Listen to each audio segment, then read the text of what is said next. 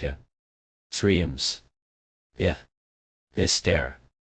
If survival requires mercy, charity, or protection, then it deserves to be called by evolution. Welcome to the apocalypse. Countdown initiated. Chen Tianxing jolted awake from his dream, his body drenched in sweat, the dampness clinging to him like a suffocating shroud. His chest heaved with labored breaths, and his mind swirled with a heavy, almost tangible confusion. 3 questions, raw and insistent, clawed their way from the depths of his soul. I'm not dead. Who am I? Where am I? The room around him was painfully ordinary an office, with cubicles arranged in neat rows, their computer screens cycling through screensavers like silent sentinels.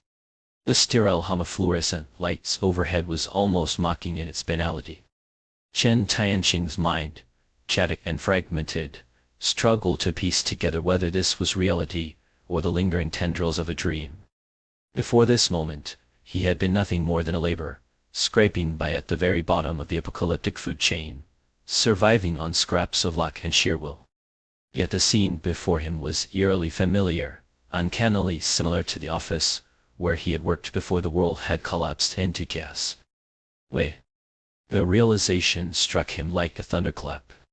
He lunged for the computer, his fingers trembling as they navigated to the system clock. Over and over, he checked the date, his eyes darting to the window to confirm what lay beyond. It was absurd, impossible even, but the evidence was irrefutable. He had been reborn. Memories surged through him like a flood breaking through a dam.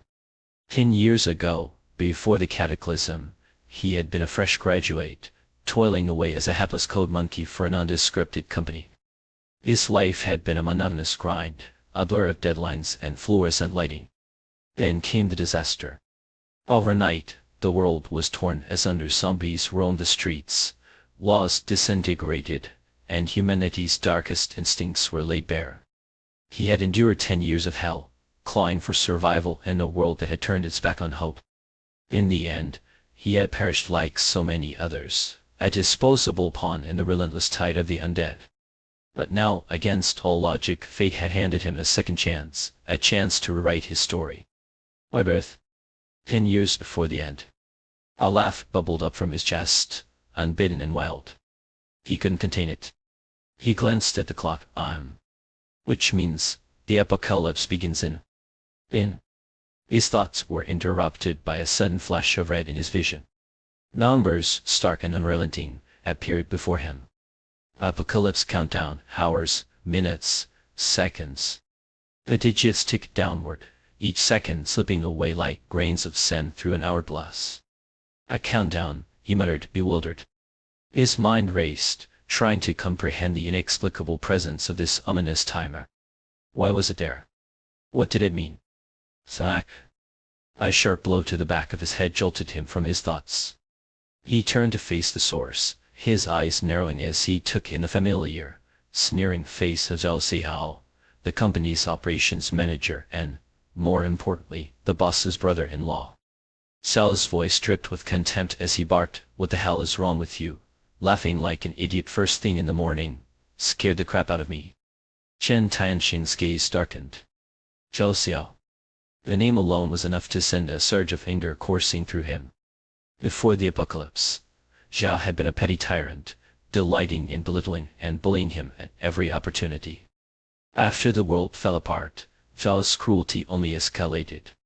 He had hoarded resources, treating Chen Tianxing like a disposable servant, a pawn to be used and discarded. It was Zhao's selfishness that had condemned Chen to a decade of suffering at the bottom of the pecking order. The man was the root of it all. The original sin. Chen Tianxing's hatred for him burned like a wildfire, consuming every rational thought.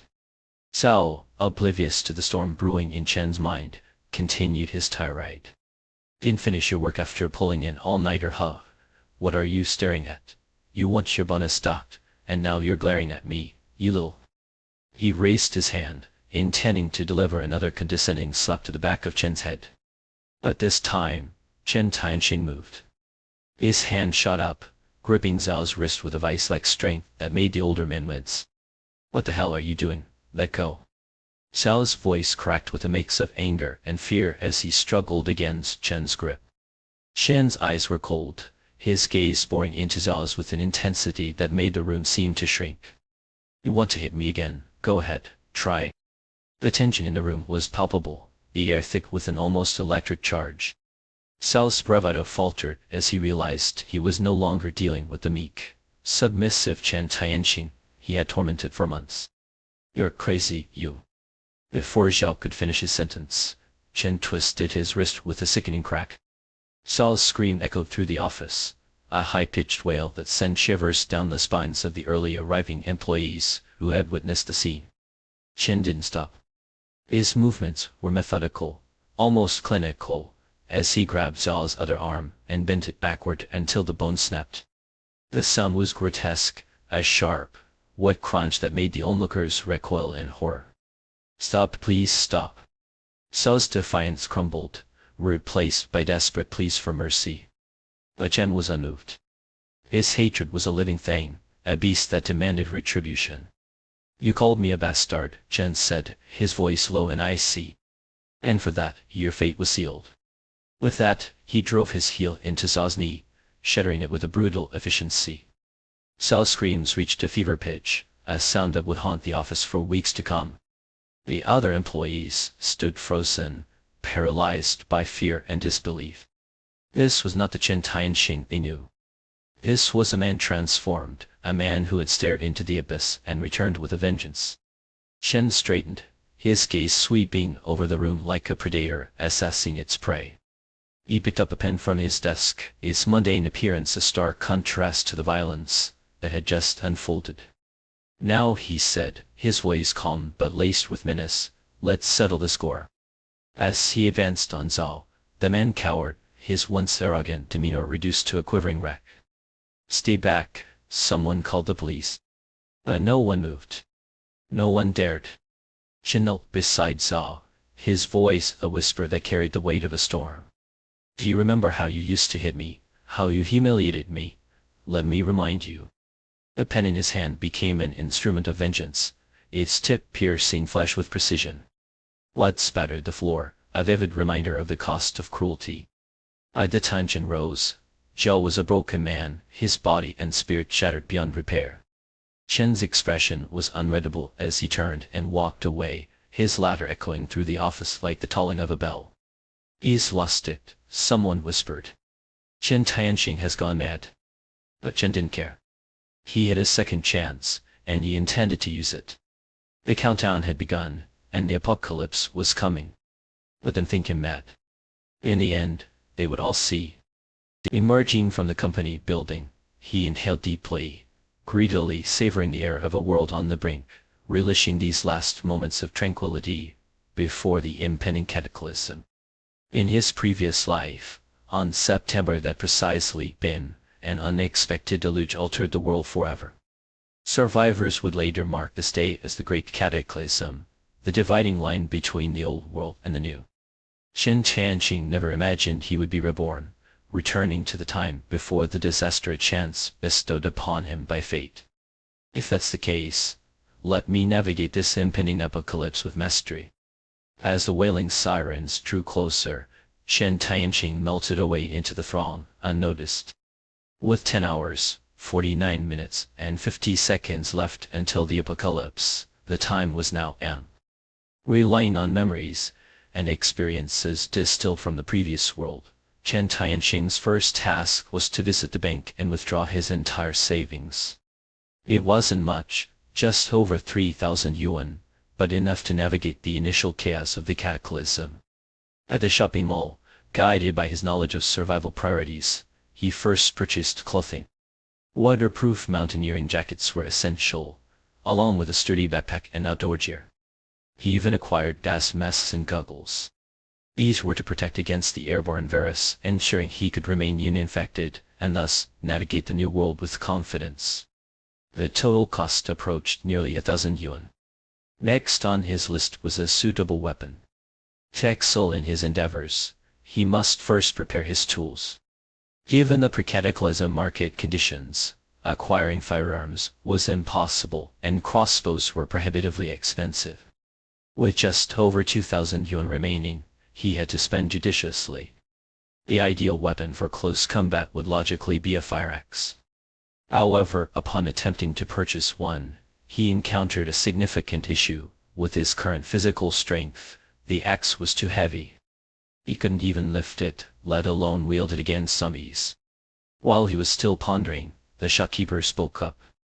"Judging by your jeer, you're heading for some wilderness adventure, aren't you?" "Indeed." The shopkeeper produced a military shovel, recommending it. "This is perfect for you. A multifunctional, foldable military shovel, easy to carry, can be used as an axe or a hammer, with dozens of functions, ideal for the outdoors." Chen Tianqing's eyes lit up at the sight of the shovel. "I'll take it." The next step was to stock up on food. However, just as Chen Tianqing was about to leave the mall, he caught sight of a store selling an officially licensed American shield, which piqued his interest. Before the cataclysm, the American shield was merely a collector's item for enthusiasts. But after the disaster, with a decade's worth of hard-earned wisdom, it became invaluable for fending off hordes of the undead, shield in one hand, axe in the other, offering both high efficiency and safety. Without a second thought, he purchased the shield. After completing all these tasks, Chen Tianqing was left with just over 1,000 yuan.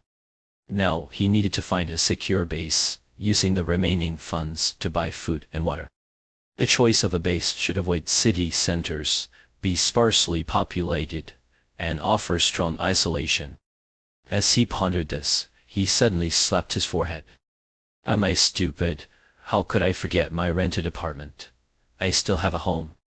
In his previous life, when the cataclysm erupted, he was trapped working overtime at the company.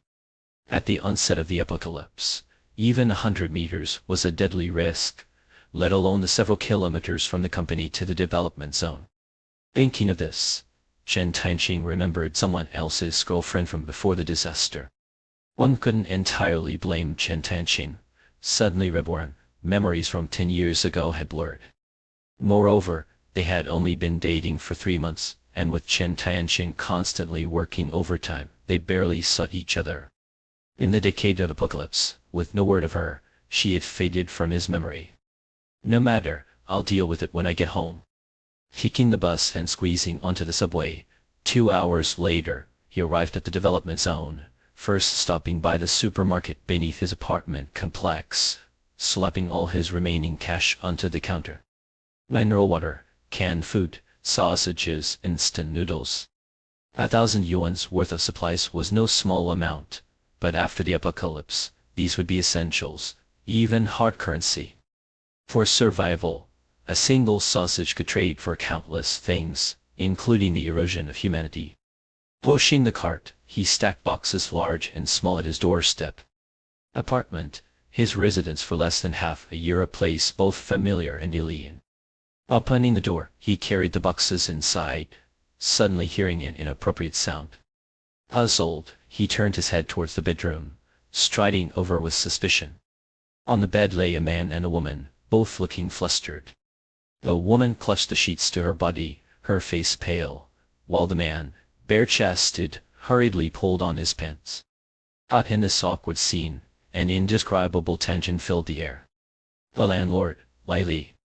Chen Tianqing's expression remained unchanged, his emotions a mystery of anger or sorrow. "Let me explain."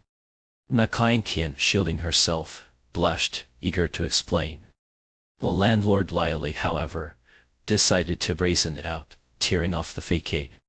"What's there to explain? Now that you've caught us, I'm not afraid to tell you Qian and I have been together for nearly 2 months. You're never home, so you can't blame us." "Do this," Chen Tianqing responded with calm indifference. "Have you finished? If so, get dressed and leave immediately." His detachment and composure left Ma Kaiqian and Lai Li momentarily stunned. What did he mean? "Chen Tianqing, don't you walk away from me." Ma Kaiqian, both ashamed and angry, knew she was in the wrong for cheating, but being ignored was too much. Ma Kaiqian was a rural girl working in the city, uneducated and unfamiliar with the urban world. Upon meeting Chen Tianqing, she settled for him, for the sake of survival. But after spending time in the city, learning to apply makeup and seeing herself as naturally beautiful, she began to despise him for being poor, despite once admiring his college education. Chen Tianxing, explain yourself, what kind of attitude is this? Always working late, leaving me to face the nights alone. When we got together, what did you promise me? Do you think you've been fair to me? People who err always find excuses for themselves, often seeing themselves as the victim. This was Ma Kaiqian's mindset, feeling deeply wronged and venting all her grievances on Chen Tianxing, as if the fault lay with someone else. Say something, ignoring me like this, what does it mean? Chen Tianxing had no time for their drama, busy transporting boxes into the kitchen, one by one. Lai Lei, having dressed, lit a cigarette, watching Chen Tianxing's efforts with a mix of arrogance and mockery. Stop with the damn boxes already. What's the point? Lai Lei kicked at the boxes, disdainfully saying, let's lay it up straight, your girl is great in bed, not bad looking either. Be smart and get lost. Don't hog the spot without using it. Chen Tianxing checked the time, taking a deep breath before turning to Lai Lei. I don't care about this. You two leave now, and I'll pretend none of this happened. Chen Tianxing's indifference stemmed partly from a lack of love for Ma Kaiqian, and partly from a decay in the apocalypse, where morality had decayed and he'd seen it all. But just as he decided to let it go, Lai Lei refused to relent. Who are you telling to leave? This is my place. If anyone's leaving, it's you. Landlord Lai Lei, with a swagger that bordered on theatrical, slung an arm possessively around Ma Kaiqian's shoulders. Don't look so pitiful, Lai sneered, his voice dripping with disdain. A coward like him wouldn't dare lay a finger on you. Lady, Ma Kaiqian murmured, her eyes soft and luminous as they fixed on him, a practiced vulnerability glinting beneath her lashes. You promised you'd love me forever, didn't you? Lai Lei tilted her chin upward with a smirk, his gesture both patronizing and performative, as though savoring the moment like a wolf toying with its prey. Relax, he said, his voice oozing self-assurance. And not like certain people. In a real man, he's nothing but a spineless wretch. Honestly, you've been wasting your time with him. Ma Kaiqian chimed in, her tone laced with venomous sweetness. Isn't that the truth? I regret it so much now. I must have been blind to ever choose someone like him. Isles, she continued, her words like shards of glass. No skills, no money, and all he does is swallow his pride day after day. People like that don't even deserve to live. Their words, a cacophony of mockery and malice, scraped against Chen Tianxing's patience like nails on a chalkboard. He stood there, silent but seething, his fists clenched so tightly that his knuckles turned white. If it weren't for the looming apocalypse, he might have ended this carrot right then and there, might have silenced these two with a finality they wouldn't see coming. But he hesitated. Killing them now, before they tasted the full terror of the end times, would be a mercy, an undeserved release. No, he thought grimly, better to let them face what's coming. Wang Qian, he said at last, his voice cold and steady, cutting through their laughter like a blade. On the way back, I thought a lot about how I could take care of you in the days to come. How I could make you feel happiness, even in a world drowning in despair. He paused, letting the weight of his words hang in the air. And now, watching the two of you put on this little performance, I can't help but laugh. Truly, it's pathetic, but enough. Glancing at his watch, his expression hardened. In 3 hours, you'll understand everything. For now, I don't want to see either of you get out.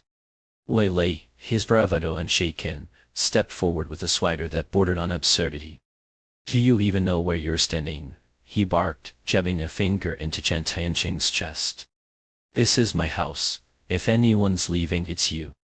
He jabbed again, his voice rising. Let me teach you something, boy. This is what it means to have power.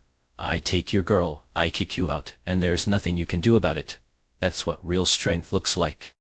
His words cut off in a strangled yelp as Chen Tianxing, his patience finally snapping, grabbed Lei's hand and twisted it with a force that was as sudden as it was brutal. I've been tolerant, Chen said, his voice low and menacing. But don't mistake that for weakness. Push me too far, and you'll regret it. Lai Lei stumbled back, his bravado crumbling as pain contorted his face. "Let go of me," he screamed, his voice cracking. "You're dead, you hear me? I'll have people deal with you." Chen's eyes narrowed, dark and unyielding, like the storm clouds gathering on the horizon. "Arrogant, aren't you?" he murmured almost to himself. And then came the crack, sickening, unmistakable sound as Lai Li's arm dislocated, followed by the sharp snap of bone breaking. A scream filled the room, raw and guttural, a sound that seemed to reverberate off the walls and lingered in the air. McClinton froze, her face pale as she stared at the man she thought she knew. Chen Tianxing, the docile pushover who wouldn't even raise his voice when insulted, had just shattered every illusion she had about him. "Stop it, Tianxing," she cried, rushing forward in a frantic attempt to intervene. "What are you doing? Let him go." But Chen's hand shot out, his fingers closing around her throat with a precision that was almost surgical. His grip was firm, but controlled, his expression as cold and unfeeling as the steel of a guillotine. "Don't push me," he hissed, his voice low and dangerous, like the growl of a predator warning its prey. "I don't want to kill you, but if you keep testing me, I might not be able to stop myself." With a final shove, he sent them both sprawling out the door. The heavy slam of the security door echoed through the apartment, a sound of finality that seemed to seal their fate. Outside, McClinton pounded on the door, her voice shrill with rage and humiliation. "You bastard, you'll pay for this, you'll die alone, you hear me?" Lai lay cradling his broken arm, spat curses through gritted teeth. "You're dead, Chen Tianxing, dead." Inside, Chen Tianxing leaned against the door, his chest heaving as he tried to steady himself. There was no time for anger, no time for regret. The end was coming, and he had preparations to make. He moved with purpose, sealing every crack and crevice of the windows and doors with layers of tape, his movements methodical and precise. The table and chairs were dismantled, their pieces nailed across the security door to fortify it further. By the time he finished, the sky outside had darkened, the city bathed in the eerie glow of twilight. 10 minutes remained. The streets below were alive with the hum of engines and the glow of headlights, a deceptive normalcy that belied the chaos about to descend. Lai Li returned, his arm now in a cast, accompanied by McClinton and a group of thugs armed with bats and pipes. At their head was a bald man with a cigarette dangling from his lips, his demeanor radiating menace. "That bastard's in there," Lai Li snarled, pointing to the third-floor window. "Strong G, you have to help me get revenge." The bald man spat his cigarette onto the pavement, grinding it under his heel with deliberate malice. "No one messes with my people and gets away with it," he growled. "Break down the door, drag him out, I want his arms and legs shattered." The gang surged forward, their footsteps echoing through the stairwell as they ascended. Chen Tianxing watched from his window, his expression unreadable. 8 minutes left. He turned away, his gaze shifting to the darkening sky. The storm was coming. And with it, the end of everything. At this moment, at this precise minute and second, the sky across the globe was shrouded in a dense, oppressive blanket of darkness. The black clouds, heavy and foreboding, descended like the weight of Mount Te, sweeping across the heavens with a speed that defied comprehension, blotting out the sun and plunging the world into a premature twilight. The atmosphere itself seemed to sink lower, pressing against the earth with an unspeakable weight that made each breath feel labored, as though the air had thickened into something tangible, something sinister. On the streets below, pedestrians instinctively tilted their heads upward, their faces marked by a shared bewilderment as they watched the sudden and inexplicable shift in weather. "Is it going to rain?" someone murmured, their voice tinged with unease. The storm had arrived with such abruptness that no one had time to prepare, the sky's transformation catching them all off guard.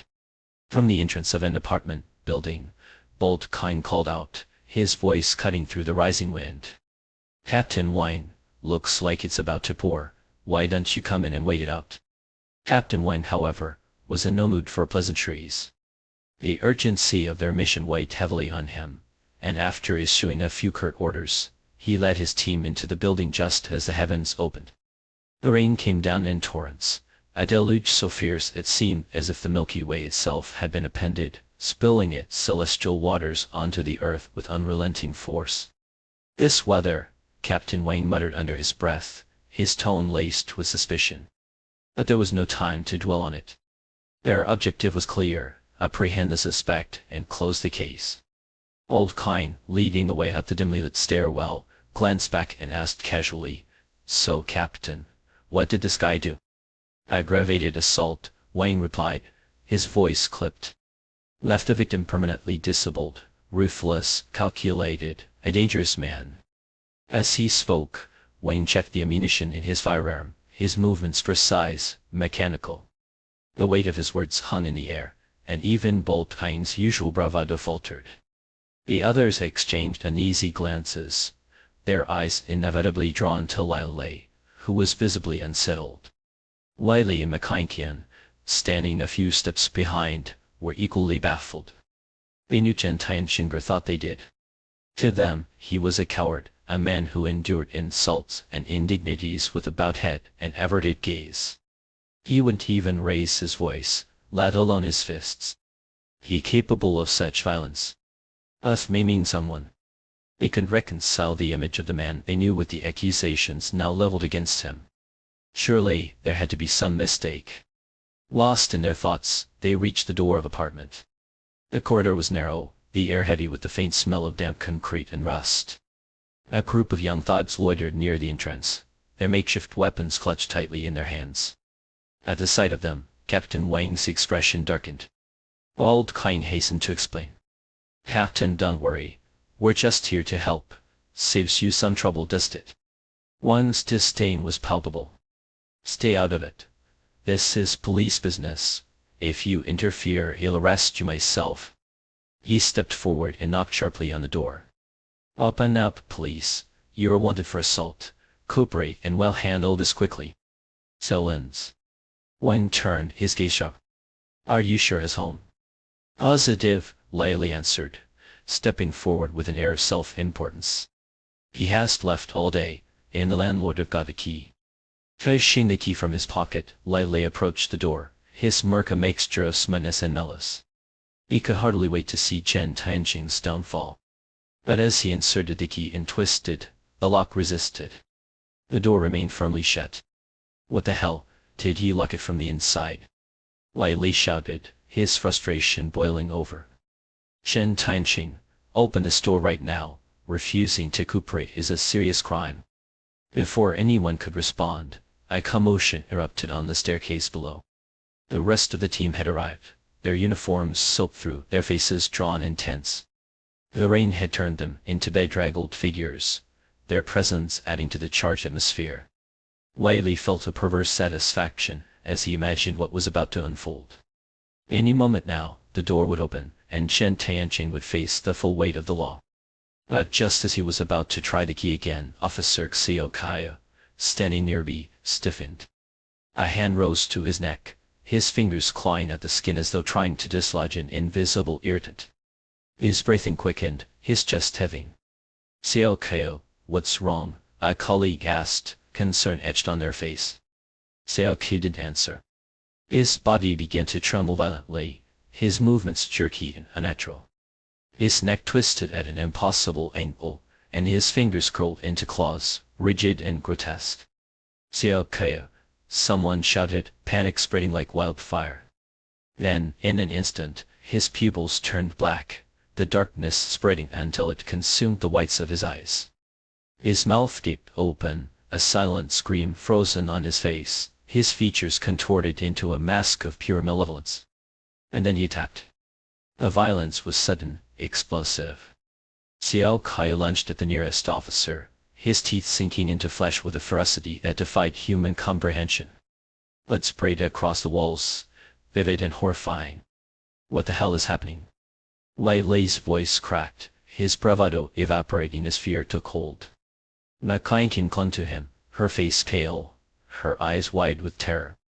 "Step back, everyone fall back." Captain Wayne barked, shoving his way to the front, his gun drawn. But as they wrestled Xiao Kai to the ground, it became clear that something was horribly, irreversibly wrong. His mouth was stained with blood, his teeth bared in a grotesque grin. And his eyes, those eyes were no longer human. A guttural scream tore from his throat as he broke free, his strength unnatural, his movements erratic. He bit down on another officer, tearing flesh with the efficiency of a predator. "Stop him, hold him down," one shouted, his voice tinged with desperation. But it was too late. The infection, or whatever it was, spread with terrifying speed.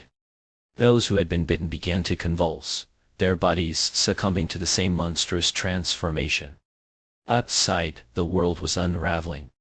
Screams echoed through the streets, mingling with the wail of sirens and the crunch of metal as cars collided.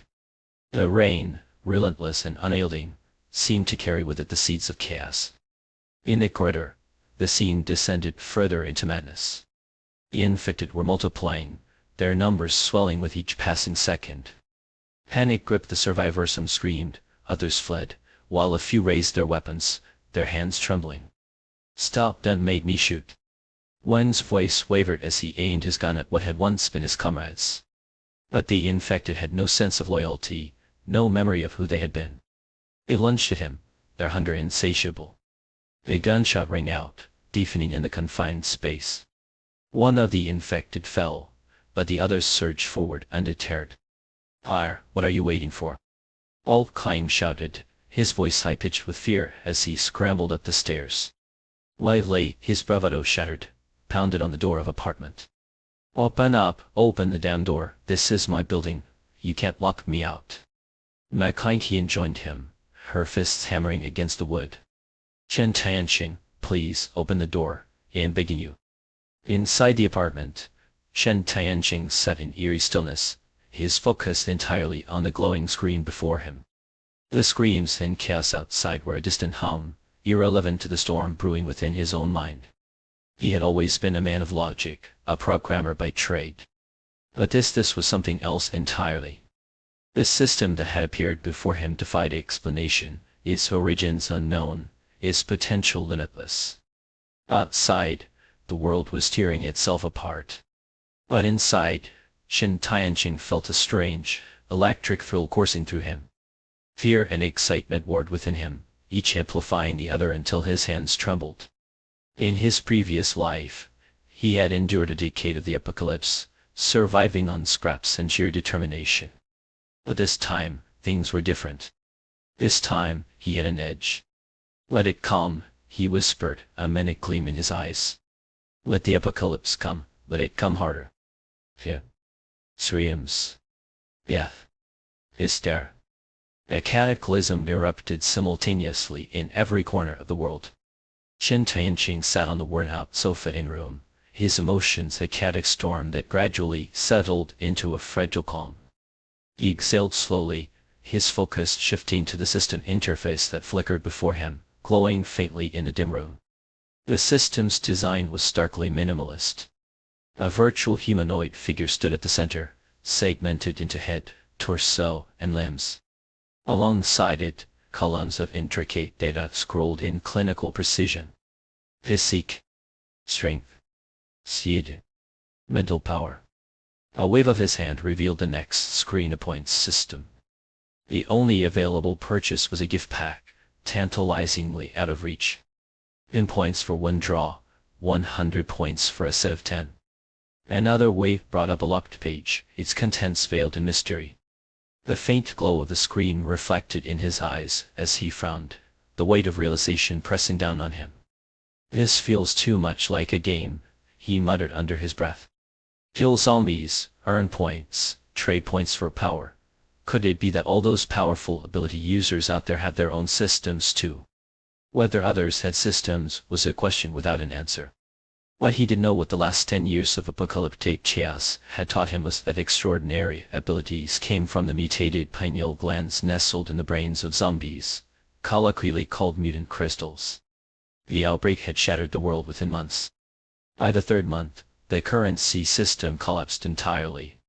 Survival bases became the only hubs of trade, and mutant crystals were the new currency, exchanged for food and supplies. Scientists had found ways to refine these crystals, extracting their energy to grant humans extraordinary powers. Those who underwent this transformation were dubbed New Humans.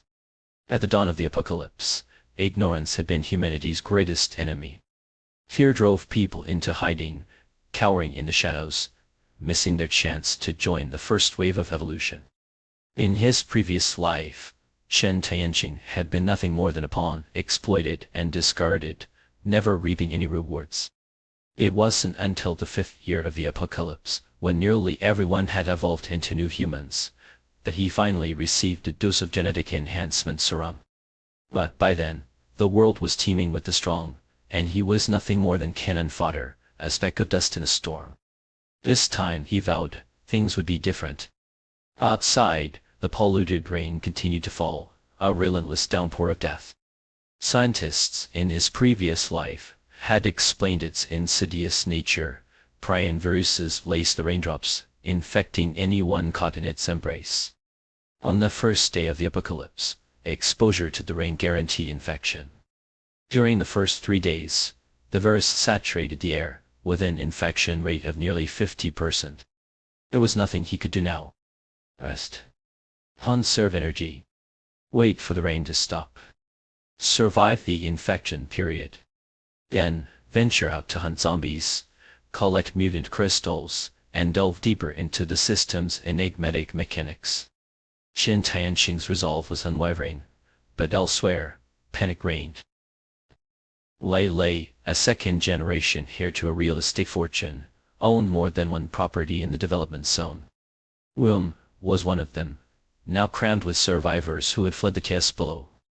The original tenant, a small-time, internet celebrity, had been forced into silence when a group of intruders, thugs and robbed police officers among them, barged into her home. She sat with the rest, huddled around the television, watching the grim news unfold. "This is an emergency broadcast," the anchor announced, her voice taut with urgency. "A sudden outbreak of polluted rain has occurred worldwide. Scientists warn that the rain contains high concentrations of prion viruses. To prevent the spread of infection, all citizens are urged to stay indoors and self-isolate." Channel after channel repeated the same dire warnings. "Stay home, trust in the nation. Rescue efforts will arrive within 3 days. Please cooperate fully." Old Klein, a burly man with a temper as short as his hair, slapped his forehead in frustration. How the hell did this virus come out of nowhere? What even is this prion thing? Confusion clouded the room. From his post by the window, Captain Wang spoke, his voice low and laden with foreboding. "I've heard of it. Zombie deer in America, Macau disease in Europe, all caused by this kind of virus." "What, are you serious?" Panic rippled through the group, their faces pale with fear. Captain Wang closed his eyes, his tone heavy with resignation. "Maybe this is Pandora's box, humanity's punishment from above. The goddamn apocalypse. We're all doomed." Before anyone could respond, he drew his gun without warning, pressing the cold barrel to his temple. "I won't become one of those flesh-eating monsters, wife, and coming to join you." And the gunshot echoed through the room, a deafening crack that splattered blood across the walls. Chaos erupted. Screams pierced the air as people scrambled in terror. In the corner, McClinkian doubled over, retching uncontrollably, her sobs mingling with the cacophony. The commotion drew the attention of the zombies prowling the hallway. Their relentless pounding on the door grew louder, a chilling rhythm of death. "Shut up, shut the hell up!" All Klein roared, his voice a whip cracking through the hysteria. He slapped the internet celebrity hard across the face, silencing her cries. Rubbing a chair, he barricaded the door, his hands trembling as he picked up Captain Wang's gun and aimed it at the entrance. And then, crack! A bolt of lightning tore through the sky, its blinding light and deafening roar shattering the fragile nerves of everyone in the room. The sudden surge fried the electrical grid. Lights flickered violently before plunging the apartment into darkness. The storm raged on, its thunder rolling like the harbinger of doom. In the suffocating blackness, fear swelled anew. "Shut up, scream again, and I'll shoot you myself." Old Klein's voice was a blade, sharp and trembling. Though his hands shook, his eyes gleamed with a feral intensity, the gun steady in his grip. The internet celebrity stifled her sobs, her shoulders shaking as she cowered in silence. McQuakin huddled in a corner, her tear-streaked face pale as a ghost. The gun gave Boltkine a twisted sense of control. Emboldened, he sneered, his fear of the zombies momentarily eclipsed by his cruelty. If we're all gonna die anyway, what difference does it make if it's today or tomorrow? You come with me. He grabbed the internet celebrity by her hair, dragging her toward the bedroom as she struggled and pleaded. Shut up, scream again, and he'll send you to hell first. Outside, the low growls of zombies filled the air. Inside, her cries for mercy faded into the shadows. Across the globe, lightning storms ravaged cities, reducing power grids to rubble. Phones, computers, communication networks, everything fell silent. When the final bolt of lightning vanished, darkness reclaimed the world. Captain Wayne had been right. This was Pandora's box, pried open, unleashing the end of days. Laws, morality, everything humanity had built crumbled in an instant. The polluted rain fell through the night, drenching the earth in its lethal embrace. When dawn broke, its feeble light pierced the heavy clouds, casting a sickly glow over the blood-stained city. The air was thick with decay, and a acrid stench that clung to the ruins. Though the rain had ceased, the nightmare continued. In a single night, the world had been irrevocably transformed. Order had collapsed. Humanity's compassion had withered. Zombies roamed unchecked, and the fragile threads of civilization were torn asunder. Centuries of progress, technology, economy reduced to nothing in the blink of an eye.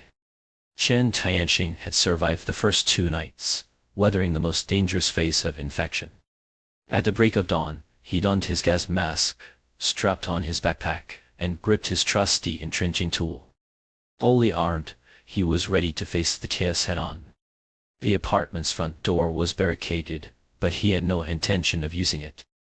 Opening the window to the balcony, he eyed the corridor's floor-to-ceiling windows just a short leap away, a route he had meticulously planned. Tying a rope to the entrenching tool, he hurled it with all his strength. Crash! Glass shattered, shards raining down like jagged stars. Without hesitation, Chen Tianxing climbed out, his boots finding precarious purchase on the narrow ledge. The cold wind bit at his face, and his heart pounded with adrenaline. But he wasn't afraid. He had done this countless times in his previous life, and experience had sharpened his courage. He waited patiently, knowing what would come next. Sure enough, the zombies in the corridor, drawn by the noise, stumbled toward the broken window. One by one, their limbs and faces emerged, grotesque and unrelenting. Their growls were guttural, their movements frantic. Unfazed by the shards of glass slicing their flesh, they pressed forward, driven by insatiable hunger. When the first zombies had appeared through the window, Chen Tianxing's lips curled into a grim smile. Come on, you beasts. With a swift motion, his blade descended. Points 1. It must be said, the engineer shovel truly was a weapon of unparalleled convenience for hacking through the undead. With a single swing, the zombie's skull split open, the stench of decay erupting like a geyser. The felled creature slumped lifelessly against the window frame, motionless. Yet this was just one. Judging by the claw marks, there were likely 3 or 4 more lurking nearby. Crash. The corridor resounded with a cacophony of glass shattering, guttural growls, and frenzied chaos. The noise seeped into every crevice, chilling the marrow of anyone unfortunate enough to hear it. From room, the bedroom door was flung open. A burly man with a shaved head known only as Bolt Strange emerged, one hand gripping a gun, the other hastily pulling on a shirt. What the hell now? What's going on out there? He barked, his voice rough-laced with irritation. A lackey, trembling visibly, stammered in response, "Not sure, boss.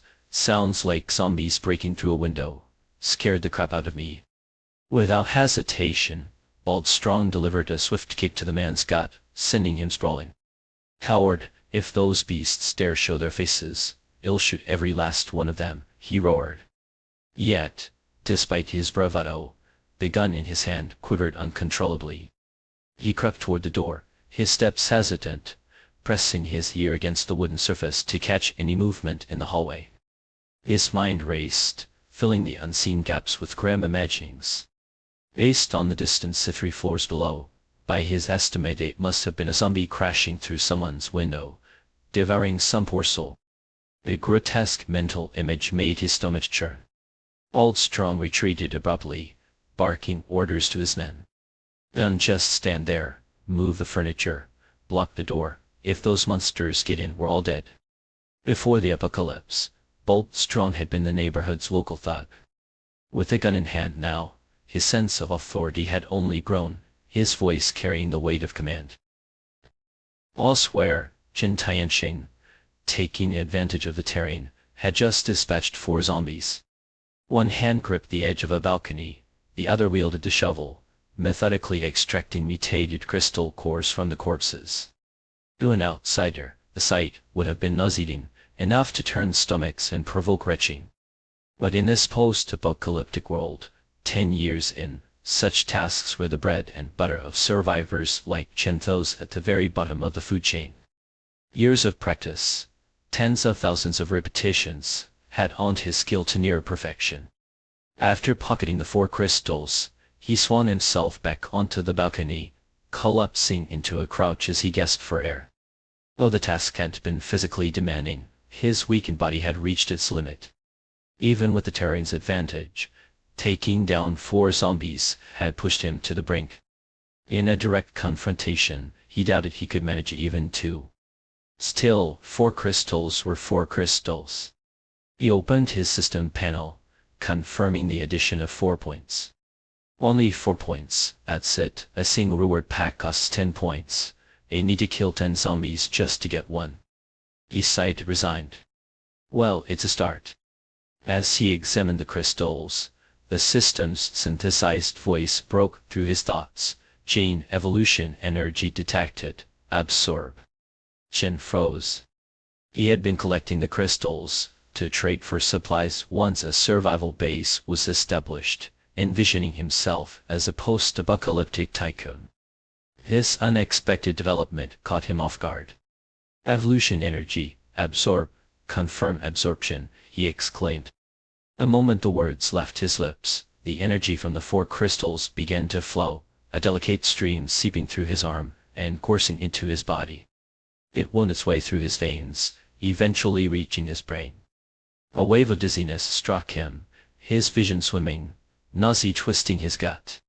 Panic surged. Damn it, is this infection? He gasped. In his past life, he had survived the initial outbreak by holing up at his office for 2 weeks, narrowly avoiding the infection. This was uncharted territory for him. Regret and terror clawed at his chest. No, I won't become a zombie, I can't. But just as quickly as the chaos had begun, clarity returned.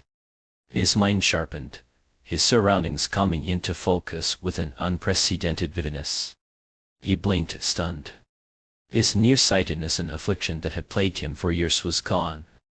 He stood frozen for a moment, then hurriedly summoned the system to check his status. Physique. Strength. Speed. Mental power.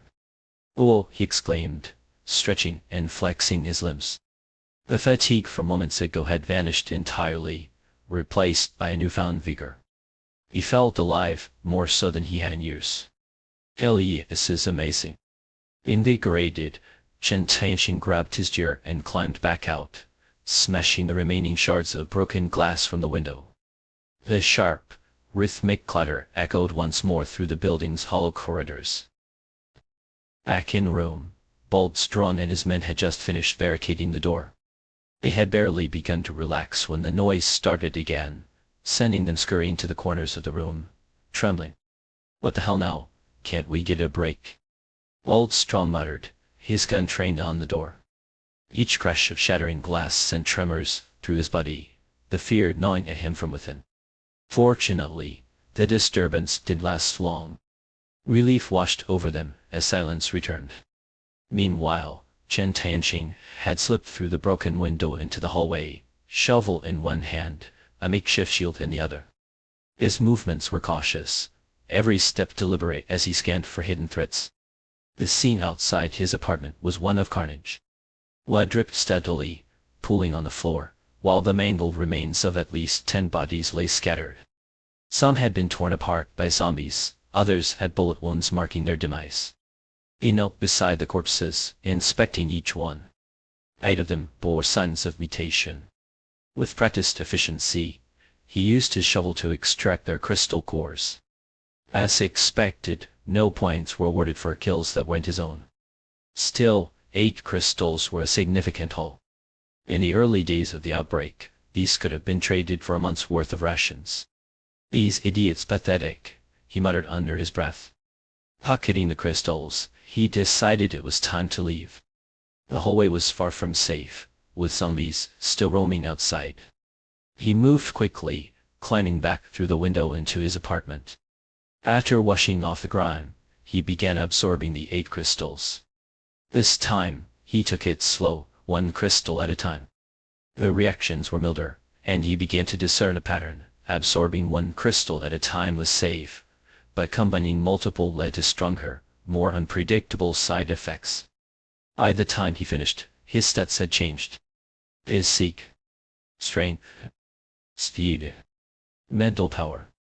The transformation was exhilarating.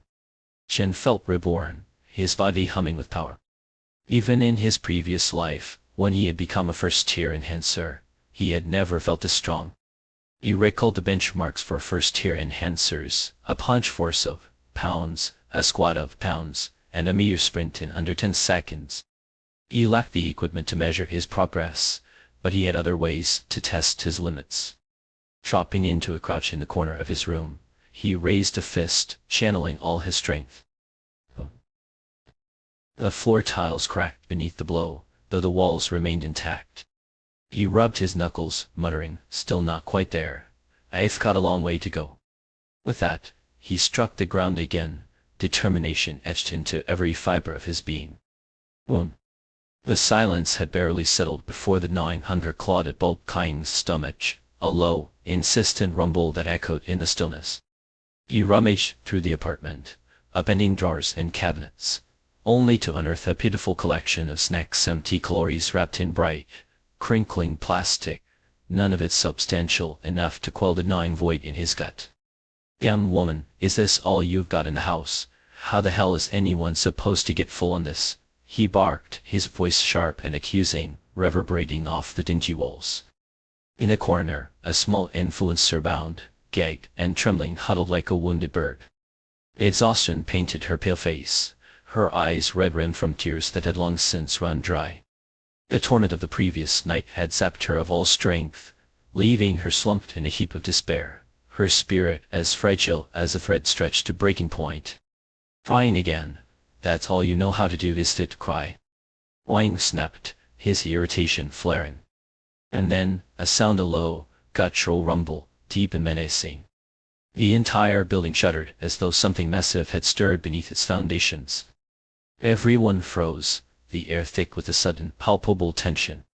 "What the hell was that?" someone muttered, their voice barely audible over the pounding of their own heart. "An earthquake," another ventured, though the fear in their tone betrayed their disbelief. The roomful of petty gangsters exchanged uneasy glances, their bravado crumbling under the weight of the unknown. The night before had been a sleepless ordeal, and now this. The relentless chaos of the world seemed intent on grinding them down, leaving them raw and frayed. Another violent tremor shook the floor, more deliberate this time, as if some immense force were methodically dismantling the building from the outside.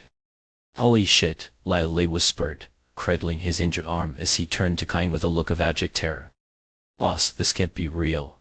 Zombies tearing down buildings. What do we do?" Wayne, for all his bluster, paled visibly. But he forced himself to stand tall, clutching his gun like a talisman. "What are you afraid of? If they come, I'll shoot them dead. Zombies or not, they're no match for me." Another tremor. This one felt closer, more personal, as if the very air vibrated with malice. Even Kang's facade of confidence cracked under the weight of the growing dread. Yet he barked out orders, his voice brittle but commanding. "The pay. And The metal shield trapped the mutated cat's leg. It thrashed wildly, claws slicing the air in desperate arcs. Chen Tianxing, gripping his spade with a white-knuckled grip, raced to high. Ice. Ice. The creature's struggles ceased, its unnatural vitality snuffed out like a candle in a storm. Mutated cat killed. Points 10. The system's voice echoed in his mind, cold and mechanical, its indifference a stark contrast to the adrenaline pounding through his veins. Chen Tianxing gasped for air, each breath jagged and raw. The encounter had been too close, too precarious. Letting the beast live would have been a death sentence, its existence a shadowy threat lurking just beyond his periphery. These mutated creatures were cunning, their attacks as sudden and unpredictable as a lightning strike on a clear day. He exhaled, a right sound of relief, though his mind still reeled with the alternate reality where the cat escaped. He could already imagine its spectral presence haunting him, relentless and unyielding, a nightmare that refused to end. But his reprieve was short-lived. The system's voice returned, its tone unchanging, yet its words slicing through his thoughts like a blade. Secondary tier mutated cat gene detected. Absorb. Secondary tier. His heart lurched. This thing had already evolved to such a level. He glanced around the supermarket, its aisles shadowed and eerily silent. Blood smeared the floor in grotesque patterns, a grim testament to the carnage that had unfolded here. Not one or two lives lost, no, at least a dozen, perhaps more.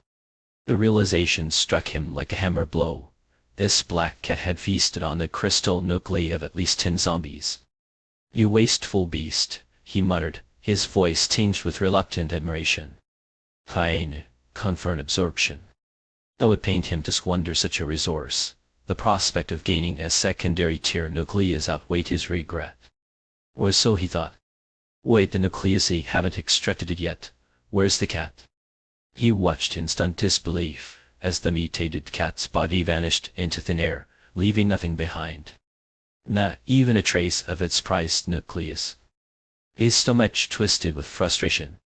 A secondary tier nucleus was worth its weight in gold, no, far more. Frantically, he opened his attributes panel. Nothing. No changes, save for the paltry 10 points it earned. His voice rose, sharp and accusatory. "You thieving system, spit it back out." He clenched his fists, the memory of his past life flooding back. Back then, a single secondary tier nucleus had been a ticket to glory. He recalled the day he had joined the survival base, offering up such a nucleus. He had been hailed as a hero, his path to power and influence paved from that moment onward. The title of War God had been his eventual reward. And now he had nothing. "I killed that mutated cat with my own hands," he growled. "And you, system, you don't even bother to explain yourself." But the system remained silent, an impassive void. He sighed, resignation settling over him like a heavy cloak. "Fine, my bad luck, next time, you'll think twice before absorbing anything." For now, survival took precedence. The supermarket was no sanctuary, its broken windows and bloodstains a stark reminder of its dangers. He moved to the entrance, peering out at the apartment complex beyond. Zombies wandered aimlessly near the gates, their movements sluggish, but no less menacing. Cautiously, he lowered the metal shutter, ensuring it made no sound to draw their attention. He barricaded the doors and windows with whatever he could find, tables, chairs, even broken shelves. Only when he was certain no undead could slip through did he allow himself a moment's rest. His next task, food and water. He worked tirelessly, ferrying supplies back to his home in trip after exhausting trip. It was grueling work, but the satisfaction of stockpiling essentials kept him moving. Today had been fruitful. The old saying echoed in his mind. The bold feast while the timid starve. In this apocalyptic world, the truth of it was as sharp and undeniable as a blade. By the time he finished, his body ached with fatigue, but his spirits were high. He washed his hands with bottled water, preparing a meal that felt almost indulgent, canned meat paired with a self-heating hot pot. The aroma alone was a reminder that, with enough strength and cunning, even Apocalypse could hold moments of comfort. As the hot pot heated, he opened the system panel. Though the cat's nucleus had been lost, he now had 14 points. Enough for a mystery package. Surely, it would contain something worthwhile. Rubbing his hands together, he selected the package. Points deducted 10. The screen lit up, colors flashing in a mesmerizing dance: white, green, blue, purple, gold. His heart raced, anticipation building with each flicker. Come on, he whispered. The colors settled on blue. A box appeared, its contents revealed with a soft chime: Speed Serum. Speed, is this supposed to make up for the nucleus? He's stuffed. You might as well have just given me the nucleus in the first place. The serum disappeared from the screen, leaving him momentarily puzzled. Then, a new interface materialized, a personal storage page. There it was, the serum, nestled in the first slot. A spatial storage function. His eyebrows shot up in surprise. He tapped the serum, and in an instant, a vial of green liquid appeared in his hand. Without hesitation, he drank it. A cool, invigorating sensation coursed through his veins, and his attributes panel updated. Physique, strength, speed, spirit. The changes were subtle but undeniable. Yet what intrigued him more was the storage function.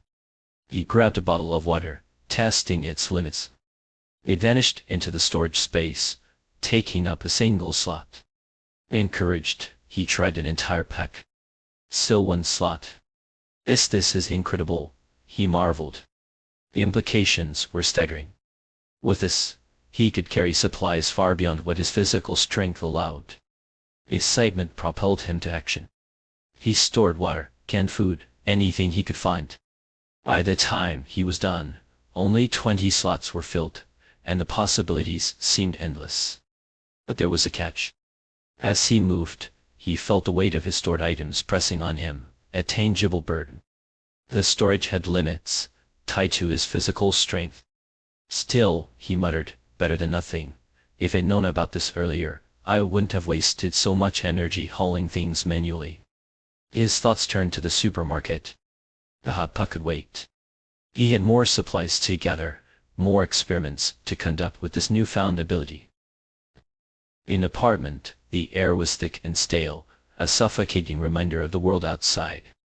Yet amidst the oppressive atmosphere, a tantalizing scent wafted through a rich, spicy aroma that stirred memories of better days.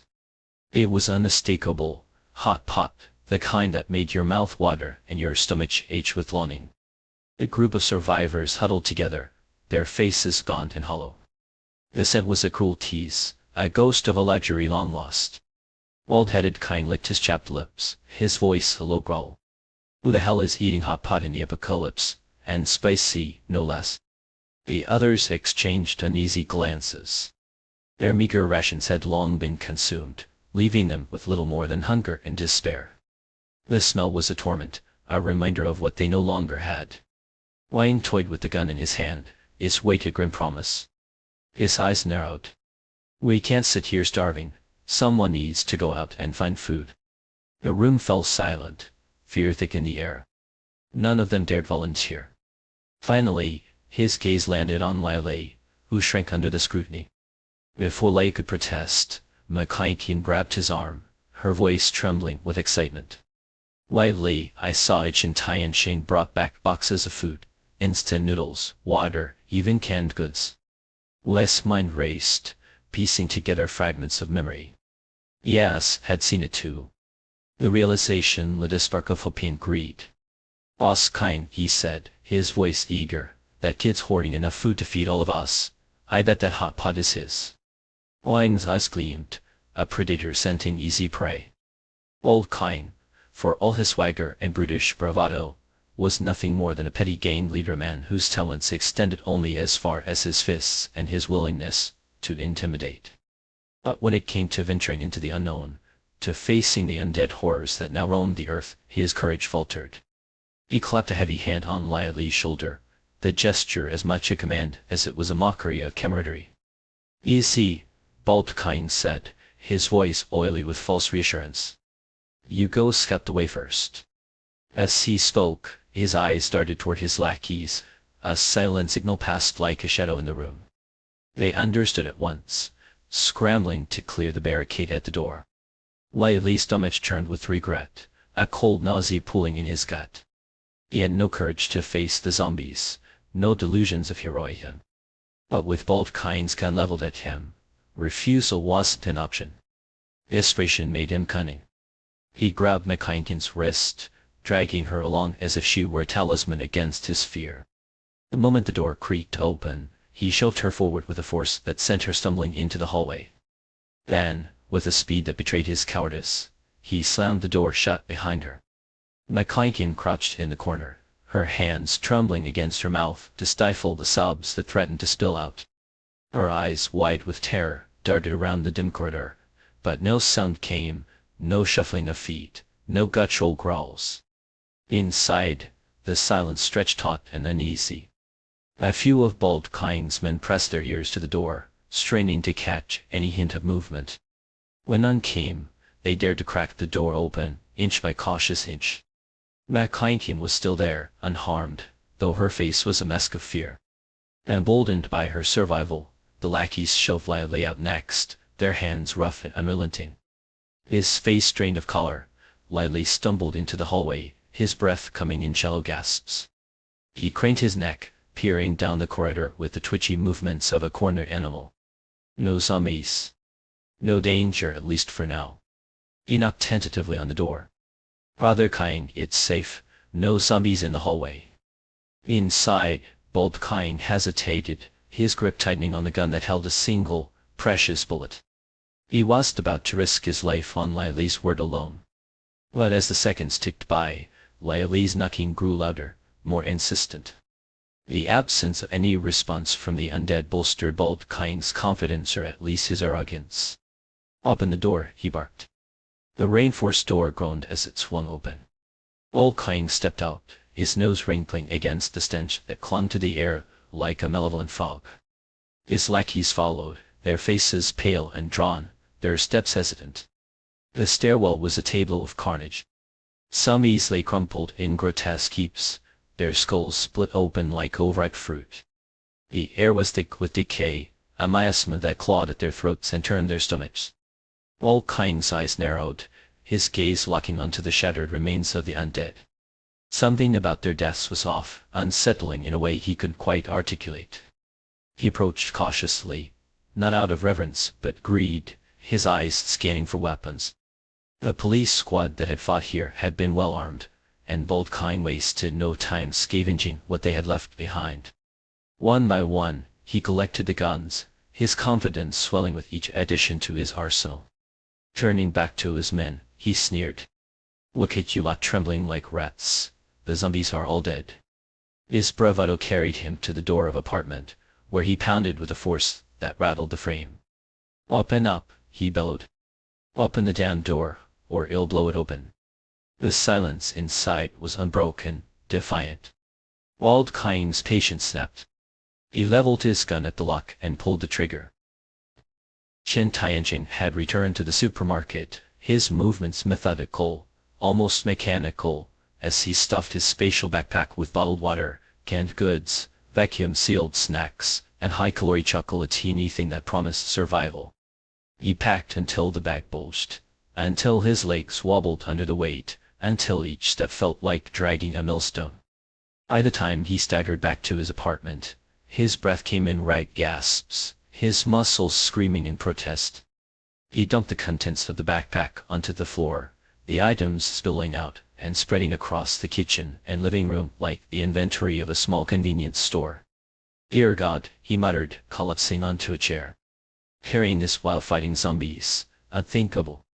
His moment of respite was shattered by the sound of footsteps in the hallway, sharp and purposeful. Then came the pounding on his door, each thud a jarring intrusion. What the hell do they want now? Chen Tianjin growled, his irritation flaring into anger. The voices outside were loud, careless, as if the threat of zombies was a distant memory. Open up, open the damn door, or I'll blow it open. The gunshot that followed reverberated through the building, a deafening crack that seemed to ripple outward, drawing attention like a beacon. Chen Tianxing's eyes darkened, his fury a cold, controlled thing. "You fools," he muttered under his breath. "You're courting death." Outside, Old Kine and his men continued their assault on the door, their shouts and hammering echoing down the hallway. They were oblivious, blind to the danger their noise had summoned.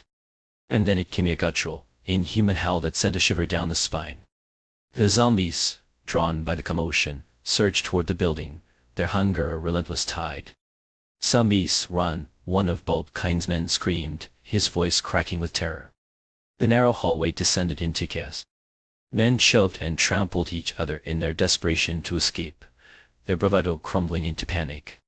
Wei Li reached apartment first, fumbling with his keys, his hands trembling so violently that he snapped the key in the lock. "Open the door, for God's sake, open the door." Inside, no one moved. No one dared. The hallway filled with screams and the wet, sickening sounds of flesh being torn. Old Kine, ever the survivor, shoved one of his lackeys into the path of the oncoming horde, using the man as a human shield. He fired his gun wildly, the bullets doing little to stem the tide. When the door finally opened, it was every man for himself. Old Kine pushed his way inside, trampling over his own men in his desperation.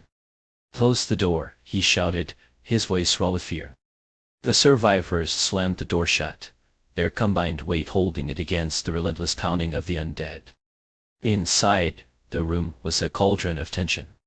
Old Kine turned on a young woman, his face contorted with rage. "You left me out there to die," he snarled, his fists raining down blows until she was a crumpled, sobbing heap on the floor. "Let this be a lesson," he spat, his voice a venomous hiss. "Betray me, and you'll wish the zombies had gotten to you first." In the corner, Lai Li seethed, his hatred for Chen Tianjing burning brighter with each passing moment. If it weren't for that bastard, none of this would have happened. And Ma Kaiqi and her thoughts were a tangled web of regret and bitterness. Once, she had dreamed of a life of luxury, of counting rent money, while living off the spoils of her relationship with Lai Li. Now those dreams were ashes. But then, a thought struck her, sharp and insistent. Chen Tianxing had changed, hoarding supplies, preparing for the apocalypse as if he had known it was coming. Her lips curled into a bitter smile. If he had known, and he had still cast her a CDO, he would pay for that. He would pay dearly.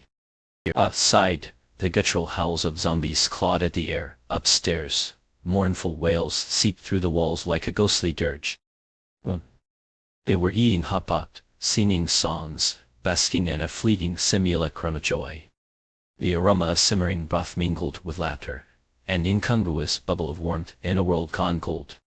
Bellies full, they leaned back with the kind of satisfaction that felt almost obscene in the apocalypse. "All right, time to get to work," Chen Tianxing announced, his voice brimming with a confidence that bordered on arrogance. "Bunch of idiots. Always leaving me to clean up the mess."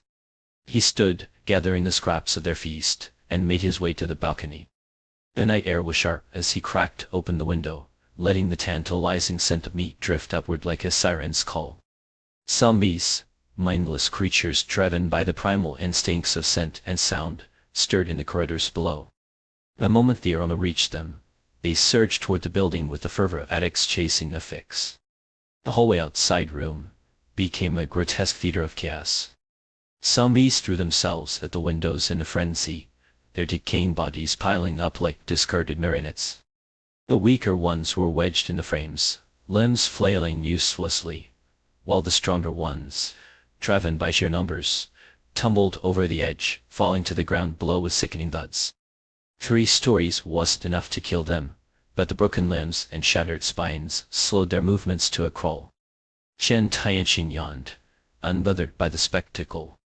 He stood there, watching impassively as wave after wave of undead met the same fate. 30 minutes passed in this macabre cycle. Zombies clawing their way up the stairs only to be flung back down again. It was a Sisyphean torment of their own making. Finally, Chen donned a gas mask, his rubber straps snapping into place with a practiced ease. He hefted his rat shield and gripped his trusty entrenching tool, its blade gleaming under the dim light. Time to get his hands dirty. One by one, he dispatched the zombies clinging to the window ledge, their heads rolling like grotesque offerings to the night. Then he moved into the hallway, his elevated position granting him the advantage. With 10 years of apocalyptic survival etched into his muscles, and a newfound strength coursing through his veins, the task was almost insultingly easy. First-tier zombies were no match for him now. By the time the moon had climbed higher in the sky, the hallway was a graveyard of twitching corpses. Shen counted 34 in total, each yielding a pristine magic crystal currency of survival in this new, savage world. The horizon darkened, shadows stretching long and thin. He did rush back to his apartment. Instead, he methodically dragged the bodies to the window, tossing them out one by one. Below, the entrance to the building was now a grotesque mountain of rotting flesh. The stench was unbearable, but Shen was unfazed. He returned with a crate of high-proof liquor, dousing the pile liberally before striking a match. Flames roared to life, consuming the corpses with a ferocity that painted the night sky with an eerie, flickering glow. He shut his windows tightly, sealing himself off from the acrid stench of burning protein. In the apocalypse, neglecting the disposal of zombie corpses was a death sentence. Poisons and bacteria bred in the decay, and any one of them could spell doom. Disease was the silent killer of this world, more insidious than the zombies themselves. After an hour of grueling labor, the building was finally clear. Shen's only goal was to secure a peaceful night's sleep, but the other residents didn't share his sense of calm. Since the apocalypse began, they had lived in a state of perpetual fear, their nerves frayed to the breaking point. Tonight, the flames outside their windows, the mingling scents of charred flesh and singed hair, were the final straw. A nauseating cocktail of odors seeped through cracks and crevices, curling into every corner of their apartments. Sleep became an impossibility. "What's that smell?" someone muttered, their voice muffled by the walls but laced with unease. In every apartment, stomachs growled in unison. Hunger had a way of making even the grotesque seem tempting. First hot pot, now barbecue. Old Strong, a burly man on the 6th floor, leaned out over his balcony, his voice a mix of curiosity and irritation. "What the hell's going on out there?" His lackey, too scared to open the window fully, craned his neck to peer through the glass. "I think someone's killing zombies and burning the bodies. Can't see clearly, though." "Bullshit," Old Strong spat. "You think this is a goddamn movie? Nobody's out there killing zombies. Not even the cops dare to face this mess head-on, unless you're telling me some divine here just descended from the heavens." "Go to bed," he barked, slamming the window shut. Outside, the fire raged on, devouring the corpses until the early hours of the morning. Inside room, Shen lay on his bed, magic crystals spread out before him like a dragon's hoard. One by one, he absorbed their energy, feeling it course through his body like liquid fire. But something unexpected happened to his stats, which had all reached the threshold of 10, began to grow in smaller increments. Physique, hidden skill, locked. Strength, hidden skill, locked. Speed, hidden skill, locked. Mental power, hidden skill, locked. "What the hell is this?" he murmured, staring at the glowing numbers. Hidden skills. The phrase was tantalizing, a mystery wrapped in the promise of power.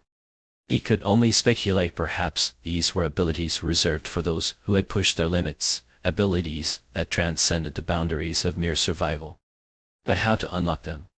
The question gnawed at him, unanswered. He turned his attention to his remaining points, enough for 3 more draws from the system's mysterious loot boxes. Rubbing his hands together like a gambler at the roulette table, he whispered a prayer to the gods of fortune. Come on, give me something good." The light show began white, green, blue, purple, gold spinning in a hypnotic dance before settling on white. His heart sank as the box opened to reveal a pair of black gloves. "Cat claw gloves," the system announced. "Seriously," he muttered, inspecting the gloves with a mix of disappointment and curiosity.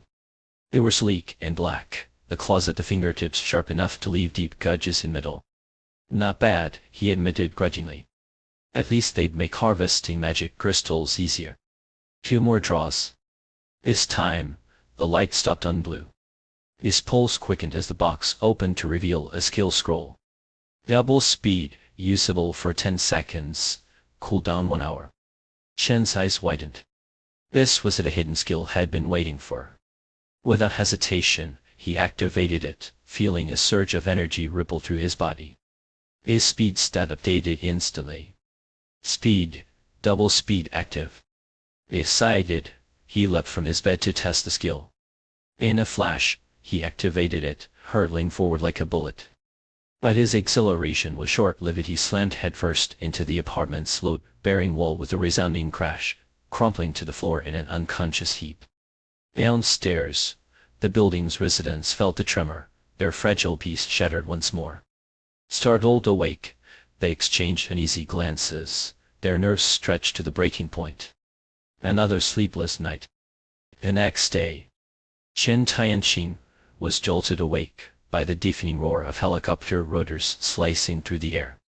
Blinking groggily, he rubbed his sore nose, the memory of last night's humiliating mishap flashing vividly in his mind. The reckless speed experiment, the unforgiving wall, the blackout that followed. Shame prickled at him like nettles. But then, as his gaze drifted to the window, his breath caught. The morning light poured in, stark and unrelenting, illuminating a sky dominated by the shadowy forms of helicopters, their collective presence vast and overwhelming. They swarmed like locusts, their engines a symphony of salvation. Rescue already, he muttered, incredulous. In his previous life, he had been trapped in the city center for grueling days, waiting in vain for salvation until the armed forces finally stormed in, liberating him and the other survivors. This time, however, he had chosen the development zone strategically located just a few dozen kilometers from a military base. And now, the sight before him was nothing short of awe-inspiring, an armada of helicopters, black as a murder of crows, blotting out the sun. A catastrophic event had erupted across the globe in a single, horrific instant. Humanity's numbers plummeted overnight, the world's population of 6 billion reduced by 80% in a matter of hours. Other nations descended into chaos, warlords carving territories, looters preying on the weak, morality crumbling into ash. It wasn't just nature's wrath they faced, it was the savagery of their own kind. Within a year, beyond the borders of China, no human life remained. But China had acted with unparalleled decisiveness. From the very moment disaster struck, the country had shifted its gears, reconfiguring its national strategy overnight. Military barracks and prisons were transformed into makeshift shelters, the government mobilizing every resource, sparing no expense, to rescue survivors from the inferno of the apocalypse. And now, on only the third day of the end times, the rescue mission was already underway. The speed, the precision, it was nothing short of staggering.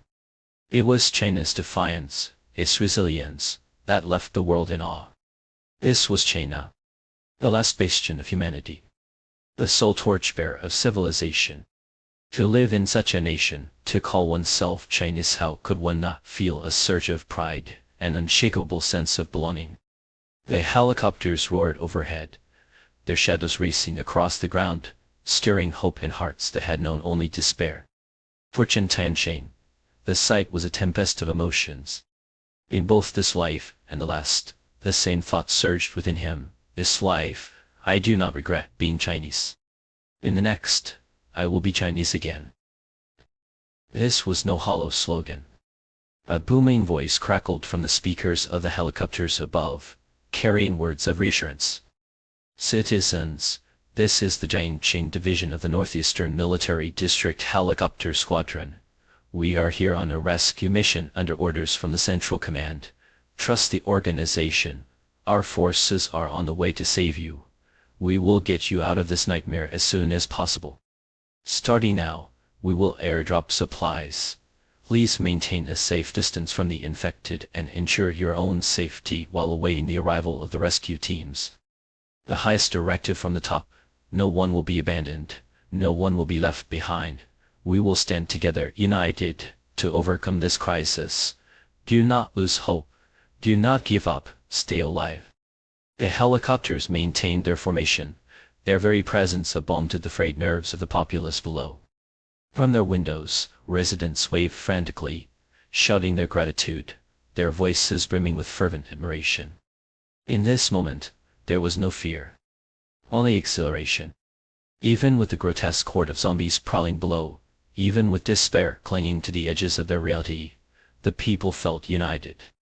A single, unyielding spirit coursed through them. This was a nation that had endured 5,000 years of trials and tribulations. Zombies. Catastrophe. They were but another chapter in the saga of China's indomitable soul. Chen Tianxing, amidst the collective euphoria, remained composed. While the rescue efforts and proclamations stirred the masses, he alone harbored an unshakable clarity. The apocalypse was never as simple as it seemed. As the helicopters passed overhead, their loudspeakers blaring inspirational speeches, he couldn't help but feel it gnawing unease. Such blatant noise would it not attract the attention of the mutated creatures lurking in the skies? His fears crystallized when a supply crate was released, its white parachute unfurling gracefully as it descended. And then it came. From the dense layers of cloud above, a swarm of mutated birds burst forth, their numbers immeasurable, their dark forms blotting out the heavens. Damn. The helicopter squadron, oblivious to the impending danger, continued their mission, dismissing the birds as a minor nuisance. When fire erupted, the deafening cacophony of bullets cutting through the air, but it was futile. The birds were not ordinary. They were aberrations, their behavior erratic and suicidal. They hurled themselves at the helicopters with reckless abandon, their bodies colliding with the rotors in a frenzy of destruction. One by one, the helicopters faltered, smoke trailing from their engines as they spiraled downward. Explosions tore through the air, plumes of black smoke rising like ominous beacons. The ground below was no sanctuary. The zombies, drawn by the chaos, surged toward the wreckage in droves, their numbers a grotesque tide that consumed everything in its path. The helicopter squadron, battered and bloodied, had no choice but to retreat. As the last of the helicopters disappeared into the horizon, the initial cries of joy from the people below dissolved into a suffocating silence. Hope, once a fragile ember, was extinguished. Despair seeped back into their hearts, filling the void left behind. "We're doomed," someone whispered, their voice trembling. Cares fell. Defeat settled like a shroud. From his vantage point, Chen Tianxing observed it all, his resolve hardening.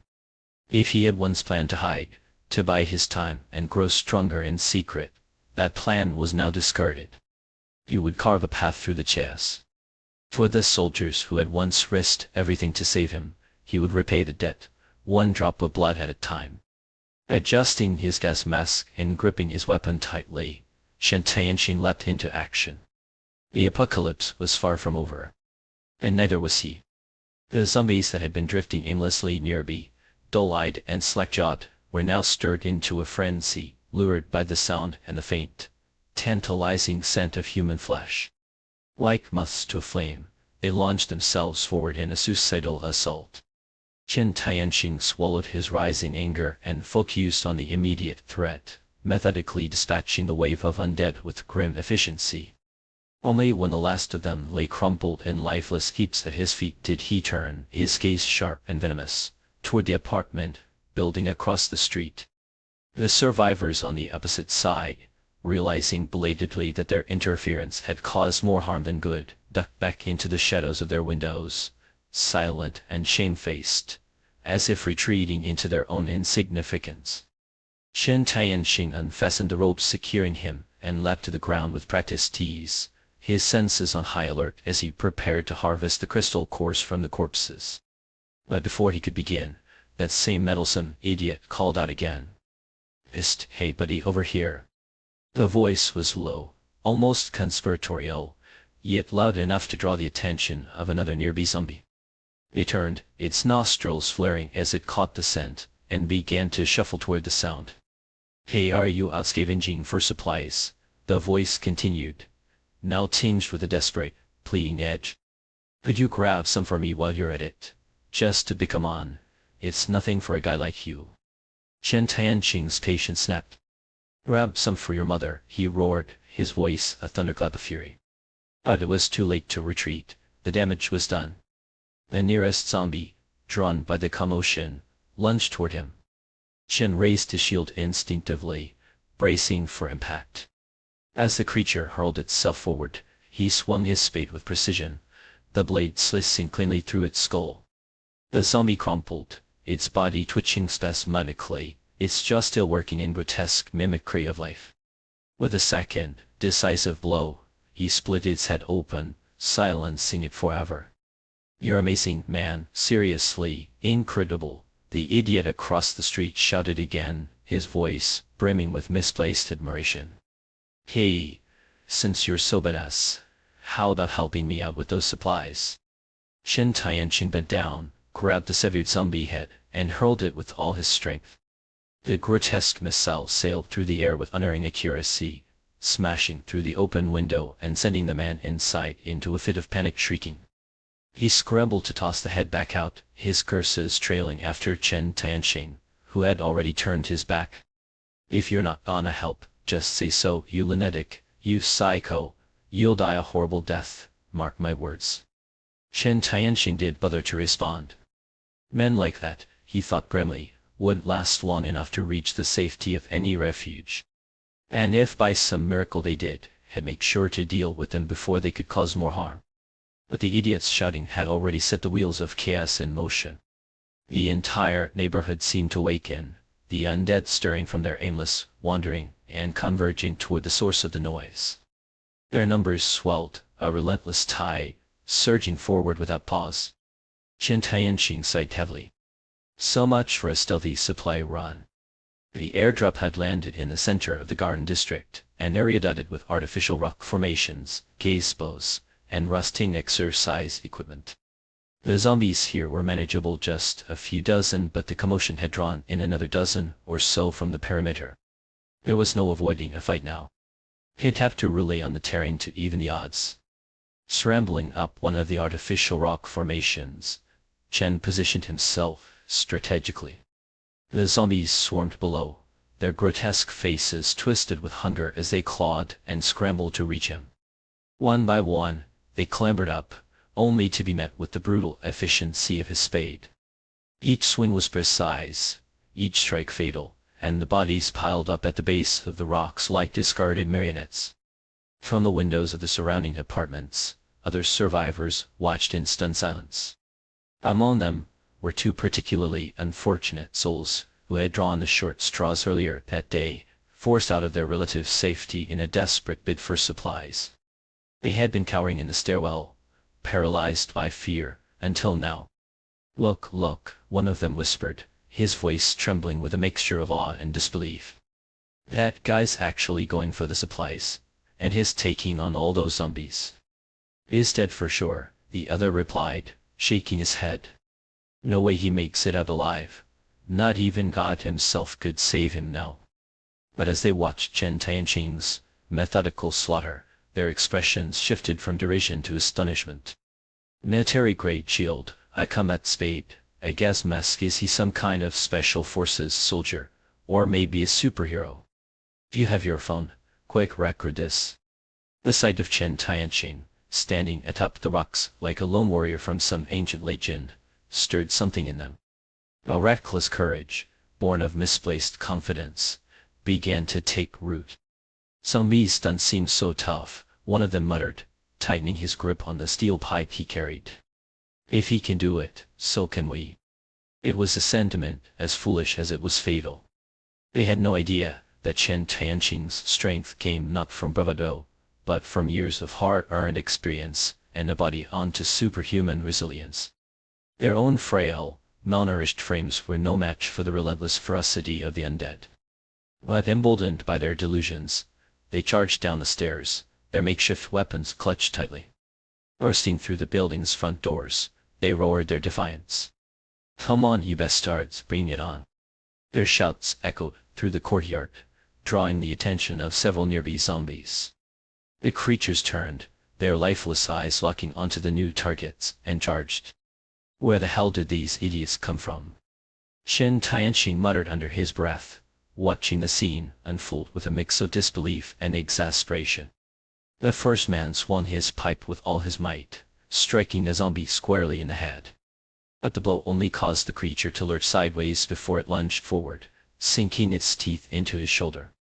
He screamed, a high-pitched wail of agony, as the zombie dragged him to the ground. The second man hesitated, his courage evaporating as he watched his companion fall. He turned to run, but the zombies were faster. They caught him within moments, their teeth tearing into his flesh as he shrieked and flailed in vain. Chen Tianqing shook his head, his spade rising and falling in a steady rhythm as he continued to dispatch the zombies around him. "Idiots," he muttered. "If you're going to fight zombies, at least bring an axe, or a machete, something sharp, a steel pipe." What were they thinking? This is the street fight. It wasn't long before the garden was littered with the corpses of the undead, their numbers finally dwindling. Only 3 remained, hunched over the lifeless bodies of the 2 fools. Chen leapt down from the rocks, dispatching the creatures with swift, brutal efficiency. One of the men, impossibly, was still alive, his mangled body trembling as he reached out with a bloody hand. "Help me," he gasped, his voice barely audible. "There's no helping you now," Chen said coldly. He raised his spade and brought it down, ending the man's suffering with a single, merciful stroke. He moved on without a second glance, his focus shifting to the task of collecting crystal cores. But from the windows above, the other survivors watched in horror, their admiration turning to fear. What they had first seen as heroism now seemed monstrous. This man wasn't just a zombie killer, he was a killer, plain and simple. "That bastard killed my brother," a voice roared from one of the apartments. It was Bolt Kain, standing on the balcony of Unit, his face twisted with rage and grief. "We'll make him pay for this." Chen Tianqing, oblivious to the brewing vendetta, continued his work. He pried open the supply crates with his spade, revealing neatly packed boxes of rations and other essentials. His frustration flared as he scanned the contents. "No weapons, not even now, still under regulation," he muttered, shaking his head. Experimenting with his spatial backpack, he began loading supplies to test its capacity. But as he pushed the limits, he felt an unbearable weight pressed down on him, forcing him to his knees. Quickly, he released some of the items, the pressure easing as he adjusted the load. "Greed will get you killed," he muttered to himself, settling on a manageable haul. 100 pounds of compressed biscuits, 100 pounds of canned goods, and another 100 pounds of water. Enough to sustain him without compromising his mobility. Just as he finished, a faint sound reached his ears, a rustle, a whisper of movement. He froze, every muscle tensing as he turned, his shield raised and his spade at the ready. Beside the artificial rockery, there was indeed somebody, a woman, young by the look in her eyes, though her face was obscured by a mask. She stood there trembling, her backpack slung over her shoulders, her body pressed tightly against the jagged stone as if it could shield her from the world. Chen Tianqing lowered his guard, his voice cold and clipped as he demanded, "Here for supplies." "Yeah." Her voice was soft, mellifluous even, though the mask left her features a mystery. "And done, you can take what you need," he said, stepping back from the gaping mouth of the shipping container. The woman waved her hands in a flurry of nervous gestures, her words tumbling out in a rush. No, just leave me a little water. That's all I need. I don't want much." Chen frowned, puzzled by her fear. Was it him she was afraid of? He didn't realize how he must have looked, his gas mask and goggles lending him an inhuman air, his earlier ruthlessness with the blade still fresh in her memory. Had it not been for her desperation, she likely wouldn't have dared to approach him at all. "No faster, and dawdle," he barked, retreating a few paces to keep watch for any lurking danger. The woman shuffled forward hesitantly, her hands trembling as she peered into the container. She glanced at the untouched supplies and then, as if ashamed, pulled out a wad of cash from her bag, holding it out to him with both hands. This is all I have. If it's not enough, I can withdraw more when the banks reopen. Can I take a little extra water? Shen's scowl deepened. Me. In this shattered world, what use was paper? Keep it, use it as a keepsake if you want. Take what you need and stop wasting my time, he snapped. What he didn't say, what he did feel the need to explain, was that the supplies weren't his alone to barter with, and her offering him money was absurd. But she misunderstood. To her, he was a tyrant, a man who claimed resources by force, a killer who carved a path through the chaos. That he had shown her even the small mercy emboldened her slightly, though her gratitude was still tinged with fear. Thank you so much, she said, bowing repeatedly. She grabbed a crate of bottled water, murmured her thanks again, and fled as quickly as her legs would carry her. From the surrounding apartment buildings, other survivors watched with growing interest. Seeing that someone other than the masked man had taken supplies, they began to stir with restless anticipation. But their hopes were short-lived. Zombies, trapped in stairwells and corridors, ensured that any attempt to leave their homes ended in either death or a hasty retreat back to safety. Wanking, my legs aren't good. Can you help me carry some supplies? An elderly woman's voice rang up from a balcony above. She called to the woman who had just taken the water. Wanking, though her surname remained unknown. Wanking hesitated, glancing toward the container and the area around it. The masked man was nowhere in sight. Reluctantly, she called back, "All right, Grand Malay. Let me take this water home first." Their voices echoed across the courtyard, bouncing off the empty facades of the buildings. Did they think the zombies were deaf? That the apocalypse was some kind of game? Chen Tianqing clenched his fists, his irritation mounting. He turned to leave, unwilling to waste energy on these foolish neighbors. But then he heard Hidegachou snarl, close and closing in fast. He froze, his shield at the ready, scanning the area with practiced precision. Wanking came stumbling out of the stairwell, panting heavily. "Mr. Mask, can I help Grand Malay carry some supplies?" she asked, her voice trembling, but determined. Of course. A perfect self-made bait. And willing no less. Shen's expression darkened as he sprang into action. The distance to the rockery was 50 meters, and he crossed it in a blur, his speed almost inhuman. With the single, precise swing of his blade, the zombie's head tumbled to the ground, rolling to a stop at Wanking's feet. She froze, her eyes wide, her face pale as the sheet beneath the mask. She looked as though her soul had fled her body, leaving her a hollow shell. Shen flicked the blood from his spade-like weapon with a sharp motion, his voice a low growl. "If you want supplies, take them, and ask me for permission." The force of his words jolted Wanking back to reality. She flinched, nodded quickly, and darted to the container, grabbing another load of supplies before scurrying away like a frightened animal. From their balconies, the other residents began shouting, their voices a cacophony of demands and complaints.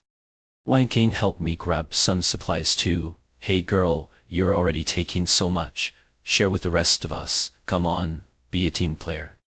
None of them dared direct their request to Chen. He was still there, methodically dispatching zombies, his every movement radiating a cold efficiency that bordered on the terrifying. No one wanted to risk drawing his ire. Chen extracted a crystal core from the latest corpse, its faint glow a small consolation. He couldn't help but laugh bitterly to himself. Damn it, I've become an unpaid laborer for these cowards. Wanking, meanwhile, continued her back and forth trips, ferrying supplies until her limbs trembled from exhaustion. Yet she felt utterly safe. The masked man, for all his brutality, had shown himself to be reliable. He remained in the courtyard, silently cutting down zombies, his actions speaking louder than any words. It was a strange kind of reassurance. But her repeated trips didn't go unnoticed. From the safety of their windows, other residents began to grumble. "Enough already, you're hoarding everything for yourself. What about the rest of us? Yeah, leave some for others. Have some decency. Hey girl, bring some up here, and maybe we'll forgive you." Wanking, drenched in sweat, her legs trembling, tried to explain. There's still plenty left. I haven't taken that much. Don't apologize, one young man jeered. Just bring us some, and we'll call it even. Between their demands and her own fatigue, Wang King faltered. But before she could respond, Shen's voice rang out, amplified and distorted by his mask, yet carrying an undeniable authority. Enough, shut up, all of you. The courtyard fell silent. Even the air seemed to still. Shen pointed his spade at Wang King, his gaze sweeping the balconies above. She's not your servant. If you want supplies, come down and get them yourself. Stop standing there like cowards, watching from a distance. Who do you think you are? One of the younger men shut back his bravado with an veneer over his fear. If you're so tough, why don't you clear the zombies out of our building? Think you can handle that? Shen ignored him. Their taunts were pathetic, their attempts to provoke him laughable. He turned to Wang King, who stood frozen, her face a mask of uncertainty. That's enough. In leaving, keep going, and you'll die, he said flatly, before turning on his heel. Wang King bowed deeply, her voice trembling with gratitude. Thank you, Mr. Mask. I'll repay you someday. Just go, he muttered, already walking away. He climbed into a police car, hot-wired the engine with practiced ease, and drove off, the roar of the engine fading into the distance. The residents stared after him, their eyes flicking between the departing vehicle and the tantalizingly close supplies. Yet none dared venture out. Instead, they turned their frustration on Wang King, hurling insults from their safe perches. Selfish, greedy, you think you're better than us? Not one of the people she had helped spoke up in her defense. Wang King stood at her window, watching the car disappear down the road. Her heart was a storm of emotions: gratitude, guilt, anger, and something else she couldn't quite name. The world outside was silent again, but the echoes of their voices lingered, a reminder of the fragile, fractured thing that humanity had become. On the desolate streets of the development zone, the world lay in ruins, a shattered mosaic of broken bricks and crumbling walls. The autumn wind swept through like a restless ghost, stirring up debris, sending scraps of paper and fragments of glass spiraling into the air, as if the earth itself had exhaled its last, weary breath. Abandoned cars littered the roads, their skeletal frames twisted and mangled. Some lay overturned, others shattered beyond recognition. Bloodstains marred the interiors, dark and dried like rusted memories, while the ground bore silent witness to the carnage. Severed limbs, grotesquely scattered, a macabre testament to the violence that had unfolded here. And then there were the half-living, the remnants of humanity. They crawled and clawed, grotesque parodies of life, dragging what remained of their torsos across the asphalt, their movements jerky, like marionettes controlled by an unseen, malevolent puppeteer. Their mouths gaped open, teeth gnashing, as if in protest against their own wretched existence.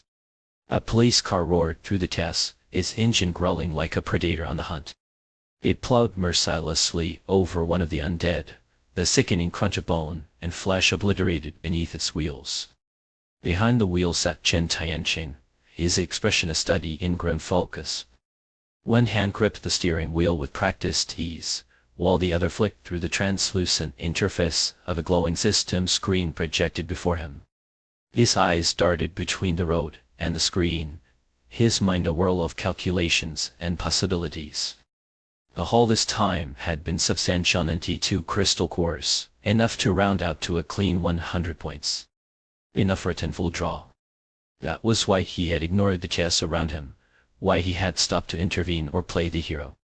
The promise of what the system might yield was too tantalizing to resist.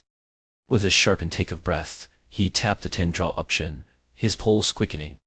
The screen erupted into a kaleidoscope of colors: white, green, blue, purple, gold, a mesmerizing dance of light that promised fortune, power, and salvation. But as the colors settled, the results appeared, and his heart sank. White. White. White. Green. White. White. White.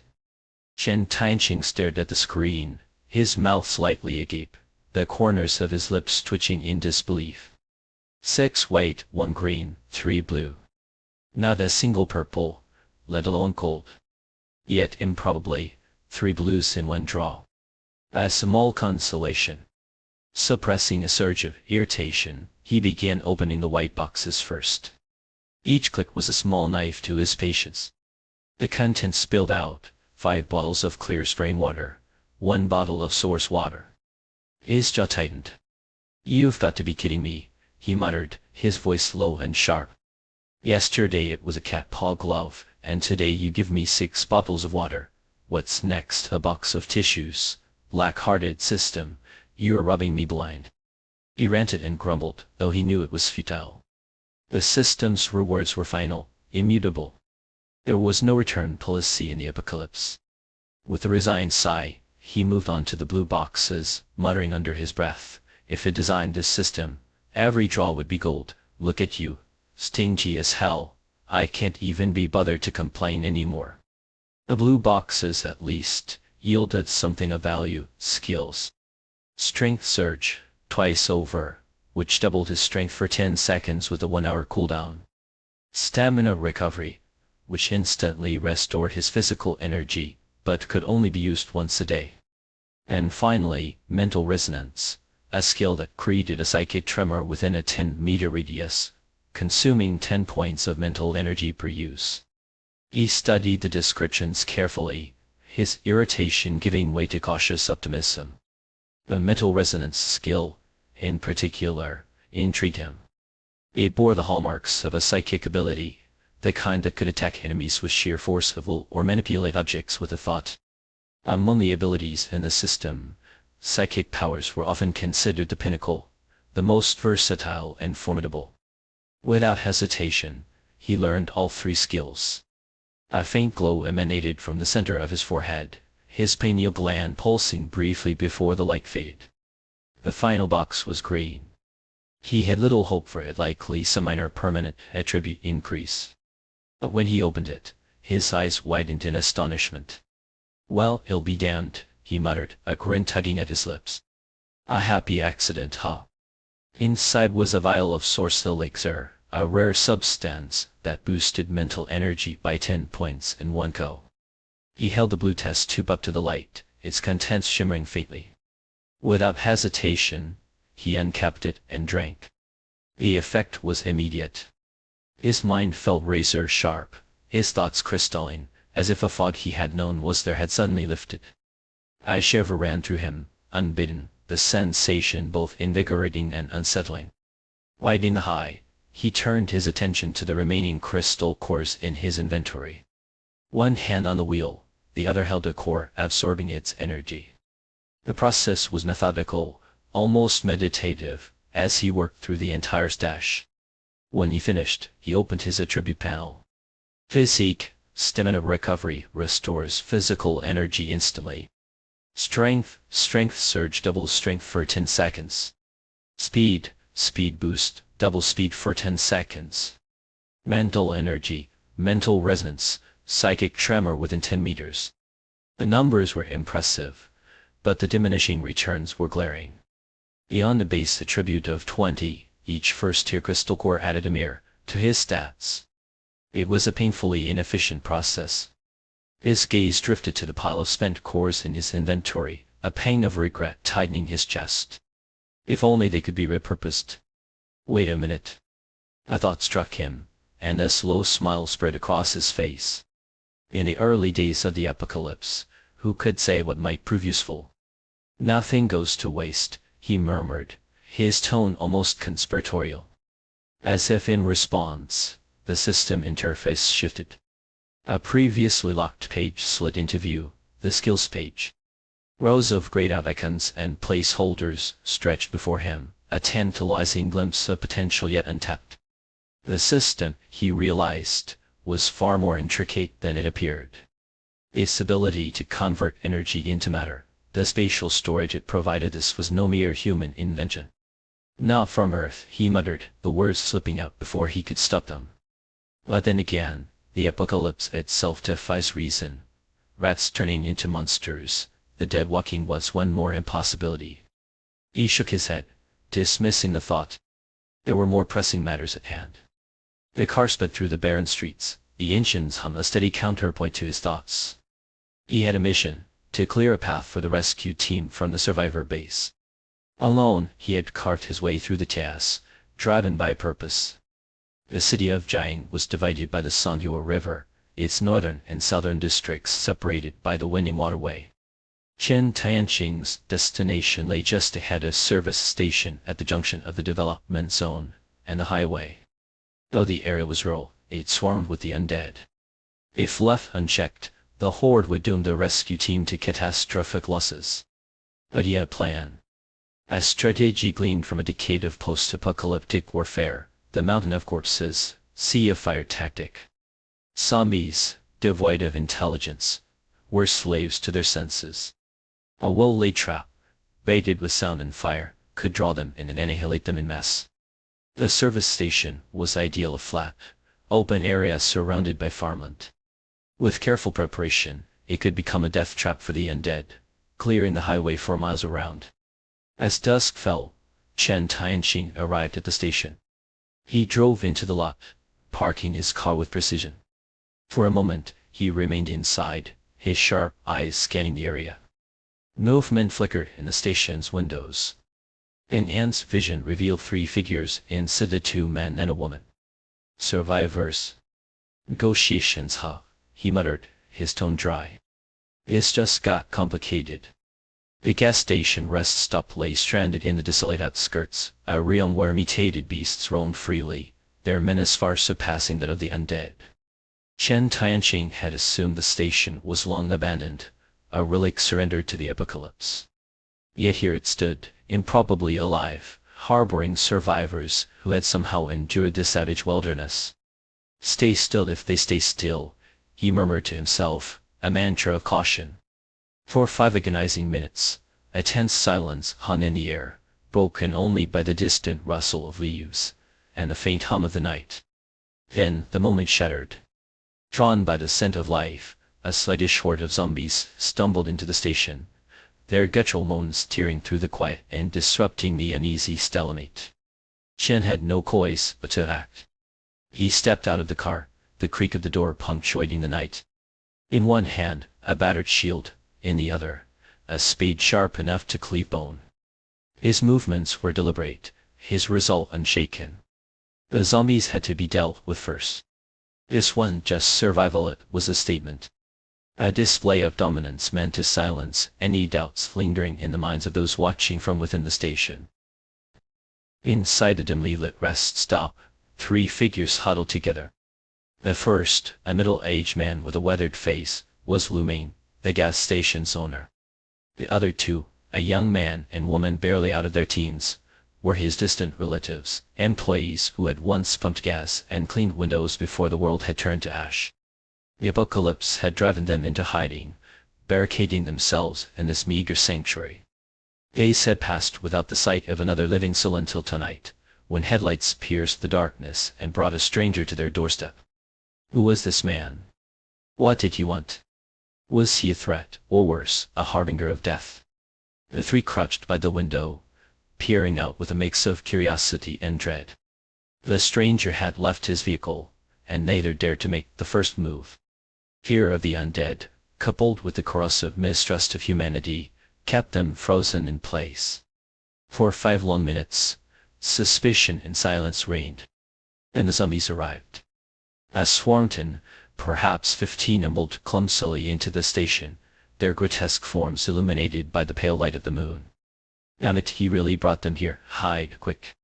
Lu Ming hissed, ushering his niece and nephew toward the back of the room. Wait, look, he's getting out of the car, the young man exclaimed, his voice trembling with both fear and excitement. Through the murky glass, they saw him masked, armed, and deliberate. The shield in his hand gleamed faintly, a relic of another time. The spade in his grip seemed almost absurd, yet menacing in its simplicity.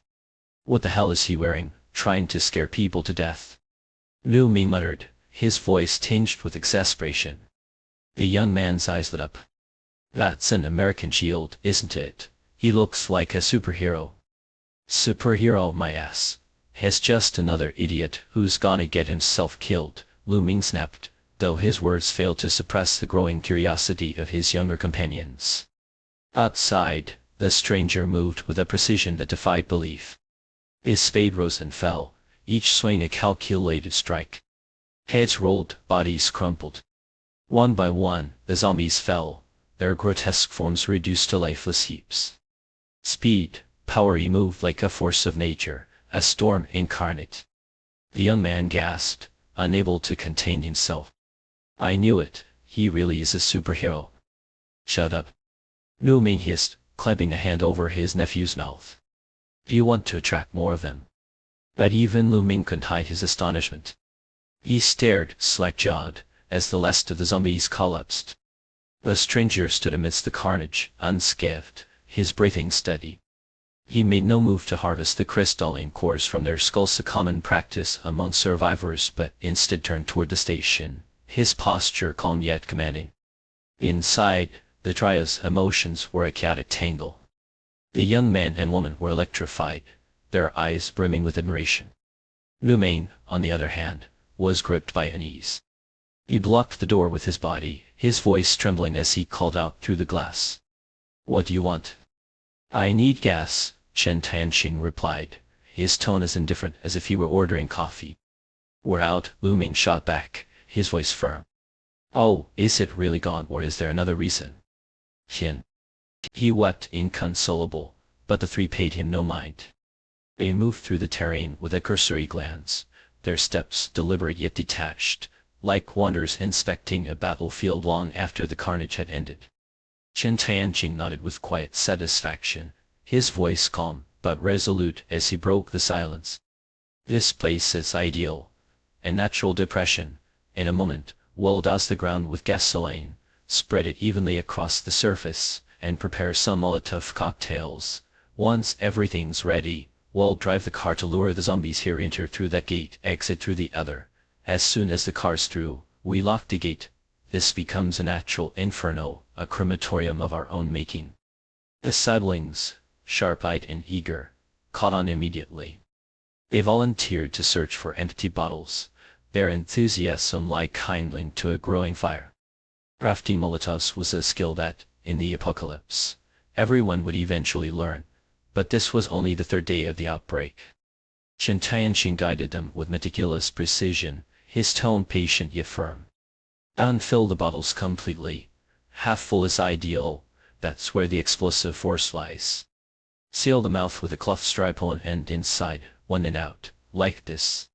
The Liu siblings, quick studies with a knack for detail, grasped the technique after a single demonstration. Together, the three worked in seamless rhythm, their efficiency doubling with each passing moment. Liu Ming, seeing his tantrums and theatrics fall flat, had no choice but to join the effort. Yet even as he worked, his tongue wagged incessantly, probing Chen Tianqing for answers. Young man, which unit are you with? Classified. Oh, so the intelligence bureau, huh? Didn't know you guys handled stuff like this. Liu Ming's chatter was relentless, driven less by curiosity and more by mistrust. He feared Chen Tianqing might be a swindler, someone who'd abduct his distant niece and nephew and sell them off to God knows where. Chen Tianqing, indifferent to the man's suspicions, didn't bother to explain.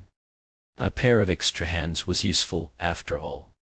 Eyed on, the trap was set a meticulous web of gasoline, bottles, and strategy. The only task remaining was the most critical, leaving someone behind to lock the gate. Liu Ming volunteered, his tone resolute, his expression grim. It wasn't that Chen Tianqing doubted the man's courage, he feared instead that the corpulent shopkeeper might falter in the face of danger. But Liu Ming stood firm. This job is too dangerous for my niece and nephew. If I don't do it, who will? Just promise me you'll keep them safe, and he'll stay behind to lock the gate. Fine, Chen Tianqing relented, his voice edged with exasperation. I'll guarantee their safety. Swear it. Chen Tianqing sighed, defeated. All right, I swear, happy now. They piled into the police car, the Liu siblings in the back seat, their excitement palpable as they sped toward the city. The police car required no further preparation. Its siren blared, cutting through the eerie silence of the streets. By the time they'd completed their circuit, the horde trailing them was mass city a writhing sea of decay, easily numbering in the hundreds. Satisfied with the size of the following, Chen Tianqing turned the car back toward the gas station. He maintained a steady speed of about 60 kilometers per hour, occasionally accelerating to outmaneuver lunging zombies. As he drove, he imparted lessons to the siblings future warriors in this grim new world. Zombies lack intelligence. They rely entirely on their senses of hearing and smell. They don't feel pain, and their top speed is around 40 kilometers per hour. They can run for hundreds of kilometers without tiring. This pace is perfect for leading them into the trap. "Whoa, uncle, you really know a lot," Lu Feng marveled. "Call me brother, not uncle." "All right, uncle." Chen Tianqing fell silent, his patience worn thin. As they neared the gas station, an unexpected complication arose. A formation of helicopters roared across the sky, their presence thunderous and commanding, drawing the zombies' attention away from the police car. "What the hell are they doing?" Chen Tianqing muttered, his frustration barely concealed. The helicopter crew, observing from above, was equally perplexed. From their vantage point, the sight of a lone police car leading a massive zombie horde seemed nothing short of suicidal. "Should we help them out?" one crew member asked. "No," the leader replied. "Our mission is to deliver supplies. Stay focused." The helicopters passed overhead, their deafening noise siphoning off a portion of the horde. Chen Tianqing cursed under his breath and doubled back to gather more zombies. The bizarre spectacle of the police car's actions caught the helicopter crew's attention again. Over the loudspeaker, they issued a warning. "Attention, leave the area immediately, while handle the zombies." In response, an arm emerged from the police car's window, middle finger raised defiantly. "Down," one crew member muttered. "The driver's a lunatic. Forget him, stick to the mission." As the helicopters disappeared into the distance, Chen Tianqing resumed his course, leading the reassembled horde back to the gas station. The car barreled through the gates, horn blaring a signal to Lu Ming, who was stationed at the exit. True to his word, Lu Ming was ready. As the police car sped through, he slammed the gate shut, locking the zombies inside. Without hesitation, he sprinted back to the car, leapt in, and floored the accelerator. "Light it up," Chen Tianqing commanded. Liu Long, poised and ready, ignited a Molotov cocktail with a flick of his lighter and hurled it into the gas station. The zombies, driven by primal instinct, surged forward, filling the station to capacity. The Molotov exploded on impact, flames spreading like a living thing, ravenous and unrelenting. Within moments, the entire station was ablaze. The police car sped away, reaching the safety of the highway just as a series of explosions rocked the gas station. One by one, the strategically placed Molotovs detonated, and the horde was consumed by fire. Those that had made it inside were drawn to the heat, stumbling into the inferno like moths to a flame.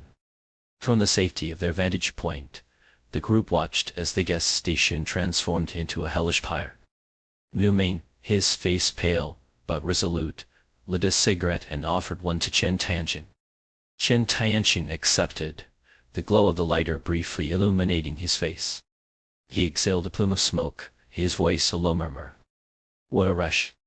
For him, the satisfaction lay in the steady accumulation of points of cold, mechanical tally of success. But Lu Ming, his expression grim, offered a bitter retort. "Do you have any idea how many years you'd get for destroying a gas station?" Chen Tianqing chuckled. "That was before. Now it's the apocalypse. Killing zombies is the only law that matters." Liu Ming fell silent, his gaze distant. How did everything change overnight? What the hell happened to the world? "Who knows?" Chen Tianqing replied, his tone devoid of comfort. As the men brooded, the Lu siblings were electrified, their excitement uncontainable. For them, this was a baptism by fire, a taste of the life they'd always dreamed of. The fire raged on, a beacon visible for miles, drawing zombies from every direction. They marched relentlessly into the flames, their numbers dwindling with each passing moment. Meanwhile, The helicopter crew, returning from their mission, noticed the towering plume of smoke. Curious, they diverted their course to investigate. What they saw left them speechless. The familiar police car, the inferno of the gas station, the unending tide of zombies, it all clicked into place. "Get back to base," the pilot ordered, his voice urgent. "I need to report this immediately." Upon their return, the pilot relayed the scene to his superiors with breathless urgency. "Are you certain?" "Absolutely. The gas station by the highway is still burning. That smoke you see, that's it." Without hesitation, orders were issued. "Alert all units, assemble immediately. This is our moment.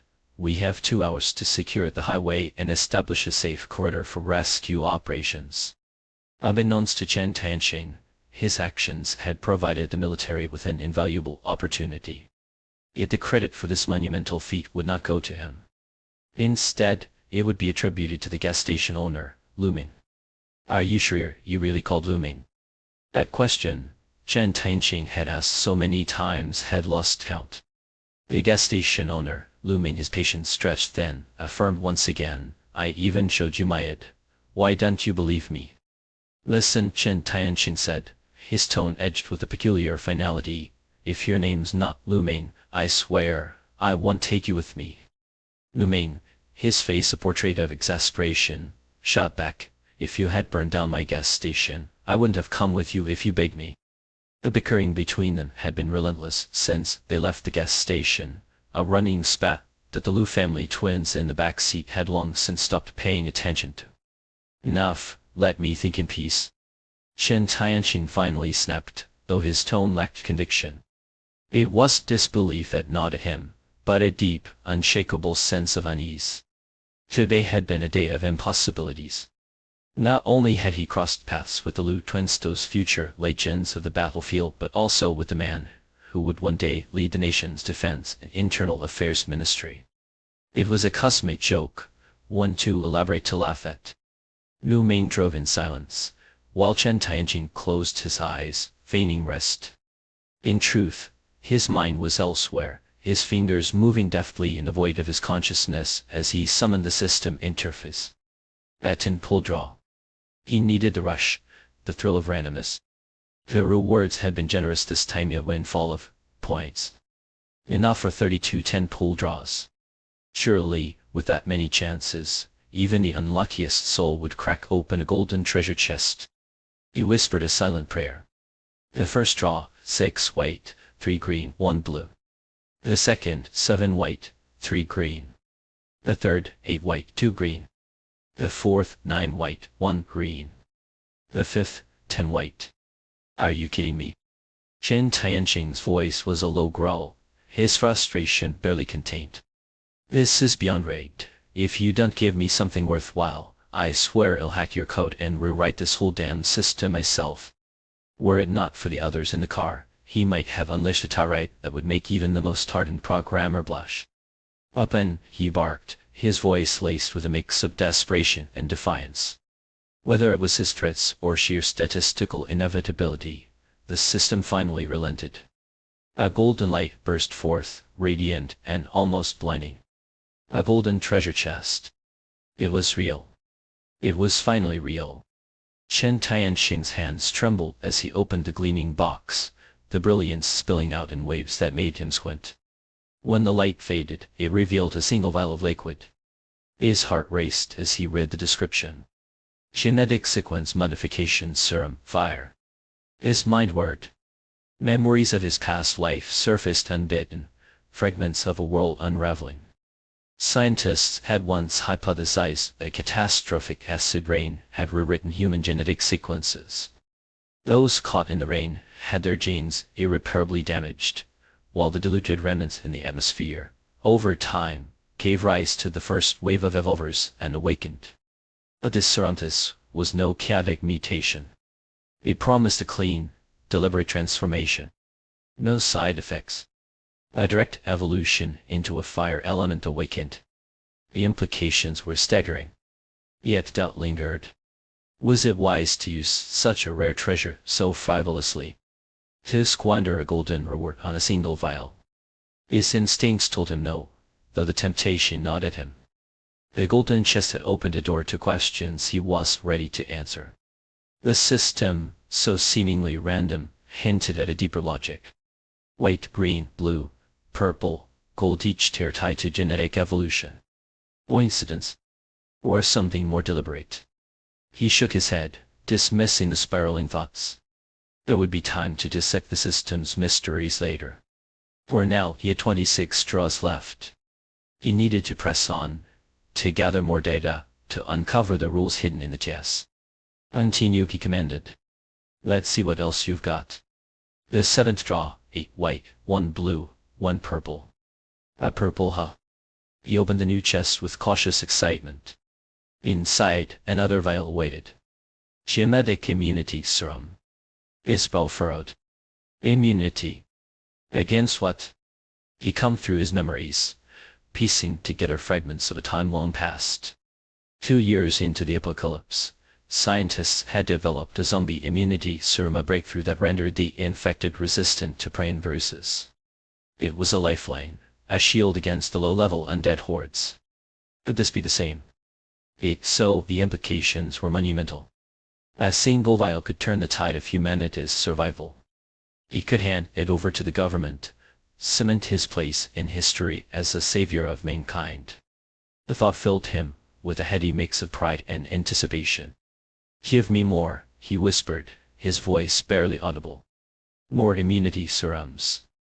He continued the draws, each pull a gamble against fate. But luck, it seemed, had grown weary of him. 10 more draws yielded little more than white, and the occasional blue. Still, he pressed on, his mind a whirlwind of calculations and theories. The system wasn't random. It could be. There was a pattern, a logic, a method to its menace. And he was determined to crack it. On the 24th draw, gold light erupted once more, dazzling and glorious. His heart leapt, his breath caught in his throat. Open, he whispered, his voice trembling. Genetic evolution serum wind. He stared at the description, his thoughts racing. The fire serum, now wind. 2 elements, 2 past power. And yet, the coincidence was too perfect. The Lu twins' future legends, one wielding fire, the other wind. Was the system aligning their fates? Guiding him to them? Is this your way of helping me win their loyalty? He muttered to himself. Because I was planning to keep these for myself. He sighed, shaking his head. There was no time to dwell on the system's intentions. He had more draws to complete, more data to gather. By the end of the 32 draws, his inventory was a sea of white, with a smattering of green, blue, and the rare purple and gold. The results were clear. Single pulls yielded better rewards, but only under specific conditions. The system responded to external factors, absorbed energy, defeated foes. It was a balance, a trade of matter and energy, governed by rules he was only beginning to understand. A smile crept across his face. He had cracked the code, unraveled the system's secrets. From now on, he would play by its rules and bend them to his will. All right, he murmured, his voice filled with quiet resolve. Time to hunt some high-level mutants. As he reviewed his updated stats, a sense of satisfaction settled over him. His body was stronger, faster, sharper. The system had delivered, even if begrudgingly. Liu Ming's voice broke through his thoughts. Wake up, we're here. What kind of dream were you having, laughing like an idiot in your sleep? You're scaring people. Chen Tianqing opened his eyes, his expression calm but alert.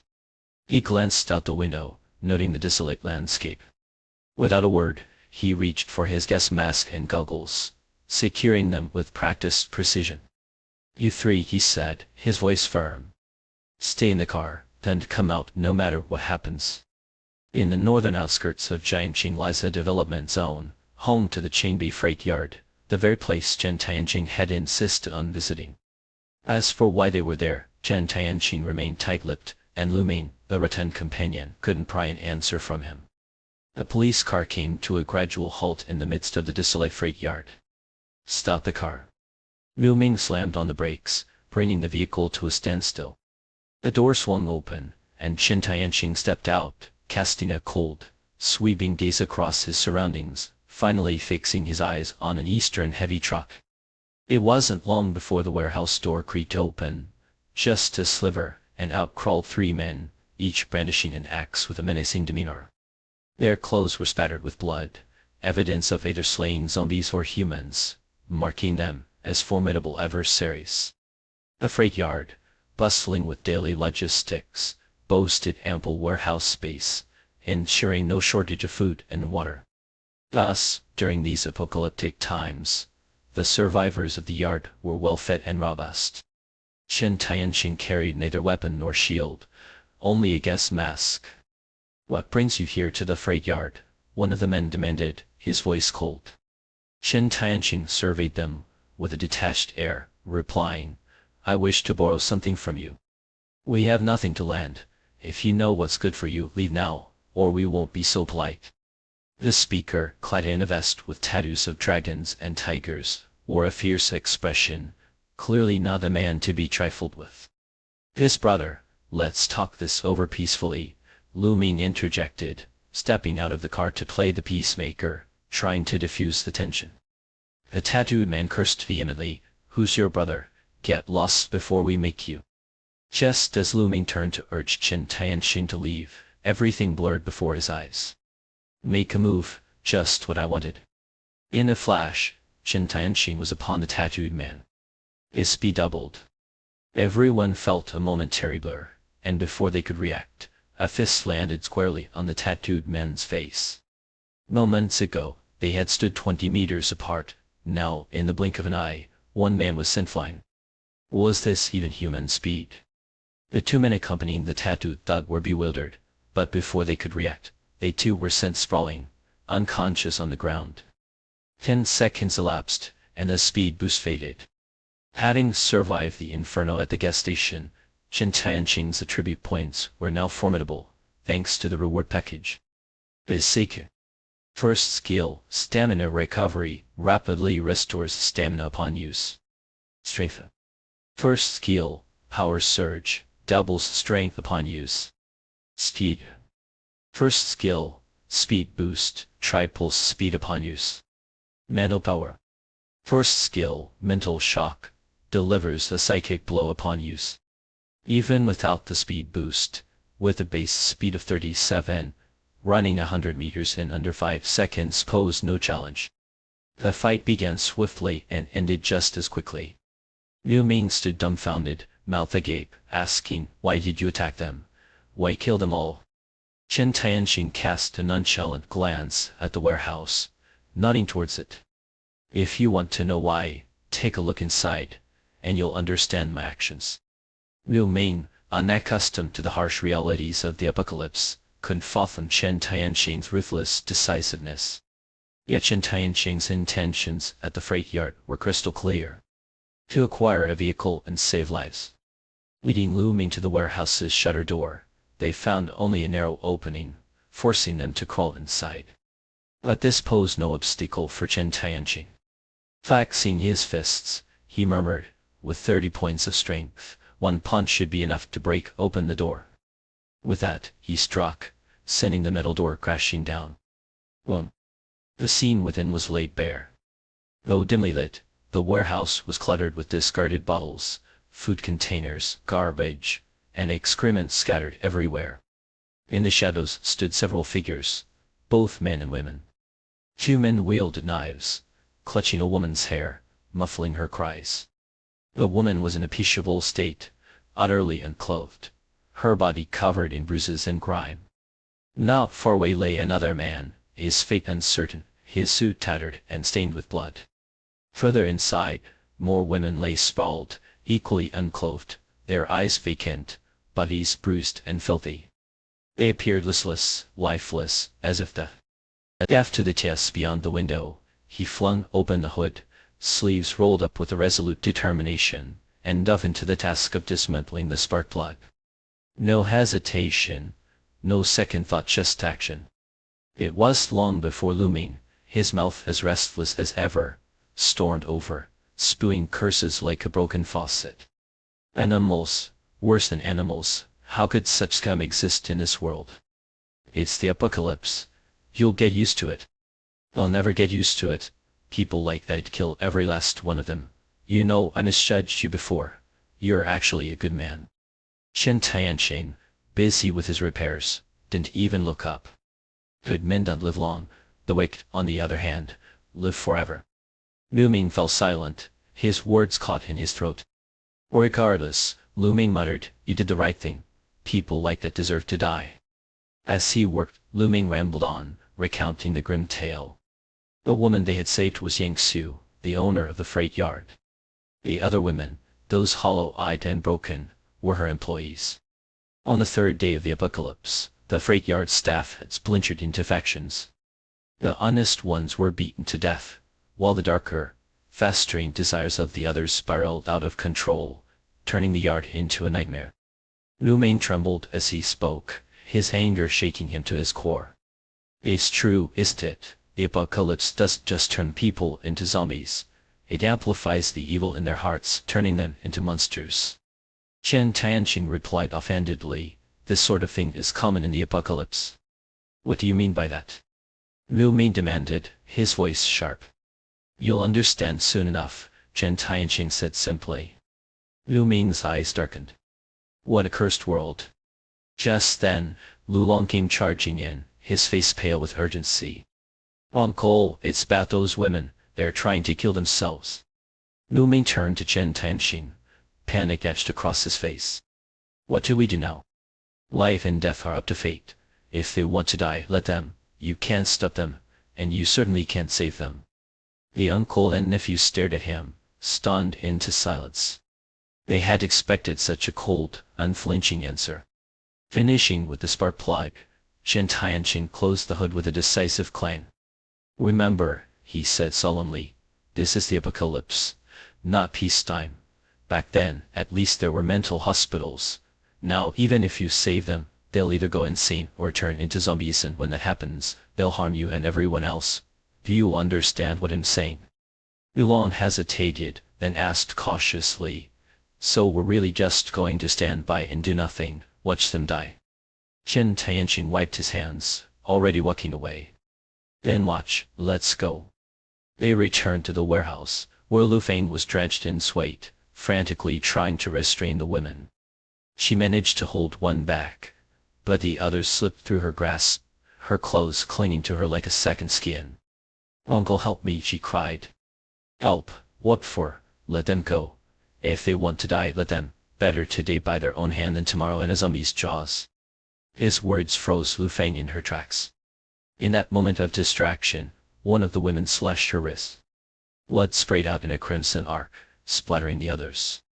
The sight sent them into a frenzy, their shrieks piercing the air like glass shattering on stone. Chen Tianqing turned to the freight yard owner, who sat slumped on the ground, draped in an oil-stained coat. He walked over and asked, do you want to live, or do you want to die? She looked up, choking on her sobs. You tell me, how am I supposed to live? If you need someone else to tell you how to live, you might as well die. With that, he picked up a machete from the ground. For a moment, the woman thought he was going to kill her. She straightened her neck, bracing herself for the end. But instead, Chen Tianqing turned, facing the warehouse doors. Without a word, he charged at the zombies flooding in, his blade slicing through the air with deadly precision. One. Two. Three.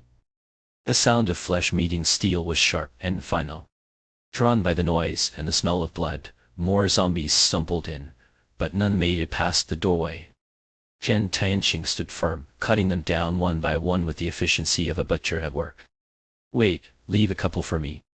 Lu Long, reckless and unafraid, lunged forward, ready to fight. Chen Tianqing caught him by the collar and shoved him back. If you don't want to die, stay behind me. Lu Ming, shielding his niece and nephew, watched the scene unfold, cold sweat dripping down his back. The relentless tide of zombies, the spray of blood, the unyielding figure at the door, it was chaos incarnate. Another zombie fell, and Chen Tianqing turned, his voice a thunderous roar. You're not afraid of dying, but you're afraid of living. Stop acting like cowards. If you want to survive, follow me. The words struck like a slap. Even Lu Ming, Lu Long, and Lu Feng were momentarily stunned. Who comforted people like that? Chen Tianqing carved a path through the horde, his machete breaking under the strain. Without missing a beat, he grabbed a fire axe, testing its weight before resuming his grim work. Yang Xiu, watching from behind, he seemed less like a man and more like a god of war, descending to the mortal plane. His movements were fluid, his kills precise, as if the apocalypse had been tailored for him. For the first time, a thought flickered in her mind, fragile yet insistent. I want to live like him. Wait. Liu Feng's voice cut through the chaos. What about the women in the warehouse? They've lost their minds. What do you think we can do? The blood will attract more zombies. If we don't leave now, none of us will make it out alive. He was wrong. Though the area around the freight yard had been relatively quiet, the thick stench of blood was like a beacon, drawing the undead for miles around. Chen Tianqing led the group to a heavy truck. Liu Ming helped Yang Xiu climb in and shut the door, while Lu Feng stayed close to her side. The engine roared to life, but as they turned toward the exit, dozens of zombies swarmed the vehicle, blocking their path. What now? Lu Ming asked, panic creeping into his voice. Drive. You're in a truck. Are you seriously afraid of hitting a few zombies? Liu Ming slammed the accelerator, the truck lurching forward. The undead crumpled beneath its wheels with sickening thuds, but they kept coming, clawing at the sides, relentless in their pursuit. A half-torn zombie clung to the hood, its decayed hands pounding on the windshield, its face a grotesque mask of hunger. The sheer ferocity of it all was enough to make anyone's blood run cold. On the desolate, crumbling street, the undead surged forward, their grotesque forms clawing at the air, a macabre dance of hunger and decay. A massive Eastern heavy-duty truck roared through the chaos like a vengeful beast, its wheels crushing the zombies beneath with the brutal finality of a hammer striking glass. Ah damn, that was satisfying. Liu Ming's voice erupted from the cab, a mix of exhilaration and disbelief. His hands gripped the steering wheel tightly, knuckles white with adrenaline. Though well into his 40s, the near-death experience had ignited a reckless exuberance in him, a fleeting escape from the monotony of survival. Chen Tianqing, seated beside him, remained composed, his expression as unyielding as stone. Keep driving. Up ahead, find a safe spot to stop, he instructed, his tone clipped and deliberate. Liu Ming, still high on adrenaline, barked back with a grin, You're the boss. Just say the word. And then, a voice broke through the tense air. Why did you save me? Yang Xiu's words were sharp, her tone laced with suspicion. Chen Tianqing didn't miss a beat, his reply as dry as the cracked asphalt beneath them. This truck is yours, right? You gave it to me verbally, but he'll need a proper transfer contract to make it official. The absurdity of the statement hung in the air, a deliberate mockery of the world's collapse. Contracts. Paperwork. In the apocalypse, such things were as meaningless as whispers in a storm. Yet, oddly, it seemed to soothe Yang Xiu, her guarded demeanor softening ever so slightly. After all, she had just emerged from a harrowing ordeal, her faith in humanity shattered, and her defenses razor-sharp. And then what? What do you plan to do with me? She pressed, her voice trembling slightly, though she tried to mask it with defiance. Chen Tianqing's response came with a casual shrug, his words tinged with a strange mix of indifference and care. If you insist on tagging along, I won't mind another set of chopsticks at the table. If not, when the National Rescue Team starts their operations in a few days, you can go with them to the safe zone. After that, we part ways. All right, she replied curtly, her tone clipped, though doubt lingered in her eyes. She couldn't quite decipher his motives, couldn't decide if this man was her savior or her captor. Even Lu Ming, the seasoned schemer, found himself baffled by Chen Tianqing's actions. The man had insisted on going to the warehouse to rescue someone, yet out of the 4 trapped women, he had only saved one Yang Xiu. The others had been left to their fates. Was there some prior connection between them? Was this all part of some inscrutable plan? Stop the truck, Chen Tianqing's voice cut through Lu Ming's musings like a blade.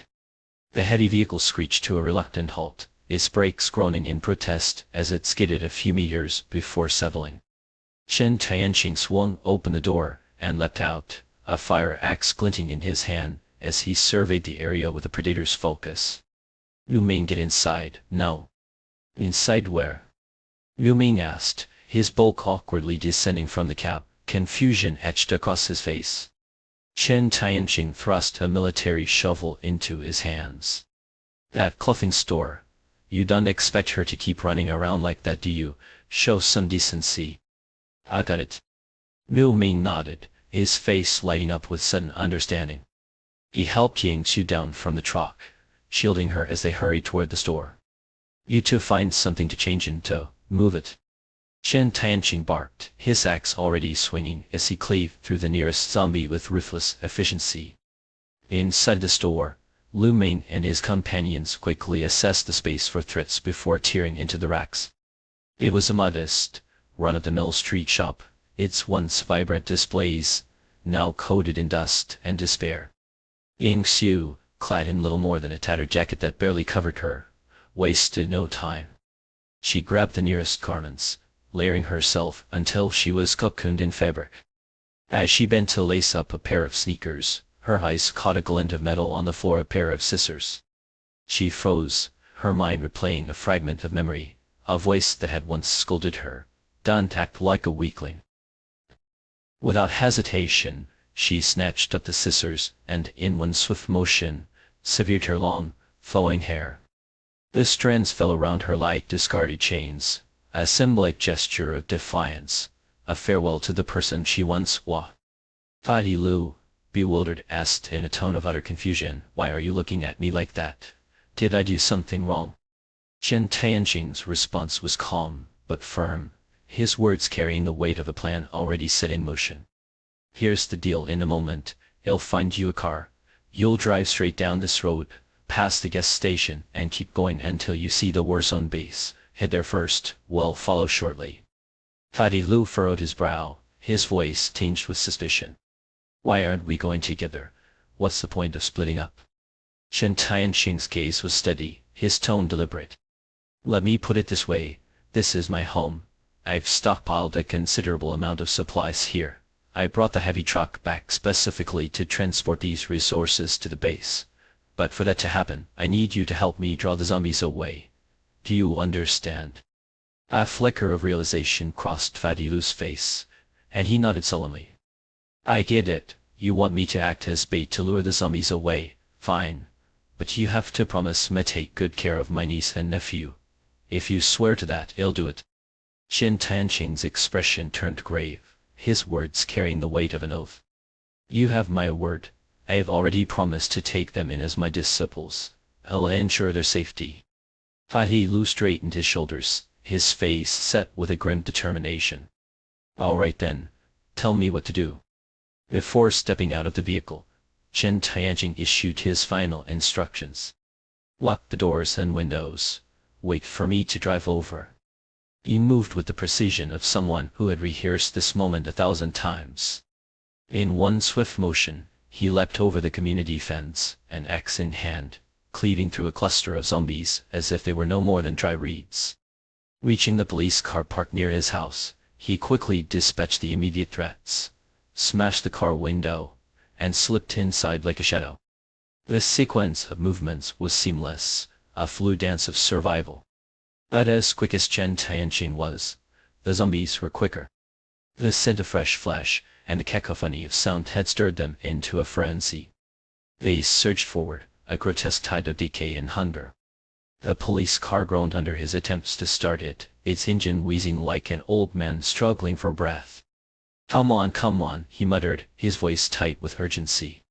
Outside, the horde grew denser, their clawed hands scraping against the metal, their dead eyes fixated on their prey. Finally, with a sputter and a roar, the engine came to life. Chen Tianqing yanked the handbrake, slammed the clutch, and twisted the steering wheel with practiced ease. The tires screeched against the pavement, leaving a trail of acrid smoke as the car shot forward, a wild beast breaking free from its cage. They plowed through the mass of undead, their bodies crunching under the wheels, and tore out of the community like a comet streaking through the night. The zombies, enraged by the audacity of their quarry, howled in pursuit, their movements frenzied, chaotic. A police car, its siren wailing and lights flashing, became a beacon, drawing the horde further and further away. Chen Tianqing brought the car to a skidding halt near the heavy truck. He jumped out and waved urgently. "Get down here now." Adi Lu scrambled out of his vehicle, his bulk moving with surprising agility.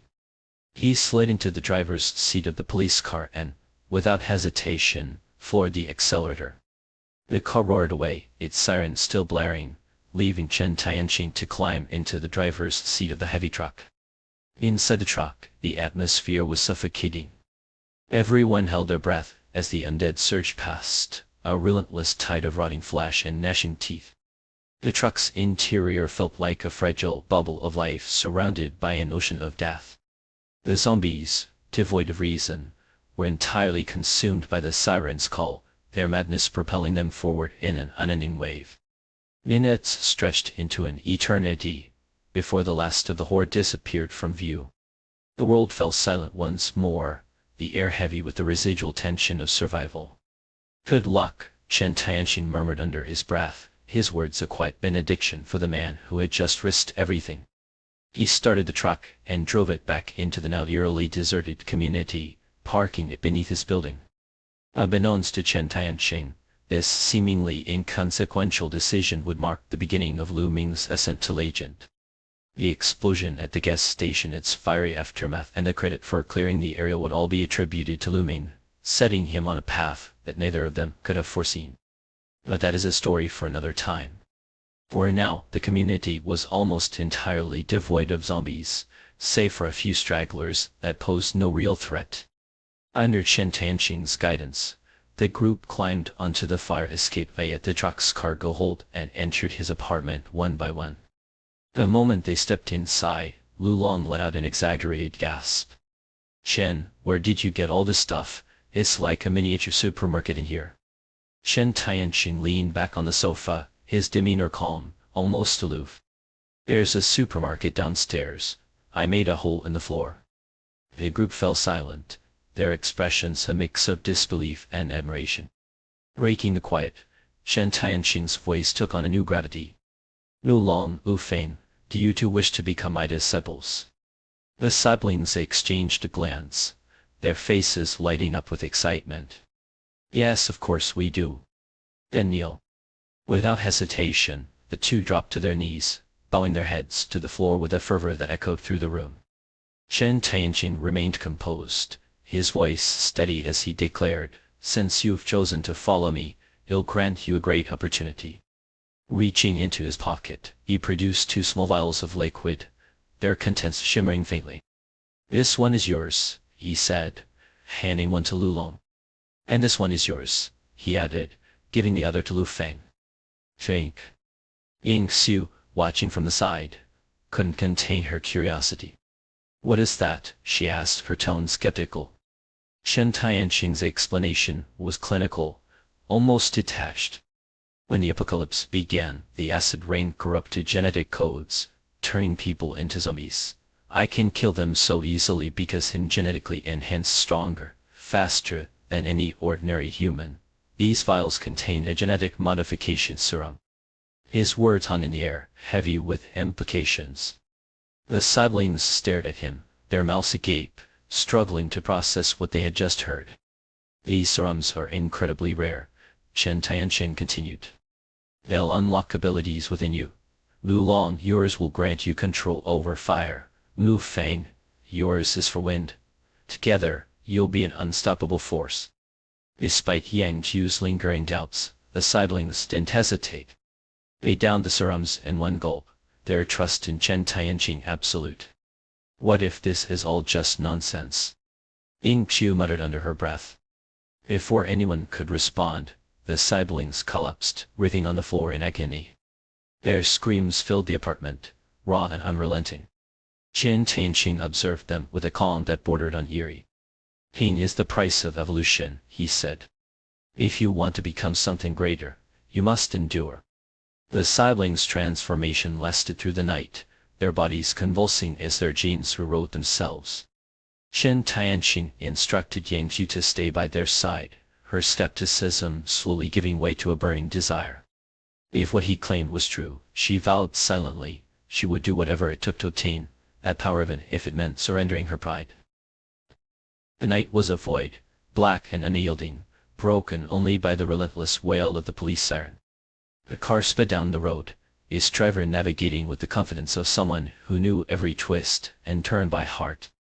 As it neared the gas station, two fairy trails arced through the air, their glow painting the darkness in strokes of orange and red.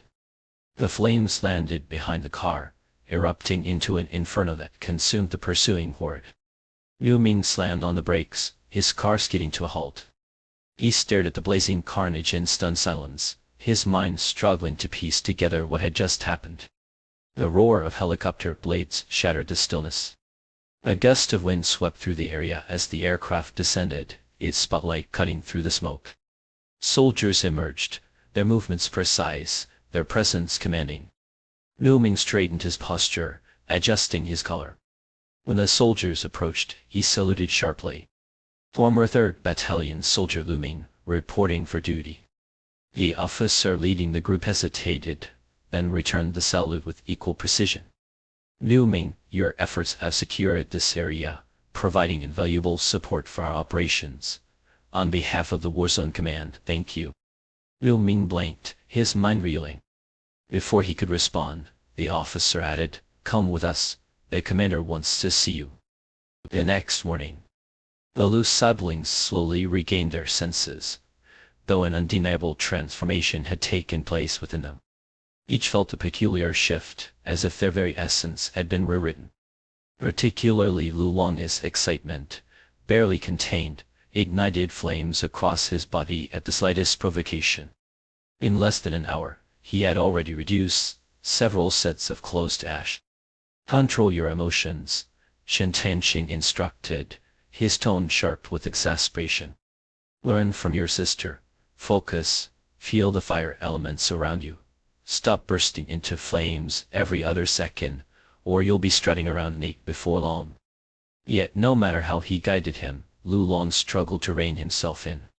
After all, this newfound power was still raw, untested, and his youthful fervor made it nearly impossible to temper his excitement. Amazing, truly amazing. Lu Long murmured, his voice trembling with awe. If someone had told me this could happen before, I'd have laughed in their face. Beside him, Lu Feng echoed his sentiment, her voice, barely above a whisper. Unbelievable. Shen Tianqing snorted, a sardonic edge to his words. This is the apocalypse. Remember that. Anything is possible now. He had no patience to lecture his two impromptu disciples any further. As he stepped out of the bedroom, he found Yang Yu waiting for him, her gaze intense, as if brimming with words left unsaid. This place is cramped. Move, he said, intending to brush past her. But before he could, she dropped to her knees with a suddenness that startled him. I want this power too, she pleaded, her voice trembling with desperation. I want to become your disciple. I'll do anything you ask. Her eyes burned with a fervent sincerity, and as she spoke, she began to kowtow, her forehead striking the cold tiles with a dull, rhythmic thud. Please, I beg you. I want to be strong like you. I want to survive in this hellish world, to stand on my own, to not be trampled by others. Her voice cracked, raw with emotion. I know I'm not worthy, but if you can make me stronger, I'll be your servant, your slave. I'll do whatever it takes. Shen Tianqing stared at her, momentarily taken aback. Another unexpected windfall, he thought, though he masked his surprise with his usual stoic demeanor. The commotion in the living room drew the Liu siblings from their tasks. They stood silently in the doorway, watching the scene unfold with unreadable expressions. Shen Tianqing considered Yang Yu's plea. He wanted to help her, but the timing was far from ideal. Most importantly, he lacked the golden genetic serum necessary to grant her the power she sought. What could he do? Master, Lu Feng interjected suddenly, her voice gentle but insistent. Why not help her? I think she's beautiful, The suggestion sparked an idea in Chen Tianqing's mind. He turned to Yang Xiu, his expression inscrutable. Granting you power is out of the question, he said slowly, his words deliberate. But I don't accept the weak. If you want this, you'll have to pass my test first, prove your worth, prove your loyalty. Yang Xiu stopped kowtowing, lifting her head to meet his gaze. Her eyes shone with a fierce determination. What kind of test? Chen Tianqing didn't answer directly. Let her stew on it, he thought. The truth was, he had no immediate solution. The real test would come later once had hunted down this B-type mutant beast, extracted its crystal core, and conducted a series of genetic draws to find a serum suitable for her. For now, he deflected. This isn't the time for that discussion. We need to move, start loading the supplies into the truck. If all goes as expected, the government's rescue teams will be entering the city today. The three of them, Lu Long, Lu Feng, and Yang Xiu, nodded without hesitation. Their trust in Chen Tianqing was absolute. They sprang into action immediately. The loose settlings leapt out the window with practiced ease, one stationed atop the truck to receive the supplies, the other packing them into the cargo hold. Yang Xiu worked tirelessly, hauling items to the window and tossing them down. Chen Tianqing stood guard nearby, dispatching any zombies that wandered too close. Their coordinated efforts did not go unnoticed. Across the apartment complex, residents peered from their balconies, watching the group in silence.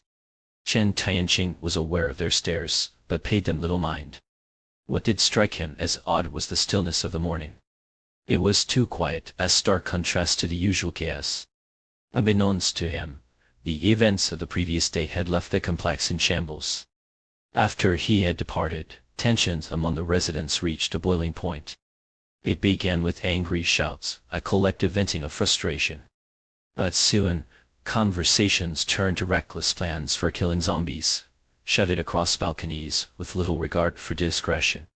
Some even formed groups to raid supplies, arming themselves with whatever they could find: rolling pins, kitchen knives, mops. One man, inspired by Chen Tianqing, had even taken a pot lid as a makeshift shield. They charged into the streets, shouting to bolster their courage, only to be met with predictable carnage. Of the 20 or so who ventured out, only a handful returned, clutching meager spoils. Meanwhile, others, too cowardly to face the undead, turned their desperation inward. Men like Boldkind resorted to robbing their neighbors in the stairwells, preying on their fellow survivors with brutal efficiency. The sound of gunfire echoed through the halls, drawing more zombies to the complex. By nightfall, the building was overrun, its remaining residents reduced to a scattering of the elderly, the infirm, and a few hardened criminals. Now, as Chen Tianqing and his group worked, the faint hum of engines grew louder in the distance. A convoy of vehicles roared down the highway, loudspeakers blaring. This is the rescue team. To all residents within earshot, prepare yourselves. Search and rescue operations will commence today. Please cooperate fully. The announcement sent a ripple of hope through the apartment complex. Faces pressed against windows, eyes scanning the horizon, as the convoy came into view, rows of armored vehicles, their presence both imposing and reassuring. Zombies, drawn by the noise, swarmed toward the convoy. But before they could reach it, the vehicle's mounted guns roared to life, unleashing a hail of bullets. The rescue team was armed to the teeth, their firepower a stark contrast to the ragtag efforts of the survivors. Cheers erupted from the balconies. Tears streamed down weathered faces as the residents watched the spectacle unfold. For the first time in days, hope seemed tangible. Our soldiers are here, salvation has come, someone cried, their voice breaking with emotion. Only Chen Tianqing remained unmoved, muttering under his breath. Wasting bullets. You'll regret it soon enough. The gunfire raged on, a deafening symphony of destruction. Zombies fell in droves, but more kept coming, an unending tide of decay. Chen Tianqing's instincts prickled with unease. Load faster, he barked at his group. Pick up the pace. The others were near exhaustion, their movements sluggish. Yang Xiu, in particular, was drenched in sweat, her breaths coming in ragged gasps. Yet she pushed on, driven by the promise of power and the fear of failure. As the convoy passed, its gunfire receding into the distance, Chen Tianqing frowned. Something about the scene felt off. Unbeknownst to him, the convoy was merely a decoy bait operation devised by Lu Meng and his superiors to draw zombies away from key locations. Though unintentional, Chen Tianqing's earlier actions had inspired the strategy, inadvertently aiding the rescue effort. With the zombies lured away, the apartment complex was momentarily quiet. This unexpected reprieve allowed Chen Tianqing's group to finish loading their truck without further interference. Only 20 minutes later, just as they secured the last of their supplies, the real rescue team arrived. A fleet of heavy-duty trucks pulled into the district, each carrying squads of armed soldiers. They moved with precision, spreading out to search every building. "Move, move, move," their leader shouted. "This is what we've trained for. No one gets left behind. Save every survivor." Watching from the sidelines, Chen Tianqing felt the pang of something he couldn't quite name. Nostalgia, perhaps, or a bitter sense of irony. "How familiar," he murmured to himself, his voice tinged with a melancholy he rarely allowed to surface. One of the soldiers, rifle in hand, closed the distance swiftly. He snapped to attention, and saluted Chen Tianqing with a sharp, practiced motion. Instinctively, Chen returned the gesture, his movements almost automatic. The soldier hesitated, his expression faltering for the briefest moment, before launching into a rapid-fire explanation, his words tumbling out like bullets from a machine gun. "This is a state of emergency. We urgently need volunteers. Orders from above mandate a special recall for those with prior military service. If you've ever been a soldier, you're required to follow our command and cooperate with our operations." Chen Tianqing's response was as baffling as it was calm. "We'll cooperate, but I won't take orders from you." The soldier froze, his face hardening as the temperature in his gaze dropped several degrees. When he spoke again, his tone was clipped, each word carrying the weight of authority. "This is the request. It's an order. You must comply with our command, or we cannot guarantee your personal safety." Chen waved him off with a dismissive flick of his hand, his voice tinged with a quiet impatience. "You'll understand soon enough. Whole focus on the rescue efforts." The soldier's face darkened, his frustration palpable. This arrogance, this insufferable nonchalance had time not been so pressing, he might have taken the opportunity to teach this insolent man a lesson. Chen stepped into the truck, shutting the door behind him. Turning to the small group of onlookers who had been idly watching the exchange, he called out, "Once you're done loading, get in, we're leaving." Lu Feng was the first to climb aboard, her face flushed, her clothes clinging to her from exertion. Noticing her condition, Chen reached into his spatial backpack and pulled out a bottle of water, one of the system's gifts. He handed it to her with a casual air. "Take a sip, catch your breath. You'll want to be ready for what's coming." Blushing, Lu Feng accepted the glass bottle, twisting the cap off and taking a tentative sip. And then unexpectedly a soft, breathy gasp escaped her lips. "Oh my, it's so good. I feel amazing." Chen froze mid-thought, his brow furrowing. It was just water. What was this reaction? To an outsider, it might sound as if he shook his head, cutting the thought short. "What the hell are you doing, drinking water and making noises like that? People are going to get the wrong idea." Still red-faced, Lu Feng stammered, "I didn't mean to, it's just this water, it's unbelievably good." Curious now, Chen took the bottle from her, and brought it to his lips. He drank and the water was cool, impossibly pure, its sweetness spreading across his tongue and cascading down his throat. As it coursed through him, it was as though a warm tide swept through his veins, rejuvenating every cell, every fiber of his being.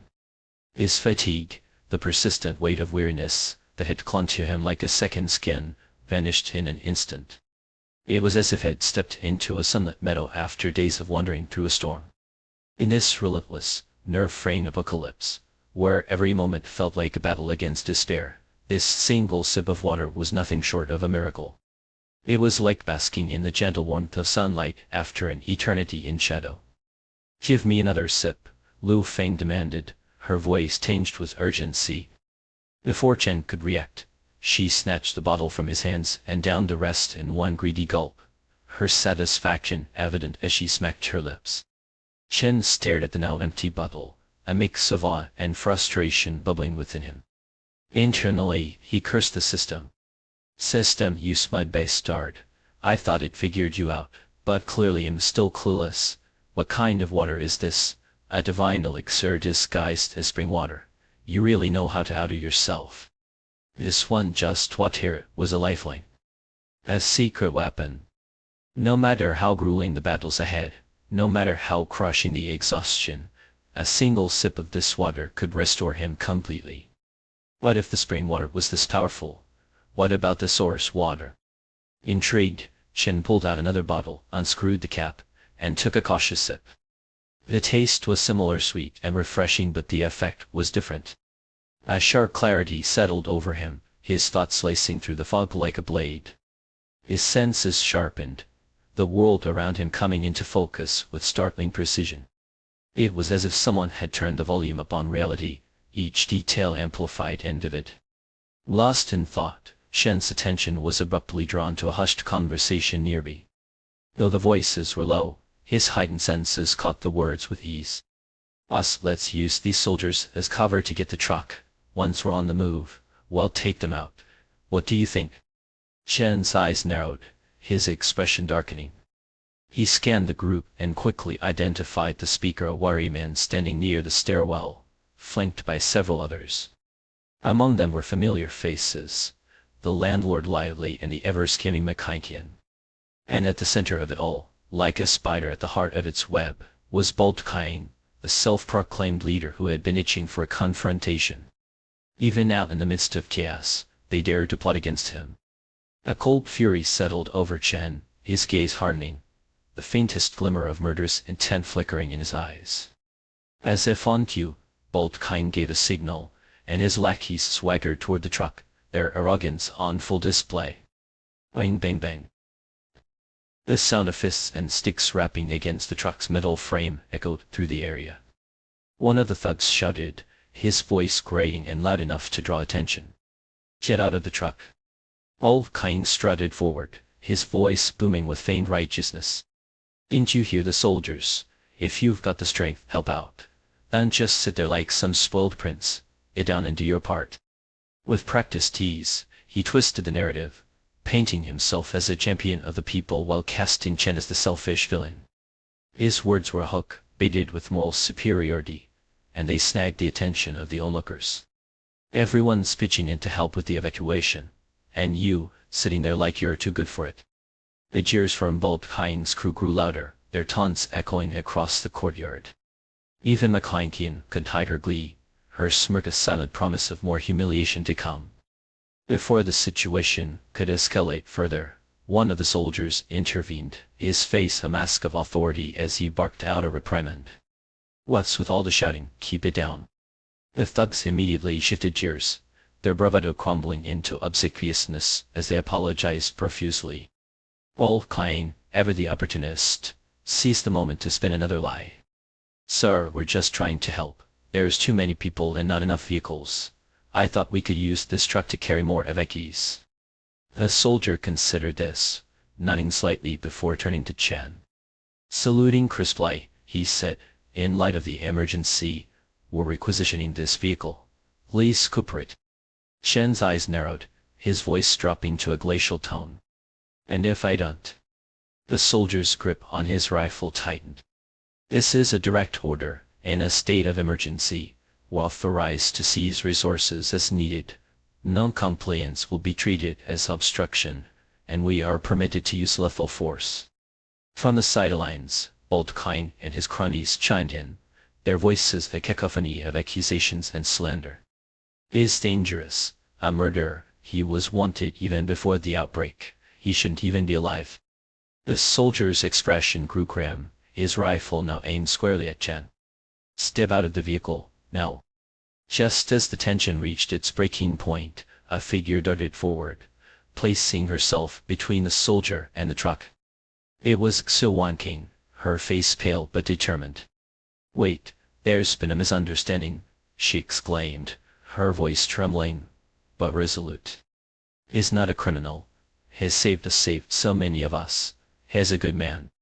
Old King's face twisted in frustration, his plans unraveling. "I have proof," he shouted, brandishing the crumpled piece of paper. "This is his warrant. He's a wanted man." The soldier hesitated, the weight of the accusation hanging heavy in the air. His rifle remained steady, his voice sharp. "Step out of the vehicle. This is your final warning." Just as Old King believed his sinister plan had succeeded and was basking in his triumph, the unexpected struck again. "I dare any of you to fire a shot at my master." The voice, sharp and commanding, cut through the tense air. Liu Long stood atop the truck bed, his figure backlit by a flickering, otherworldly flame that licked upward, growing fiercer with every passing second. The fire consumed him entirely, transforming him into a man ablaze, a living effigy of wrath and defiance. "What the hell is that?" The crowd, residents and soldiers alike, was paralyzed, fear rooting them to the ground. Even the elders, who had weathered decades of hardship, were reduced to trembling heaps, their knees buckling beneath them. The soldiers' hands shook violently, their rifles wavering as they aimed at Liu Long. But before they could pull their triggers, another anomaly erupted. A sudden whirlwind spiraled into existence, a miniature tornado that churned up dust and debris, blinding everyone in its path. The gale roared with a force that made it impossible to aim, let alone fire. The passenger side door of the truck slammed open, and Lu Feng emerged, her face a mask of fury. Her voice, sharp as shattered glass, rang out. "Get out of our way." With a single sweep of her hand, the wind intensified, a feral beast unleashed, scattering the soldiers like leaves in a storm.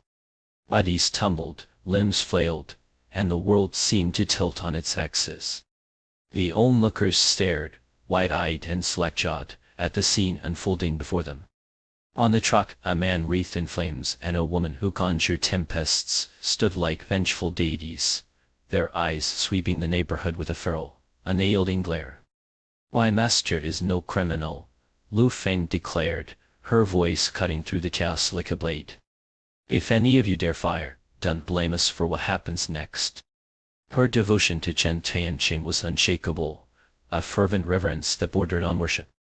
Anyone who dared insult her idol, even her own father, would face her wrath. "Stand down." A soldier rushed forward, his voice cracking with authority. He was the same one who had earlier attempted to negotiate, but his expression now bore the weight of disdain. The moment his eyes landed on Chen Tianqing, a visceral hatred flared. Whatever the truth of the matter, in his mind, Chen was already condemned. But duty came first. There was no time to bicker with these so-called criminals. "We are under orders to evacuate civilians," he barked. "If you refuse to cooperate, we cannot guarantee your safety." The truck's window rolled down, revealing Chen Tianqing's impassive face. His voice, cold and unyielding, emerged like frost on a winter morning. "You seem to misunderstand. We've stayed behind not out of fear, but out of duty to protect your lives." The soldier sneered, his tone dripping with mockery. "Protect us? With what? Your arrogance?" Chen's gaze sharpened, his words cutting like a scalpel. "Two ability users in a post-apocalyptic world are worth more than an entire reinforced battalion. You don't even know what abilities are, so you're not qualified to speak to me. If you want my respect, send someone who matters. You're not worth my time. You murderer." Old King's face flushed with rage as he spat the words. "That kid Kaki." Wan Yang, the leader of the search and rescue team, clenched his fists. Though he despised Chen Tianqing, he could ignore the reality of these newfound powers controlling fire and wind were phenomena he had never encountered. For now, he swallowed his anger. "I'll report this," he said curtly, before turning to his team. "Enough. Everyone back to the vehicles. Prepare to evacuate." The soldiers dispersed reluctantly, their frustration palpable. Old King muttered curses under his breath, his eyes smoldering with malice. Enjoy it while it lasts, he hissed. We'll see who has the last laugh. As the crowd thinned, a young woman lingered. So Wan King stepped hesitantly toward the truck, clutching a sketchbook to her chest. Her voice trembled as she held it out. This is for you, a comic I drew, please take it. So Wan King was an illustrator by trade, and during the days of quarantine, her mind had been consumed by the image of the masked man. Unable to resist, she had crafted a superhero story, naming it My Hero. Before Chen could respond, Lu Long leapt down from the truck bed, his face flushed, smoke still curling from his clothes. He scrambled into the passenger seat, avoiding So Wan King's gaze entirely. She glanced at him, her cheeks turning scarlet, and quickly averted her eyes. Chen accepted the sketchbook, flipping through its pages. A rare smile touched his lips. You're talented, he said simply. Thank you, she whispered, her face burning as she turned to flee. But in her haste, she collided with another woman. Sorry, I'm so sorry.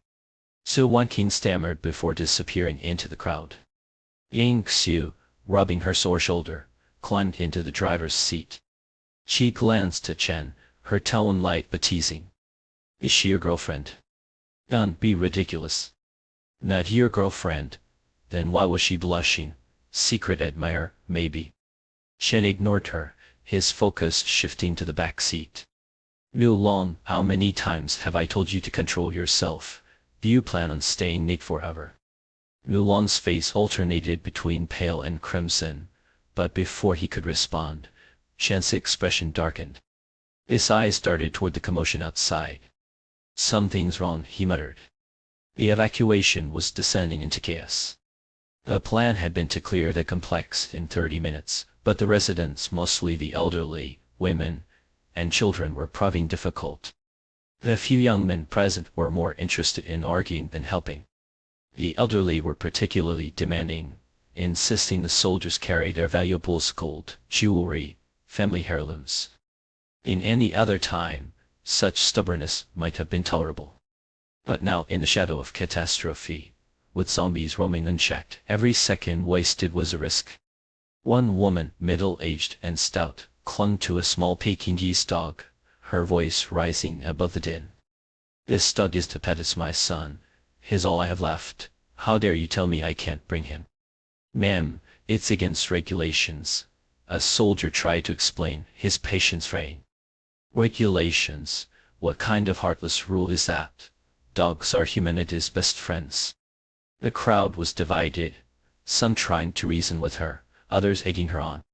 Chen Tianqing, however, noticed something no one else did. The dog was licking the ground, blood and gore left behind by the zombies. The realization hit him like a thunderclap.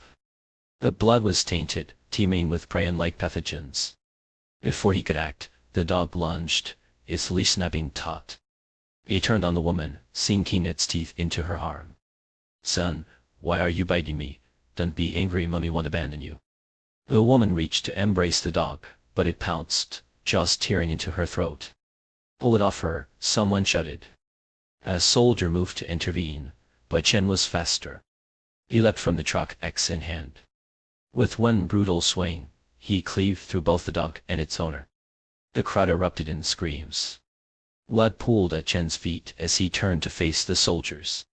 That dog was infected, he said, his voice steady but grim. One bite, and she would have turned too. I did this to protect all of you. The silence was deafening, until Bolt Kain's voice rang out, venomous and sharp. Protect us, don't believe him, he's a murderer. The accusation ignited the crowd, their fear and anger boiling over. The situation spiraled, chaos threatening to consume them all. Fire, shoot this heinous murderer dead. Kill him, a life for a life, he deserves to die. The shouts erupted from the crowd, a chaotic cacophony of rage and vengeance. Most of the voices belonged to the neighbors of the slain woman, though some were merely opportunists, eager to throw stones at a drowning man. The scene spiraled, fraying at the edges, teetering on the cusp of complete anarchy. The soldier stood rigid, his rifle raised, but his finger unmoving on the trigger. Every fiber of his being screamed to pull it, to end the life of this arrogant, selfish man who stood defiant before him. And yet, he couldn't. He knew the consequences. A single shot would summon the undead, their ravenous moans heralding chaos, jeopardizing the entire rescue mission. Captain Wang Yang's voice cut through the din, sharp and venomous. Listen to me, you're just a civilian. You have no right to enforce the law, and you certainly have no right to kill. Get back to your vehicle this instant. If you dare act recklessly again, I swear I'll put you down myself. Chen Tianqing narrowed his eyes, a flicker of disdain crossing his face. He understood this world, this new, fractured reality, far better than they did. These soldiers, clinging to the remnants of a bygone order, would eventually pay the price for their naivety. Without wasting another word, he turned on his heel, his voice cold and cutting as he barked, "Let's go. Leave these fools to their fate." Under the weight of countless staring eyes, Chen Tianqing strode away, his steps measured, deliberate. But the crowd was not so easily quelled. Alt-headed Kine and his gang, their faces twisted with fury, continued to howl. "We can't let him leave. If we let him go today, who knows how many more innocents he'll harm tomorrow." "That's right, don't let him go, shoot him." "I know." The angry cries swelled again, a tide of resentment crashing against the fragile dam of discipline. And then, abruptly, Chen Tianqing stopped. "You're right," he said, his voice unyielding, laced with an eerie calm. "I can't just leave. There's one more thing I need to do." He turned back, his gaze locking onto Captain Wang Yang. His eyes were glacial, fathomless spits of contempt. "You," he said, his words slow, deliberate, know nothing about the apocalypse. For a moment, it was as if the air itself stilled. The onlookers blinked, their vision swimming. In that fleeting instant, Chen Tianqing seemed to dissolve, his form wavering like a mirage. When their sight cleared, he was holding something a sphere, flesh-colored and grotesque. "I could do whatever I want, and none of you could stop me. If I want to leave, not one of you can hold me back." With that, he tossed the object. It rolled to a stop at Wang Yang's feet. A collective gasp rippled through the crowd as they realized what it was, a severed human head. A scream tore through the air, sharp and shrill. All eyes turned toward the source of the cry. Bald-headed Kine, the loudest of them all, was now a lifeless corpse. His headless body slumped forward, blood spurting from the ragged stump of his neck, before toppling from the truck like a grotesque puppet with its strings cut. "Raisin, he dares commit murder right in front of us." The soldiers, their restraint shattered, raised their rifles, aiming once more. "This is your final warning," Chen Tianqing said, his voice low but resonant, carrying an edge of lethal certainty. "Point those guns at me again, and I won't hesitate to kill every last one of you." And then, with an air of unsettling nonchalance, he snapped his fingers. Psychic disturbance, activate. A wave of dizziness swept over the crowd, a disorienting fog clouding their minds. When they blinked back into clarity, Chen Tianqing was gone. Not just him, his truck, too, had vanished as though it had never been there at all. What just happened? Are we dreaming?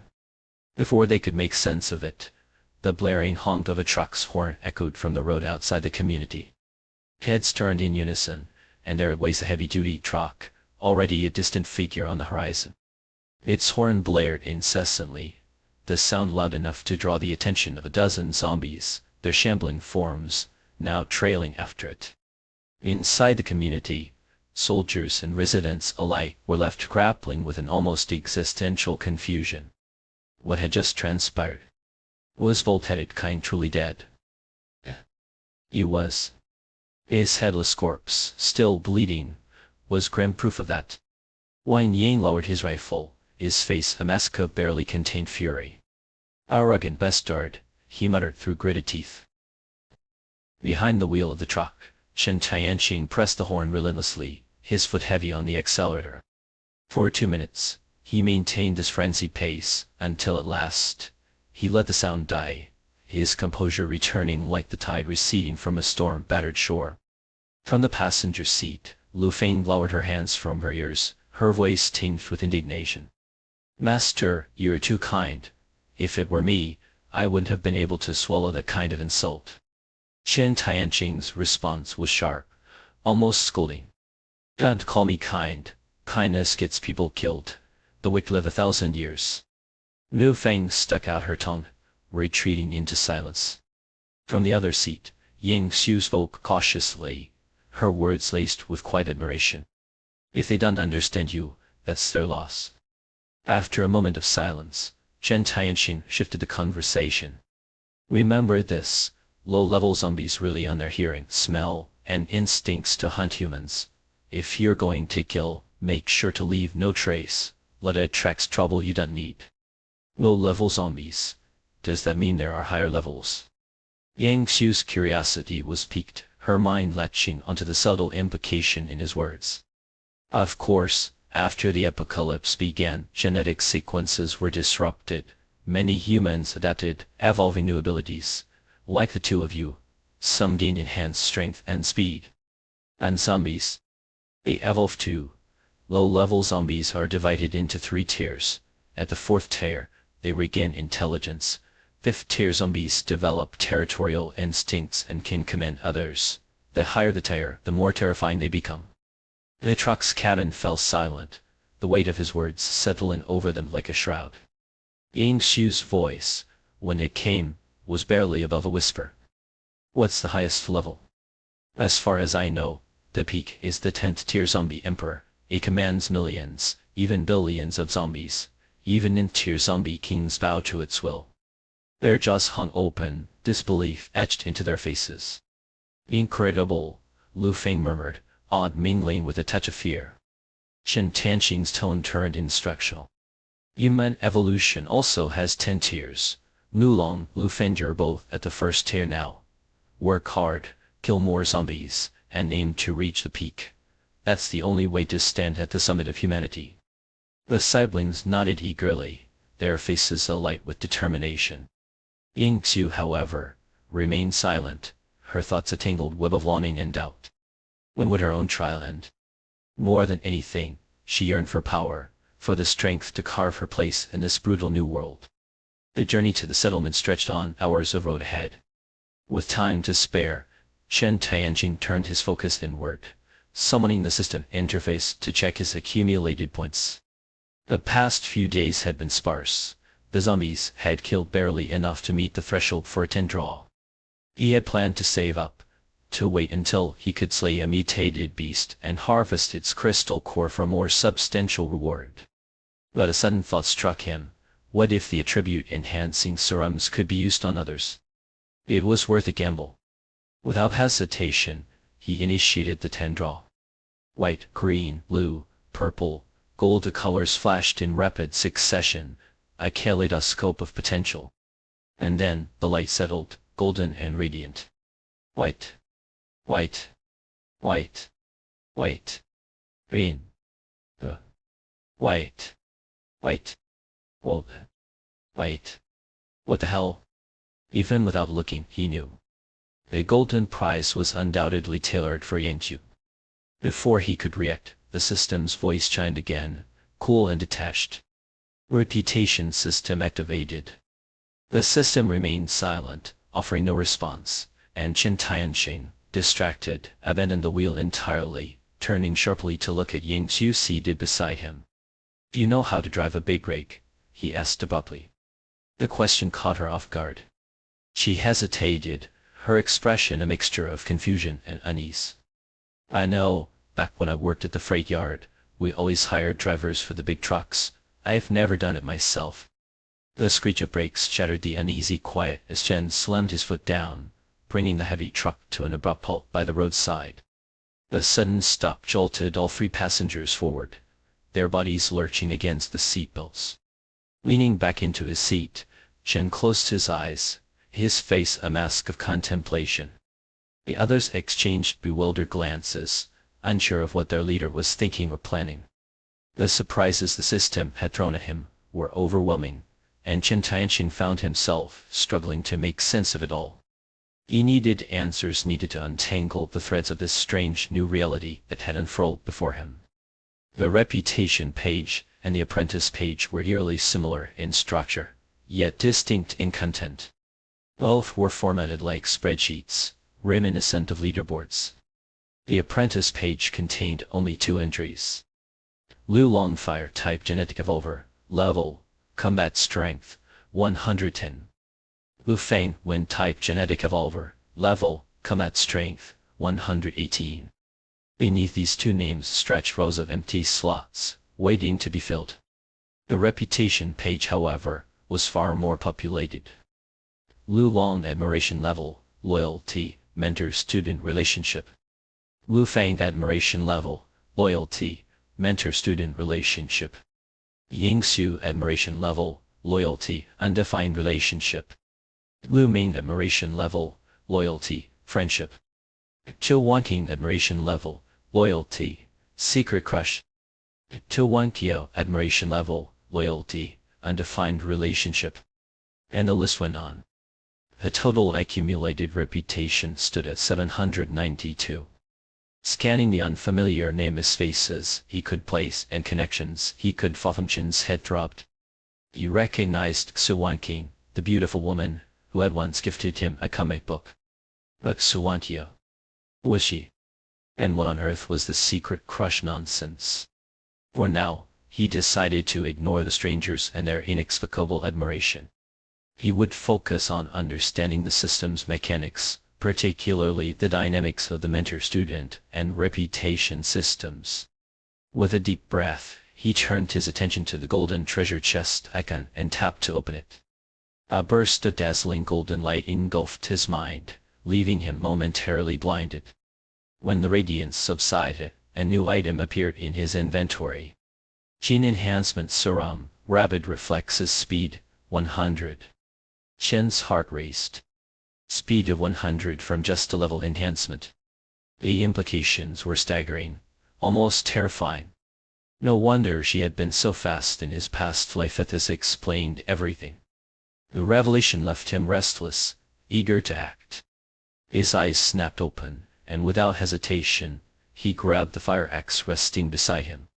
Get out of the truck, he ordered Yingxiu abruptly. Without waiting for a response, he flung open the door and leapt down onto the cracked pavement. The other 2 passengers hesitated, their confusion mounting. Yingxiu, in particular, appeared utterly lost, but followed him nonetheless, trailing behind with a mix of apprehension and determination. Chen did bother to explain. Time is short, and I need capable hands. This is your final test, he declared, his voice cold and unyielding. He strode purposefully toward the rear of the truck, where a small cluster of zombies was shambling toward them. Their numbers had dwindled. Most had fallen behind during the chase. Only a handful, perhaps 10, remained. With swift, brutal efficiency, Chen raised the axe and brought it down on the nearest zombie. The blade cleaved through rotting flesh and bone, severing limbs and rendering the creatures helpless. He didn't kill them outright, instead opting to incapacitate them, leaving them writhing on the ground, their grotesque mouths snapping hungrily at the air. He turned to Yingxiu, his expression unreadable as he extended the blood-streaked axe toward her. Slit its skull, he instructed, his tone devoid of warmth. Right here in the center, extract the pineal gland. If you can do it without vomiting, you pass. Yingxiu froze, the axe heavy in her trembling hands. For a moment she couldn't move, couldn't breathe. The sight of the writhing, dismembered zombie before her was nauseating enough. The thought of mutilating it further made her stomach churn. "Move faster, don't act like a weakling," Chen barked, his patience wearing thin. His words spurred her into action. Gritting her teeth, Yingxiu raised the axe high above her head, her eyes squeezed shut. With a strangled cry, she brought it down. A sickening squelch followed as the blade split the creature's skull. Black, viscous blood sprayed outward, drenching her in its full stench. The odor was unbearable, a rancid, gut-wrenching miasma that clawed at her senses and sent her stomach into violent spasms. She doubled over, retching uncontrollably. Oh God! Her body heaved, but she forced herself to straighten, wiping her mouth with the back of her hand. Chen watched her with a mixture of disappointment and detachment. In his previous life, Yingxiu had been a force of nature, ruthless, unflinching, a woman who never hesitated to destroy anything in her path. She had scorned cowardice on the battlefield, often shouting at the timid, "Don't act like a woman. If you're a man, fight." But this version of Yang Qiu was different. She was waker, softer. The contrast was jarring, and Chen couldn't help but feel let down. Yang Xiu, aware of her failure, looked up at him with pale, determined eyes. "Give me another chance," she pleaded. "I won't fail this time, I promise I won't vomit." Chen nodded curtly, gesturing toward the remaining zombies. "I won't help you this time. If you want to prove yourself, do it alone. Kill them or die trying." The ultimatum left no room for negotiation. Yang Xiu's jaw tightened as she squared her shoulders, gripping the axe with renewed resolve. "I'm not afraid of death," she declared. "What would I fear you, you walking corpses? Die." With a battle cry, she charged at the nearest zombie, swinging the axe with all her might. The blade connected with a sickening crack, splitting the creature's skull wide open. Black blood sprayed across her face, but this time, she didn't flinch. She did gag. Fear and disgust had been replaced by a cold, primal determination. She kicked the zombie's lifeless body aside and crouched down, plunging her hand into the gory mess of its skull. The sensation was revolting, the stench unbearable, but she swallowed hard, forcing herself to continue. When her fingers closed around the crystalline core, she yanked it free and held it up triumphantly. "I did it," she said, her voice steady despite the tremor in her blood-stained hands. Chen took the crystal without a word, his attention already shifting to the approaching horde in the distance. "Get back in the truck. We're leaving." Yang Xiu climbed into the cab, her adrenaline still surging. Liu Feng, seated next to her, handed over a scrap of cloth taken from her brother Lulong. "Should I call you junior sister now, or senior sister?" Yang Xiu barely had time to respond before Chen's cold voice cut through the moment. "I don't plan to take her as an apprentice." The declaration stunned them all, especially Yang Qiu. Her face flushed red and pale as tears welled in her eyes. "Was it because I failed earlier?" she asked, her voice trembling. "No," Chen replied at last. "It's because you're older than me, it wouldn't be appropriate." Her hope reignited at his words. She gazed at him with renewed determination, waiting for him to elaborate. "I'll give you the gene serum to make you stronger," he continued. "But you'll be my subordinate, not my apprentice." Tears streamed down Yang Xiu's face as she nodded fervently. Thank you so much." That chime echoed in Chen's mind. Yang Xiu admiration level, loyalty, subordinate relationship. In an instant, she had become the most loyal person in his ranks, surpassing all others. Another unexpected gain. Heavy trucks roared down the highway, their engines screaming like wounded beasts tearing through the silence of a dead world. Wilderness beyond the road was a desolate tableau of ruins. Rain had scorched the earth, yet the wild grass, defiant and unyielding, had surged back with a vengeance, shooting up to heights of over 3 feet in mere days. It was a bizarre, almost grotesque vitality, a mockery of life amidst so much decay. Along the roadside, the remnants of a shattered civilization lay scattered, cars crumpled like discarded toys, utility poles leaning drunkenly, their severed wires swaying in the wind, tangled with scraps of plastic bags that fluttered like forlorn ghosts. A little further ahead, the horizon opened up, revealing the service station they had visited just 2 days prior. But now it was unrecognizable. What had once been a flat, unremarkable plain was now a sprawling military encampment. Tanks and armored vehicles sprawled across the land like sleeping giants, their hulking forms dominating the landscape. Soldiers, armed to the teeth, moved with grim purpose, fortifying positions with sandbags and barbed wire. The air seemed to hum with the latent power of artillery, the muzzles of cannons glinting under the pale sun. It was a scene of overwhelming scale, a spectacle of human ingenuity turned toward destruction. Good God, when did this happen? Lulong and Lu Feng stared out the window, their disbelief etched into their faces. They had left this place less than 48 hours ago, and now it seemed as though the earth itself had shifted. "This is standard," Chen Tianxing said, his tone flat, almost dismissive.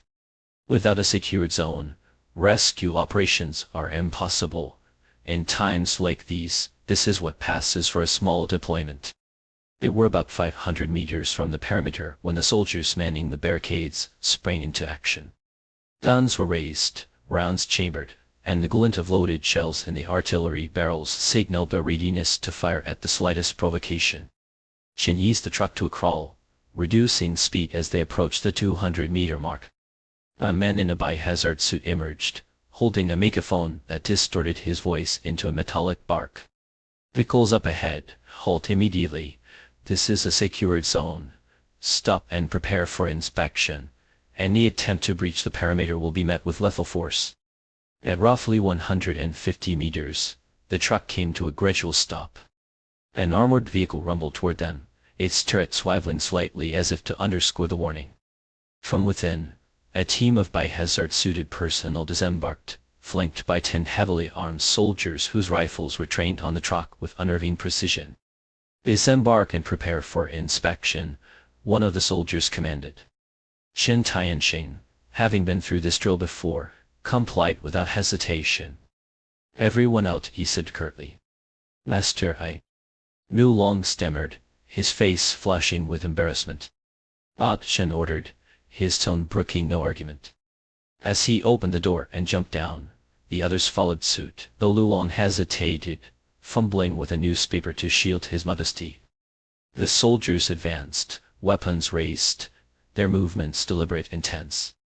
The biohazard team approached more cautiously, one of them pointing at Lu Long with a bemused expression. "What's his deal?" the worker asked. "Clothes burned," Lu Long mumbled, his face crimson, the words barely audible. The worker merely shrugged and began the standard protocol, asking a series of routine questions. "Any fever in the past few days? Open wounds? Symptoms of infection?" Meanwhile, one of the soldiers tapped on the truck's cargo hold. "What's in here? Open it." Chen complied, unlatching the doors to reveal the trove of supplies within. The soldiers exchanged glances, their initial suspicion giving way to something like grudging respect. The preliminary inspection concluded quickly, and they were granted entry into the secured zone. But Chen knew better than to relax. This was merely the beginning. Ahead lay 14 days of mandatory quarantine in the buffer zone before they could even hope to reach the survivor base. An armored vehicle took the lead, guiding them to the entrance of the quarantine area. Once again, they were required to stop, disembark, and submit to registration.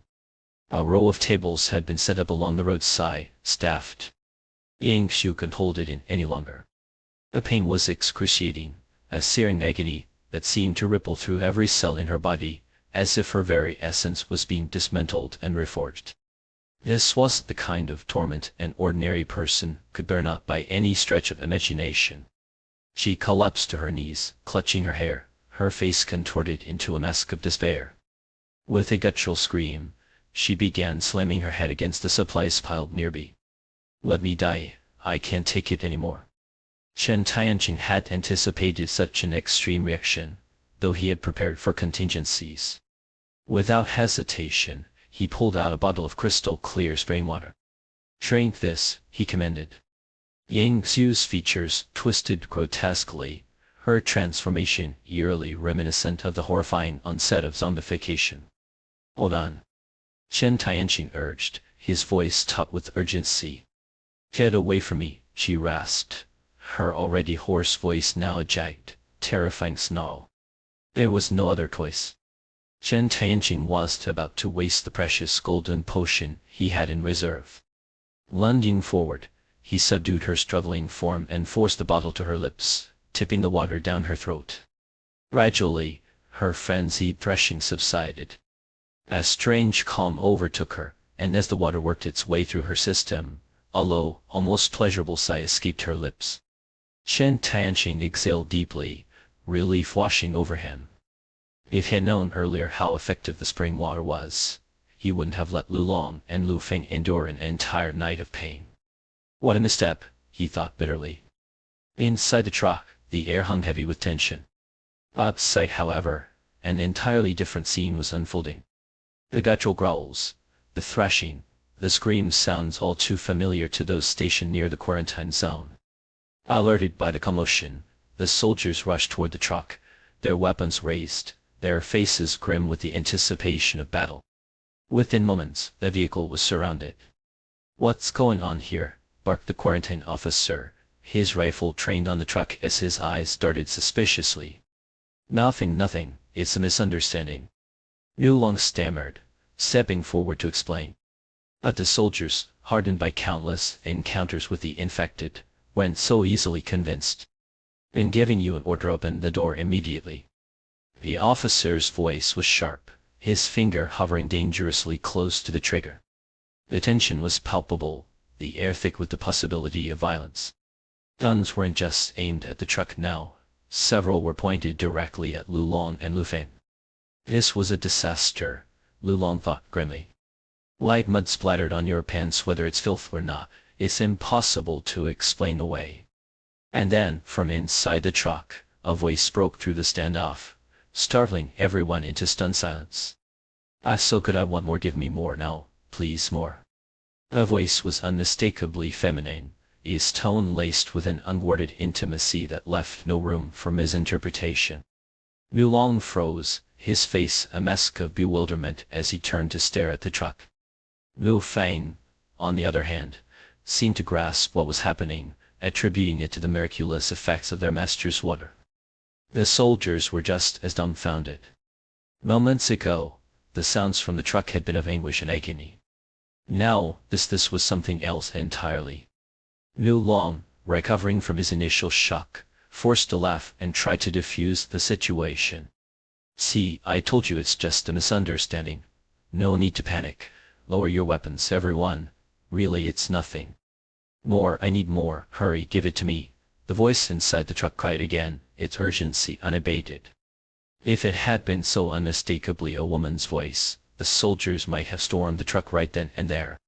As it was, the situation was impossibly awkward. The quarantine officer, his face burning crimson, coughed to cover his embarrassment before issuing a terse order.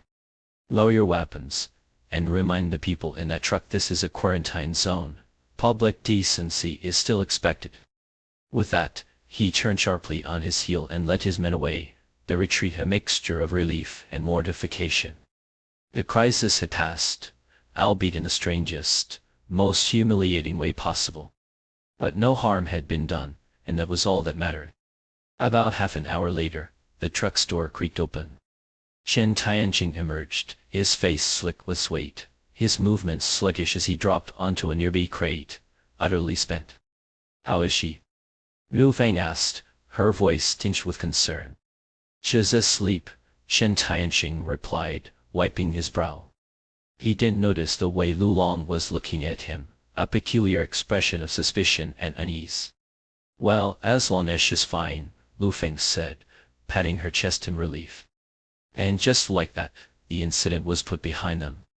Minutes later, the quarantine zone began to fill with people. Survivors from the morning's rescue operations trickled in, their numbers steadily growing. It was clear that the mission had been a resounding success. 50 battalions, each divided into 3 smaller units of 10 soldiers, had swept through the city from the outskirts to the center, conducting 2 operations per day. That morning alone, they had rescued approximately 3,000 survivors with minimal casualties, a rare and much-needed victory that bolstered morale across the board. The once desolate quarantine zone was now alive with chatter and laughter. Families reunited, survivors shared stories, and for the first time in days, there was a glimmer of hope. Amidst the bustle, Chen Tianqing sat quietly, lost in thought. His reverie was interrupted by a hushed voice nearby. "Don't stare, murderers like him aren't worth your time. Let's go, stay far away from people like that." He turned his head and saw, about 20 meters away, a middle-aged man pulling a young woman along by the arm. It was Xu Wanqing. She had just entered the quarantine zone and had spotted the truck. Recognizing it, she had wanted to approach and thank the masked man who had saved her life. But Chen Tianqing wasn't wearing his mask, and seeing his face for the first time had left her momentarily stunned. Her hesitation was brief. Her father, however, had wasted no time dragging her away, muttering about murders under his breath. Su Wenking's face flushed with indignation, but she said nothing, unable to defend herself or the man she wanted to thank. Chen Tianqing, for his part, paid no mind to the whispers and stares around him. He glanced at the position of the sun and called out, "It's about time. Let's eat." Lu Long and Lu Feng began rummaging through their supplies, pulling out cans of food. But Chen Tianqing stopped them, with a sharp glare. "No canned food. Eat the perishables first. Self-heating meals or hot pot. They'll go bad if we don't use them soon." As the self-heating meals began to warm, the tantalizing aroma wafted through the quarantine zone. Survivors, many of whom had been surviving on meager rations, couldn't help but salivate at the smell. Some, emboldened by desperation, approached to negotiate. "Hey buddy," said a man in his 40s, dressed in a rumpled suit. "Got any extra food? I'll pay. Name your price." Chen Tianqing looked up, his expression one of thinly veiled irritation. The man pulled out a wad of cash, fanning it out like an offering. "This is all they've got. Surely it's enough for one meal." Chen Tianqing snorted. "They're not selling." "Yeah." The man's face darkened with frustration. Gritting his teeth, he removed the Rolex from his wrist and held it up. "This is a Submariner, worth over 100,000. 10 self-heating meals. Deal." Chen Tianqing's patience snapped. "Are you deaf? I said I'm not selling." The man faltered, his bravado crumbling. After a moment, he leaned in, his tone shifting to one of pleading. "Look kid, I haven't had a proper meal in days. Name your price. Anything you want, I'll consider." Chen Tianqing's gaze hardened. "There's only one thing I want." "What is it?" The man's eyes lit up with hope. Chen Tianqing reached into his pocket and pulled out a crystalline object, setting it down with a deliberate thud. "Yes, the pineal gland from a zombie's brain." The man recoiled, his face blanching at the thought. For a long moment, he said nothing, his discomfort palpable. Finally, he forced a strained smile. "You're making this impossible." Chen Tianqing didn't bother to respond. "No crystal, no food, take it or leave it." The man, once a small-time businessman before the apocalypse, was seething. "Fine, just you wait." Before the cataclysm, it was an age of public opinion. Even as someone clung stubbornly to their own interests, a well-orchestrated campaign of slander and outrage could harness the power of the masses to achieve their goals. We're used to compromise. Then don't even dream of surviving in society. The middle-aged man stormed off in a fit of rage, spreading rumors wherever he went.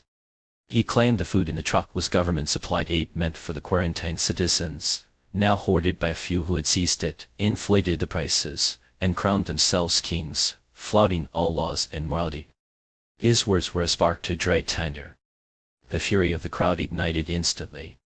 While Chen Tianqing and his two companions sat enjoying a leisurely lunch, the aroma of their meal curling lazily into the air, a mob of young men armed with clubs surged toward them like a dark tide, their faces brimming with indignation. "You there, you're the one hoarding the resources meant for everyone, aren't you?" The leader, a brash youth with a sneer carved into his face, wasted no time with pleasantries. Chen Tianqing glanced at him briefly, his expression as indifferent as the surface of a still lake. His voice, when it came, was cold and sharp as a blade. "And if I am, what do you intend to do about it?" The youth's sneer twisted into a snarl. "You arrogant brothers, get him." At his command, the mob raised their clubs, ready to strike. But before Lu Long and Lu Feng could leap to his defense, Chen Tianqing raised a hand, halting them in their tracks. "No need, stay out of this." As if on cue, the chaos was interrupted. Soldiers from the quarantine zone, having noticed the commotion, arrived swiftly, their weapons drawn and their voices cutting through the uproar like thunder. "Stand down, no disturbances are allowed in the quarantine zone. Anyone who dares defy the rules will be shot." Faced with the cold gleam of gun barrels, the mob hesitated, retreating a few paces. Yet their anger simmered just beneath the surface, emboldened by what they believed to be righteous indignation. The leader of the mob, his voice defiant, pointed his club at Chen Tianqing. Officer, it's not us causing trouble, it's him. His hoarding resources meant for everyone. How can you stand by and allow this injustice? The officer frowned, clearly perplexed. The accusations flew fast and loud, a cacophony of voices condemning Chen Tianqing and his companions. Some even embellished their claims, painting the trio as tyrants who bullied the weak and exploited the vulnerable. The officer pressed his fingers to his temples, visibly overwhelmed. Enough, quiet. The clamor subsided into a tense silence. The officer turned to Chen Tianqing, his tone sharp. Do you have anything to say for yourself? Chen Tianqing remained seated, his posture unyielding, his gaze steady. They fabricate accusations, crying thief to cover their own greed. What is there for me to explain? The officer blinked, momentarily taken aback. The supplies, they're yours. Chen Tianqing spread his hands, his voice calm, almost mocking. This truck and everything in it belong to me. Personal property. Is that a problem? The officer hesitated. The logic was irrefutable. He turned to the crowd, his tone placating. You're mistaken. These supplies are privately owned. The government-provided resources are still being prepared. Please disperse and return to your quarters. But the crowd, unwilling to let their avarice be exposed, dug in their heels. No, that's not right. We're all survivors here. Resources should be shared. How can he hoard everything for himself? Exactly, the world's crawling with zombies, and he's feasting while we starve. What kind of person does that? Selfish bastard. Officer, you have to do something. If not, we won't stand for this. The mob's anger swelled, drawing more onlookers. Dozens became hundreds, encircling the truck in a suffocating throng. Their shouts rose like a storm, demanding Chen Tianqing hand over his supplies. The officer, seeing the situation spiral out of control, sighed in resignation. To avoid a full-blown riot, he turned back to Chen Tianqing, his tone conciliatory. You see how it is. Everyone's asking you to donate the supplies. I can't stop them. Let's compromise. I'll buy everything from you at cost. Chen Tianqing laughed at a sharp, derisive sound that cut through the tension like a whip. What a joke. Cost. Do you think pre-apocalypse currency holds any value now? He stood, his voice rising like a thunderclap. This truck is mine. The supplies are mine. If anyone wants them, they'd better bring me the pineal glands from the brains of zombies. Try to take them by force, and Lulong, Lu Feng. The two stepped forward, their movements fluid and deliberate. Before the crowd's astonished eyes, they unleashed their powers. Flames roared to life, licking hungrily at the air, while a ferocious wind howled, feeding the inferno. Together, they conjured a towering firestorm, a blazing vortex that encircled the truck in a ring of searing heat. Gasps rippled through the crowd. What the? Get back, move. The firestorm expanded, its heat palpable even from a distance. Within a 10-meter radius of the truck, the air shimmered with the intensity of the flames. Chen Tianqing's voice rang out, commanding and implacable.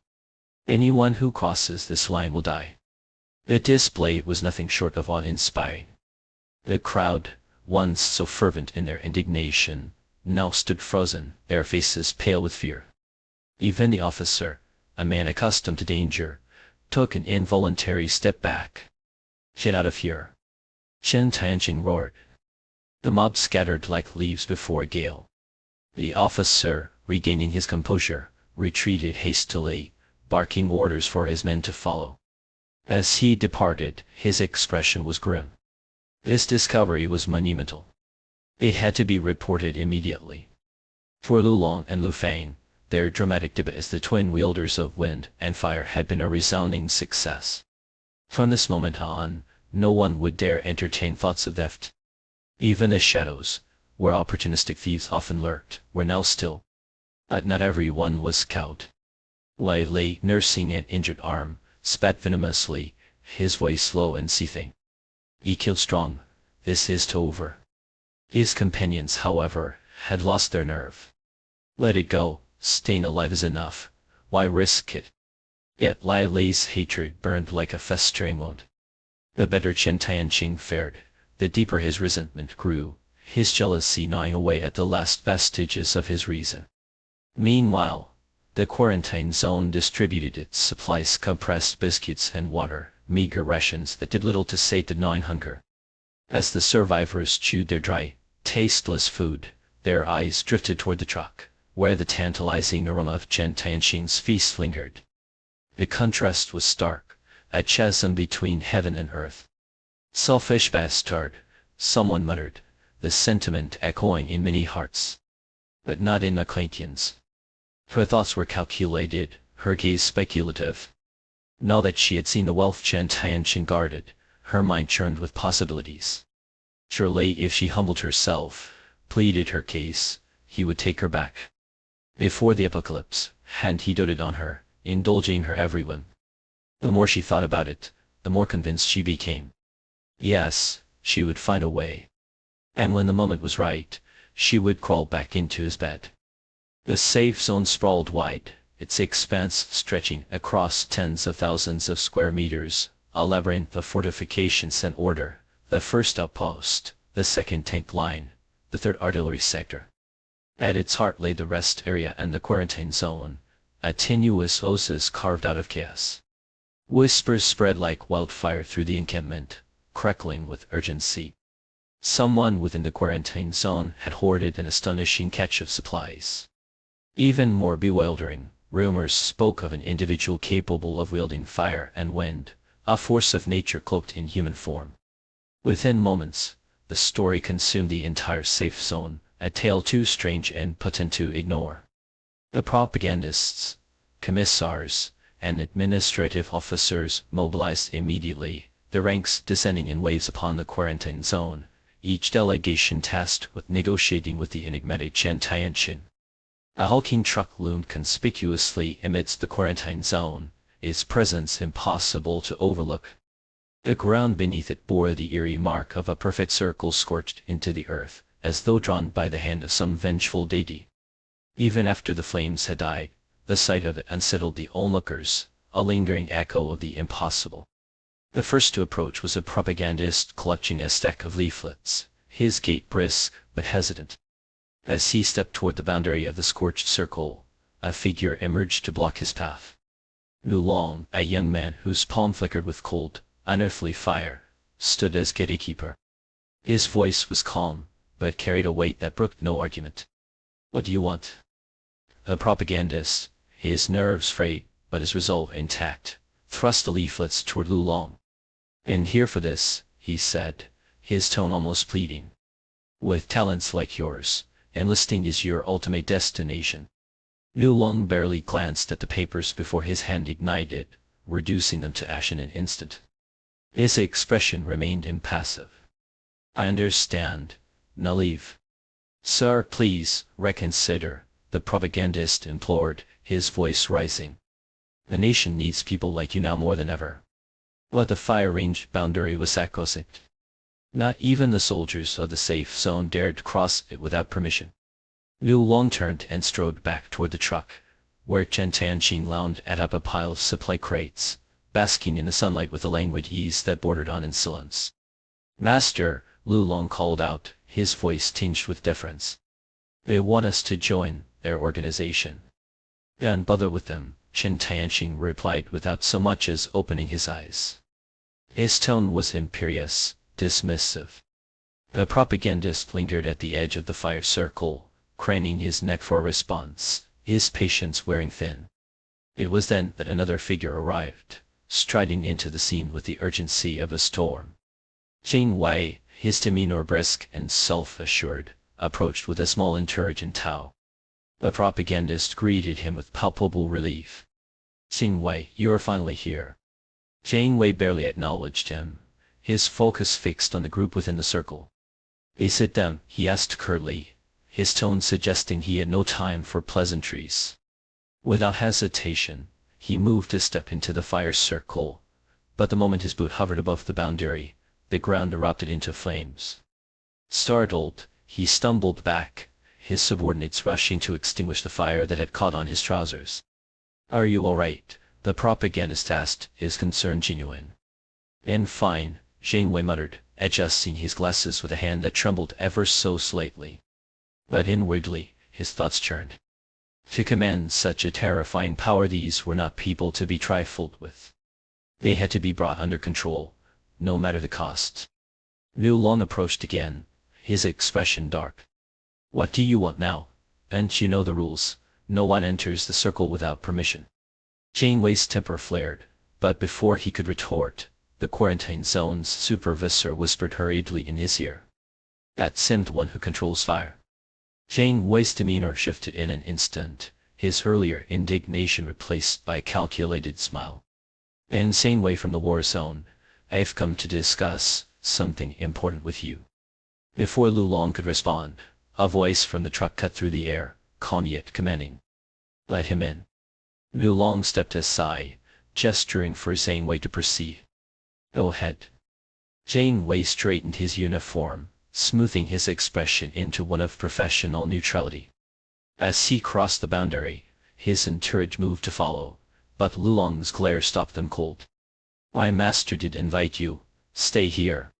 Reluctantly, they obeyed, waiting just outside the circle. Janeway approached the truck, where Chen Tianqing remained reclined, his posture a study in indolence. A young girl stood beside him, fanning him with a piece of cardboard. The scene was almost surreal in its decadence, a tableau of defiance against the grim backdrop of the apocalypse. Chen Tianqing didn't even glance at his visitor. His voice was as indifferent as his posture. First, I won't join your organization, but I'll help you deal with your problems in my terms. I won't take orders. Second, if you want my supplies, bring me the pineal glands from the heads of the zombies you kill. Propose a system of exchange. The bluntness of his words was staggering, each statement a grenade tossed into the conversation. Yet beneath the surface, there was a subtlety, an invitation to negotiate hidden within the apparent finality. Janeway, to his credit, recovered quickly. Though he found Chen Tianqing insufferable, he recognized the opportunity. Sir, Chen Tianqing is it. Allow me to introduce myself. I don't care who you are, Chen Tianqing interrupted, his tone sharp. If you're not the one in charge, send someone who is. Otherwise, leave. Janeway froze, stunned. He had barely begun, and already he was being dismissed. Wait, Mr. Chen, I leave. Chen Tianqing barked, his patience evaporating. Liu Long's hand ignited once more, the flames licking hungrily at the air as he stepped forward, forcing Janeway to retreat. Furious, but helpless, Janeway stormed away, his thoughts a tumult of anger and calculation. If he had harbored any respect for Chen Tianqing before, it was now utterly extinguished. But as his temper cooled, he began to dissect the man's demands. The first condition, he dismissed his arrogance. The second, however, that was something he could work with. He called for his soldiers, questioning them about the zombies they had encountered. The answers came quickly. Zombies were easy to kill from a distance, a bullet to the head dispatching them with minimal effort. Hundreds had been slain that morning alone. By Janeway's reckoning, acquiring the pineal glands would be a trivial task. And so he made a decision. One that, in hindsight, he would come to regret for the rest of his life. He drafted an exchange proposal and returned to the quarantine zone, presenting it to Chen Tianqing with a confidence he didn't entirely feel. Chen Tianqing skimmed the document and nodded. Fine. However many you have, I'll trade for them. Janeway glanced at the truck, its capacity seeming modest. He smirked inwardly. How much could it possibly hold? What he didn't know, what he couldn't have known, was that Chen Tianqing possessed a spatial backpack, a treasure trove holding at least a ton of supplies. Very well, Janeway said. We'll make the arrangements. Not long after, the sound of a helicopter shattered the air, its rotors slicing through the sky as it descended. Two figures disembarked, a captain from the safe zone, and another man, clad in a military uniform adorned with the insignia of a colonel. It was Lu Ming, though his transformation into a soldier seemed almost unrecognizable. Where are the ones who control fire and wind? The captain demanded. Take us to them immediately. The quarantine zone guards saluted before leading the two men toward the truck. As they approached, Lu Ming's eyes widened at the sight of the vehicle, a flicker of recognition sparking within him. Could it be? No, he thought, dismissing the notion as absurd. But as they neared, Lu Ming's doubts melted away. A voice rang out, high-pitched and jubilant. "Uncle, why are you wearing that uniform? Wulong, it really is you." Lu Ming's emotions surged, a torrent of disbelief and joy that left him momentarily breathless.